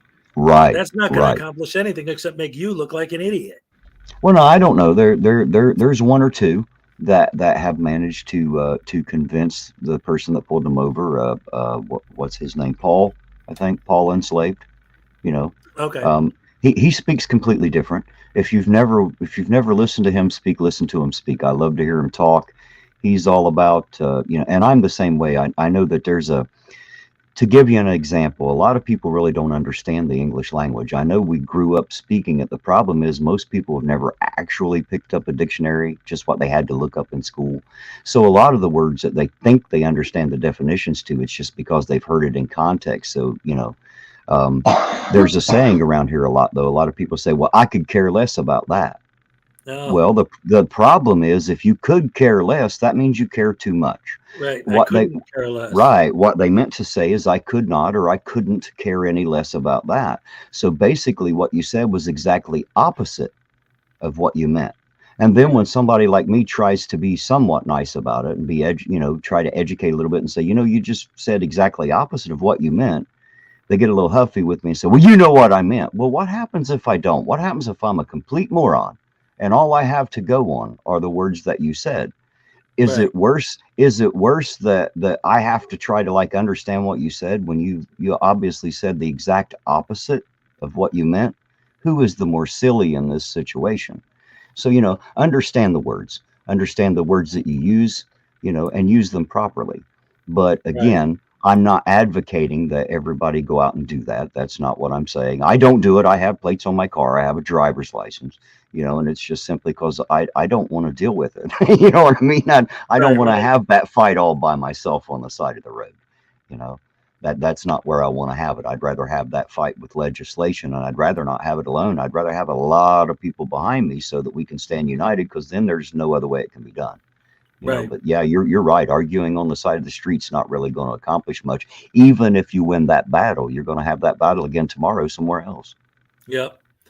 And you know, so many people, and again, with the language thing, it is tricky sometimes, you know, and that's one of the things that is really hard for me to kind of chip through when I actually do talk to auditors, is trying to make the points to them, because they are so particular with their words to the extent that it becomes ridiculous. Like Right. like the guy that you just kicked from your stream the other night, right? Somebody's trying to talk, and every other word he interrupts them to say, well, now wait a minute, do you mean this, or do you mean blah, blah, blah? And it's like, Right. okay, let the dude say a sentence, man, you know. And it gets Instead ridiculous. of an argument, let's have a good grown-up debate. You know, when you are done saying what you said, when someone else starts to say something that you disagree with, at least let them finish what they have to say before you try to disagree. Because if you come out in conversation, you'd be amazed at how much, even if you have to agree to disagree, you don't have to walk away upset. You know, you don't walk away with your face red, the veins popping out on your forehead, and you don't end up with spittle all over your monitor, you know, from trying to scream into it. You know, Right. you don't need to Right. do all that. Exactly. And you know, but the point ultimately is when I'm trying to talk to these guys, it's like there's this shield in front of them of this language barrier where they say a lot of things that if you're intelligent and you understand the language and you understand the words, you can't make an argument. Like sometimes they make legitimate points, Right. but when they take them out of context or use them in the wrong way, how do you explain that? Because I try to explain that to them and then they always flip it onto something else and then fall back on the script. And it's like, it just becomes these circular debates and that don't go anywhere. And especially like if they start getting into quantum grammar, forget it, I'm done because that's just ridiculous. Well, you know, it was kind of like the whole sidewalk issue. You know, Right. I have to say, as an auditor and as someone who does understand your rights, you know, it is legal. I do agree that it's just not right, you know, to Right, film through right. someone's window. And I like how Trans Girl said that. She said, I have to say, I appreciate how you talk about this, and I do respect your opinions. I do not agree with them, but I do respect them. Well, I appreciate that. And it's the same for me. You know, we don't have to agree, but if we don't agree, we don't have to hate each other and we don't have to be enemies. We can still be friends and allies. We, you know, I mean, did you never have a disagreement with anybody that you liked and just say, you know what, we'll be all right. We can be friends anyway. I'd rather have a red card than a black one. Do we have to fight about it? And do we have to hate each other because you like black and I don't? You know what I mean? Oh yeah. And it's great because it's kind of ironic in its brilliance is the fact that in a way the whole Chile de Castro situation led to two things, both on opposite ends of the same coin. And it's funny because you started because the whole Chile situation led to where we're at now, which is Right. where you have people on both sides of the fence coming together to agree that Chile's terrible. And you have people on both sides coming together to agree that you're a fair and intelligent person that you can discuss the issues with on both sides and get a decent conversation in about it without it degrading into a fight. Well, you know, it's a dirty job, but somebody's got to do it. You know what I mean? Somebody's got to be willing to have a little bit thicker skin, you know, Right. and take the insults, take the, you know, I've been threatened. You know, I posted one on my community page. I got one even worse than that. You know, but you know, the thing is that first of all, you can't scare me. You know, I don't live in fear. I might be a little guy, but I'm not afraid of anyone. And it's not because I'm a big badass or anything. It's just because I don't live in fear. I don't treat people bad. And that's why I'm not worried. Who lays awake at night in their bed trying to think about ways to harm me because I'm an honest, fair person? I really don't think there's that Right. many people. You know what I mean? I'm not worried about people trying to hurt me in the average day. Yeah, absolutely. There's no point to it. And that's another thing that I always talk about with them is like the way they paint their portrait of the world is that like I should be scared out of my mind right now that the cops are just going to bust in here and drag me off for no reason. Like, yeah, that's not a thing. You know, Oh, and- you mean them jack boots? yeah, the tyrant thugs and this and that. And again, this sort of goes back to, you know, like with the license plate thing. Like when someone doesn't have a license plate on their car and they get pulled over, they'll always say, I got pulled over for no reason. No. You got pulled over for a reason. You don't like the reason. You don't agree with the reason. But the fact that you have no plates was a reason. Sometimes there are petty reasons. Sometimes there are petty reasons that people get pulled over, like you didn't stop behind the stop block. because your Right. tires were on the line and not directly behind Right, it. right. You know, so there are those little things, but that's just one. As long as you're legal, and as long as you really don't have anything that they can see in the car. I mean, if you're going to have drugs and things you shouldn't have in the car, at least have it hidden well. Don't leave Right. that shit laying in plain sight. Don't leave the paraphernalia out on the seat and stuff. At least be smart enough to hide it. I mean, if you're going to try, you should never have it. That's not what, I'm not advocating to do it. I'm just saying if you're going to do it, keep it out of plain sight so that when they walk up to the window, there's nothing to see, as long as you're not high or drunk or any, they can't smell alcohol. And as long as you're a halfway decent person, they will be too. Most of the time they pull you over.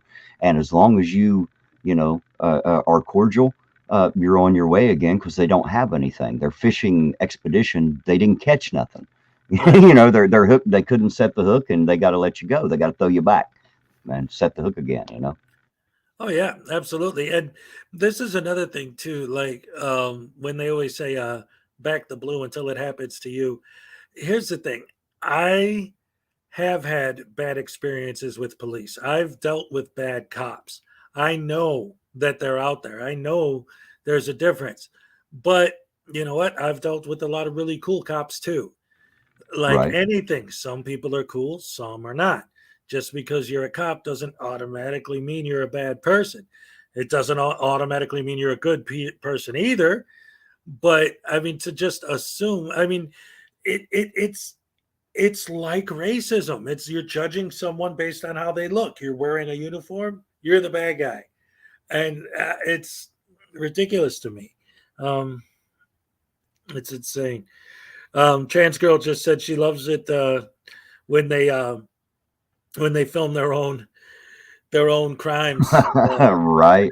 I love when, that. when their own video is used as evidence against them. That actually happened here locally because of Chile. The lady that he told to turn in the video, she tried to tell him, look, they don't have anything, and this is going to give it to them. But because he's such a smart law scholar, he talked her into it. She turned it in, and that's actually what she got convicted on. I'm pretty sure they would have had to dismiss that case against her because they didn't have anything until she turned in the video, her own video. Their body cams didn't show anything. That's hilarious. Did you see Chile's quote unquote evidence that he was going to show in court the other day? Well, here's the problem. I heard him say that she wouldn't allow him to call witnesses. First of all, he wasn't there. And secondly, neither were any of his witnesses. If you're going to call a witness, there has to be a witness. A statement on a piece of paper, I don't care how many times it's notarized and stamped, that is not a witness, and it is not admissible like that. That's not how it works in a court of law. Obviously, Right. He should have found that out.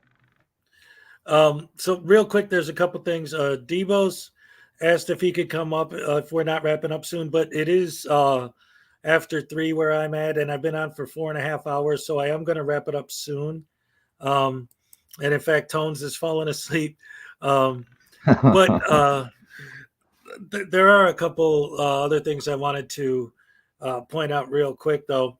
The whole thing with the Chile trial was that he kept talking about he had evidence, and the judge wouldn't let him produce his evidence, or she wouldn't take it into consideration or whatever. And he kept saying I couldn't get a fair trial because she wouldn't take my evidence. Well, first of all, it wasn't a trial, it was a hearing. So the constitutional law scholar doesn't know the difference. And then he actually posted the video that he was going to admit his evidence. And I watched it, and a bunch of people have watched it and covered it. I've covered it on here. And it's a very heavily edited video that is so not evidentiary on any level. First of all, it starts with the title screen. So this is what he was going to give to the judge, right?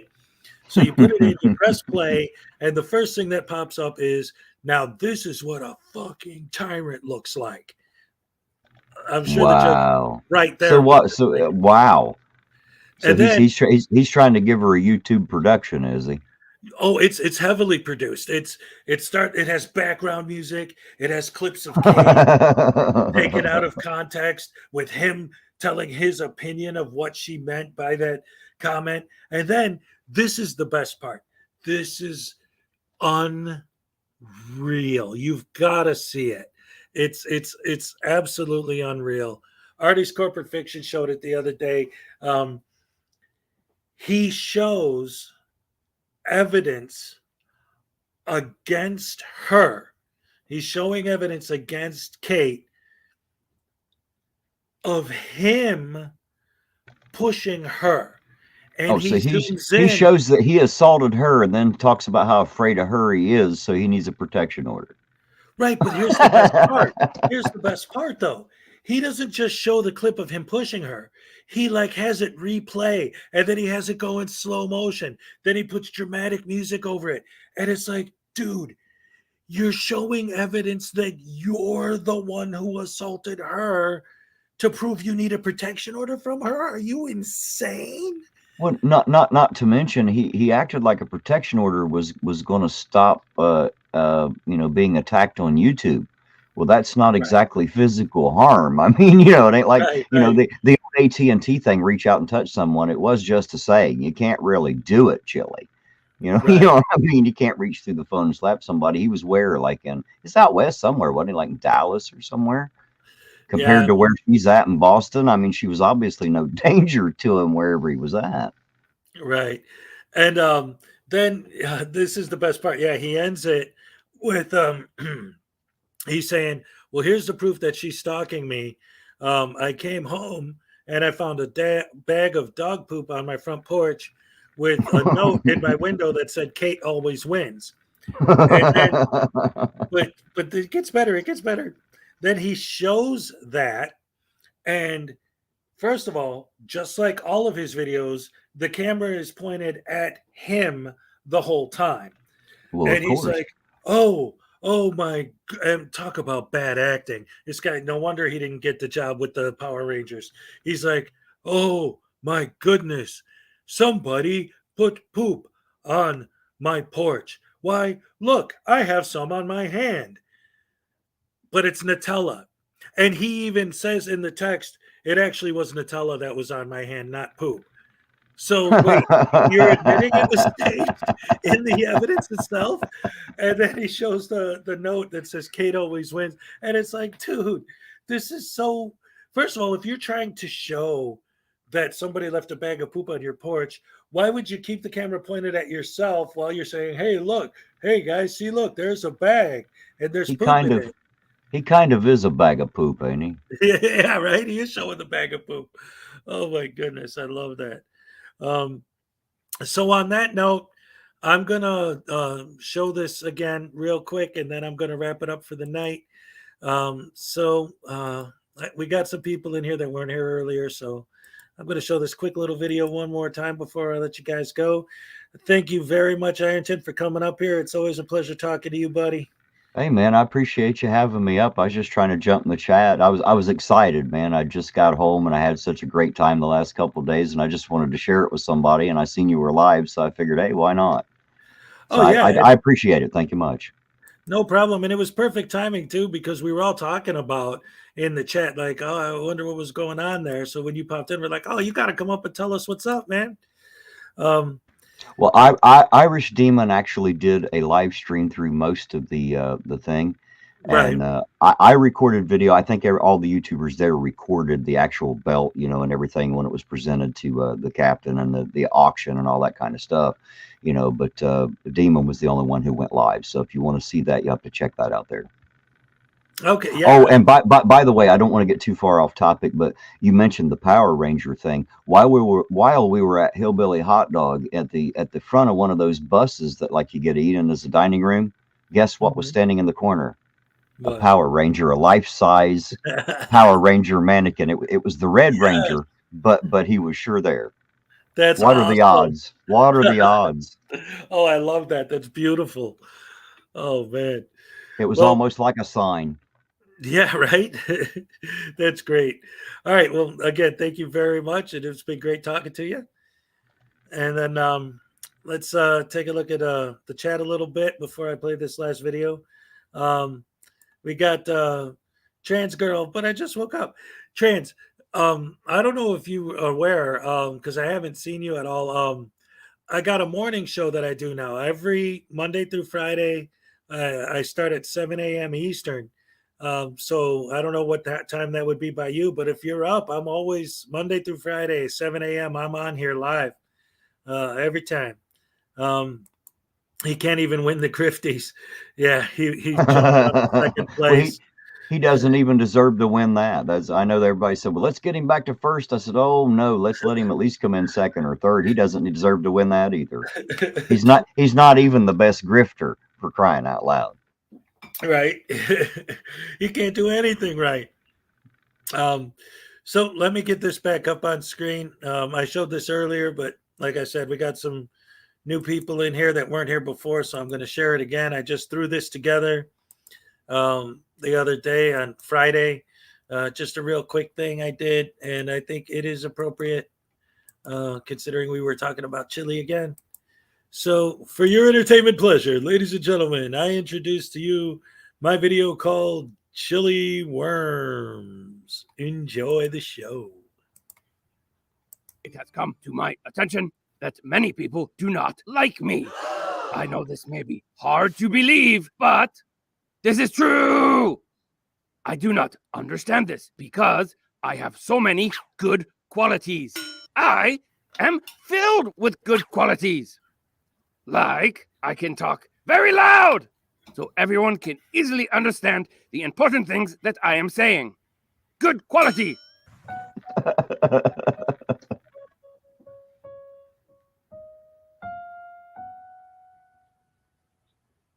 Nobody likes me, everybody hates me. I guess I'll go eat worms.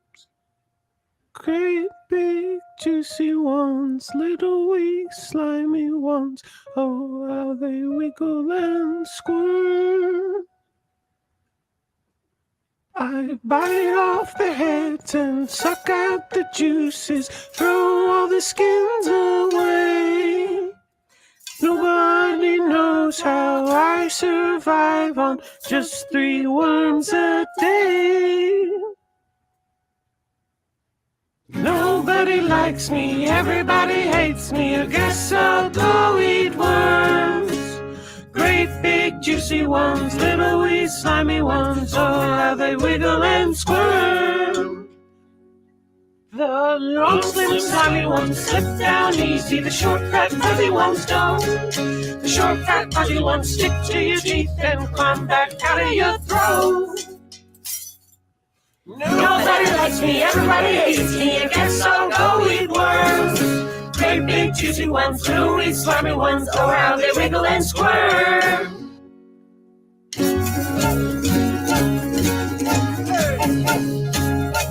That's pretty much it.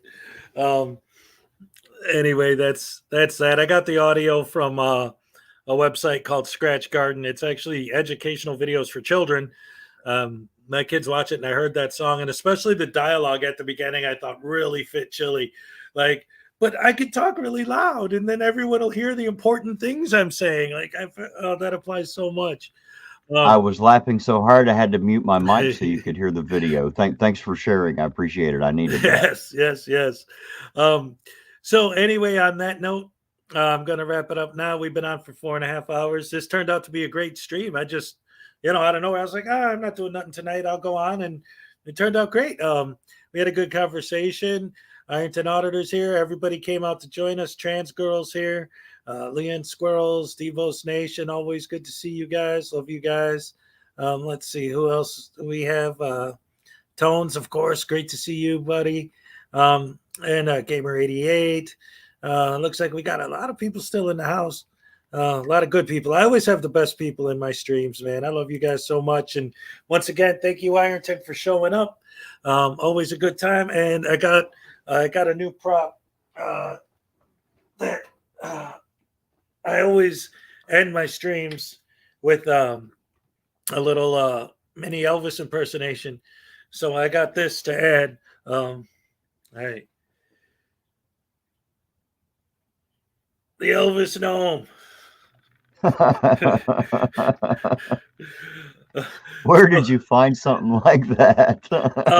My next door neighbor has gnomes, and she was like, "Well, I don't really like this one. Do you want it?" I'm like, "Yeah, man, it's Elvis. Who doesn't want the king? Look at that. That's awesome." All right, so I'm gonna have him say it tonight. Oh, yay, yay, I'm all shook up.